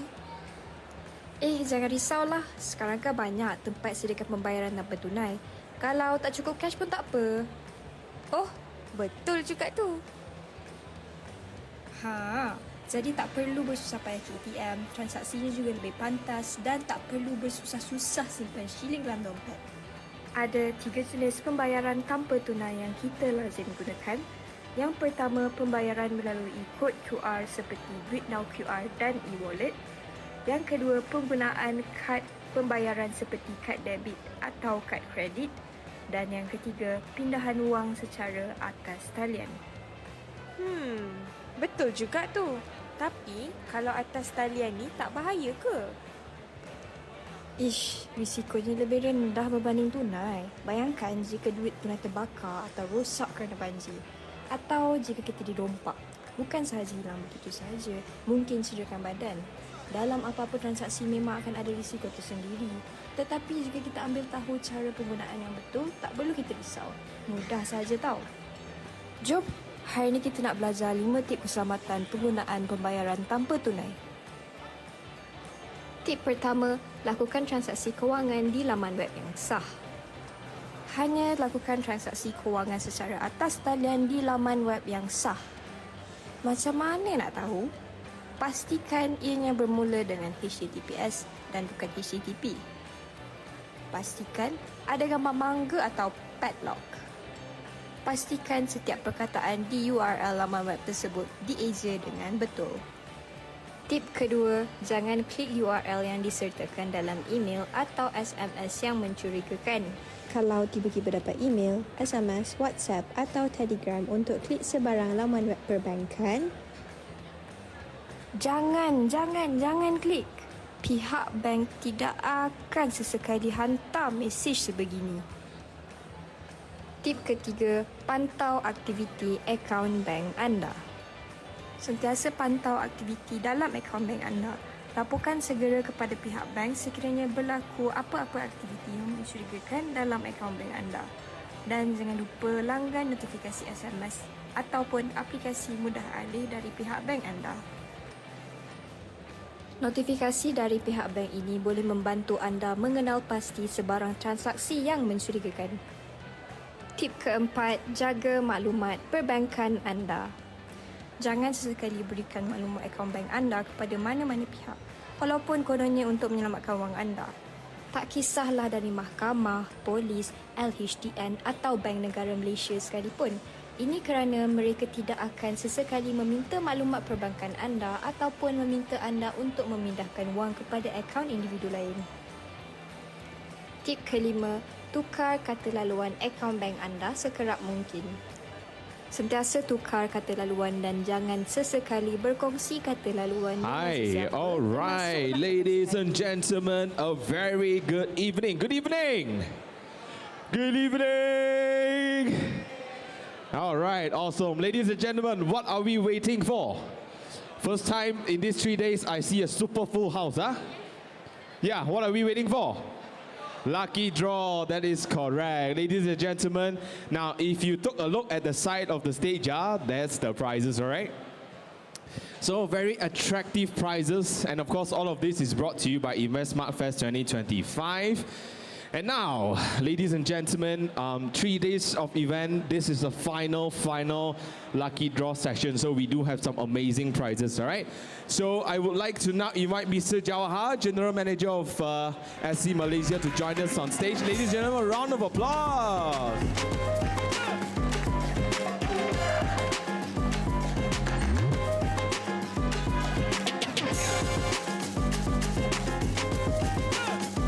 All right, can we have the lucky draw box? And let's see the fifth prize that we are giving out today. What is it? It is a Tefal So Matcha Stew Pot, okay? So what's going to happen is I'm going to call out the number and you have to show me your stub, yeah? The small ticket that you have with you, yeah? If you don't have it, I'm not going to give it to you, okay? Fair? All right, so the first number is 0, 6, 8, 2. Our first lucky winner. Do we have it? No, I heard some shouting now, huh? Is it? All right, ladies and gentlemen, a round of applause.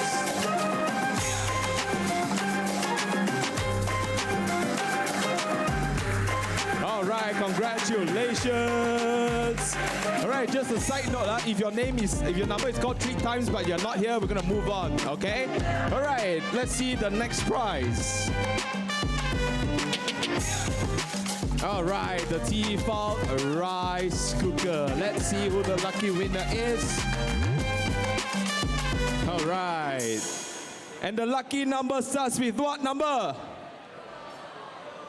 Anybody start with number 1? Yes, but not number 1. The first number is 0. 0, 6, 2, 3. 0623 0623. I heard a lot of woo woo woo. Either you win or there's something else in the room. Are you sure it's you, sir? All right, correct. Ladies and gentlemen, round of applause.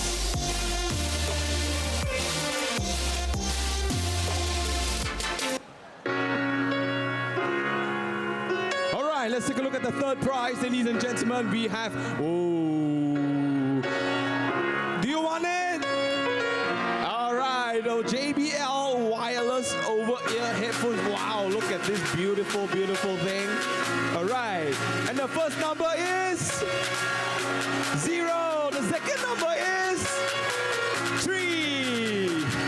0348. Do we have a winner? 0348. Oh, don't have a. Oh, a lot of people showing me this already. Oh, 0348. Lim Choi Yin. 0348 calling once. Calling twice. Calling 3 times. Okay, let's draw again, Mr. Zhao, huh? All right, very happy, huh? No winner, very happy also, huh? Means still got chance.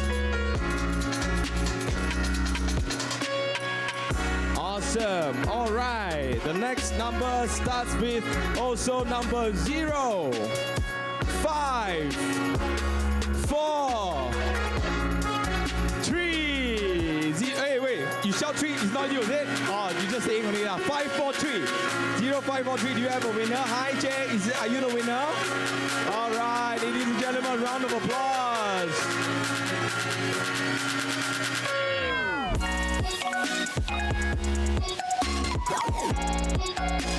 Awesome, ladies and gentlemen, round of applause.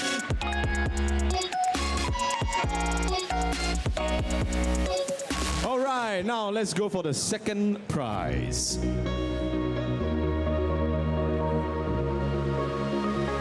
Ooh, all right, the Philips iron system. It comes with an ironing board, all right? Come, let's showcase. Now, one set, so if you win, count with 2 persons, okay? One person cannot carry this. All right, the first number is 0, 4, 6, 0, 4, 6, 0. Do we have a winner? All right.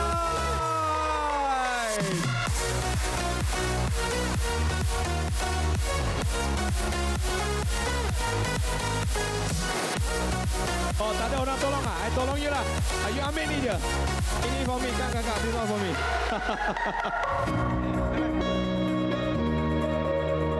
All right, yeah, that's correct. Congratulations. Now this is the winner of the the Philips Iron System. All right. You want to take a picture? No? All right, let's take a picture.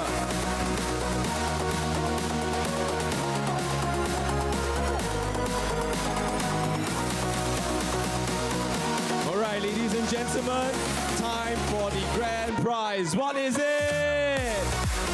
Nintendo Switch 2! Okay, thank you. The winner is me. I balik dulu. All right, just kidding lah, huh? All right, this thing is very expensive. Can you hold it for me, please? You hold it, huh? All right. Oh, okay. And I want you to shout what number you want. First number, 0, shout. If you want number 1, shout. Number 1 is louder, huh? But the number is 0.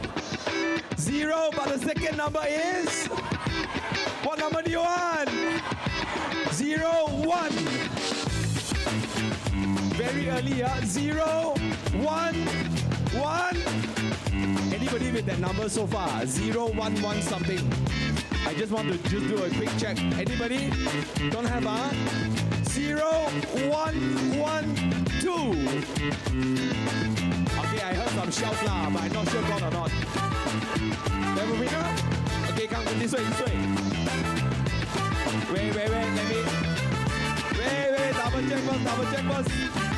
1, 2, that is correct. Congratulations! Walking away with a Nintendo Switch 2.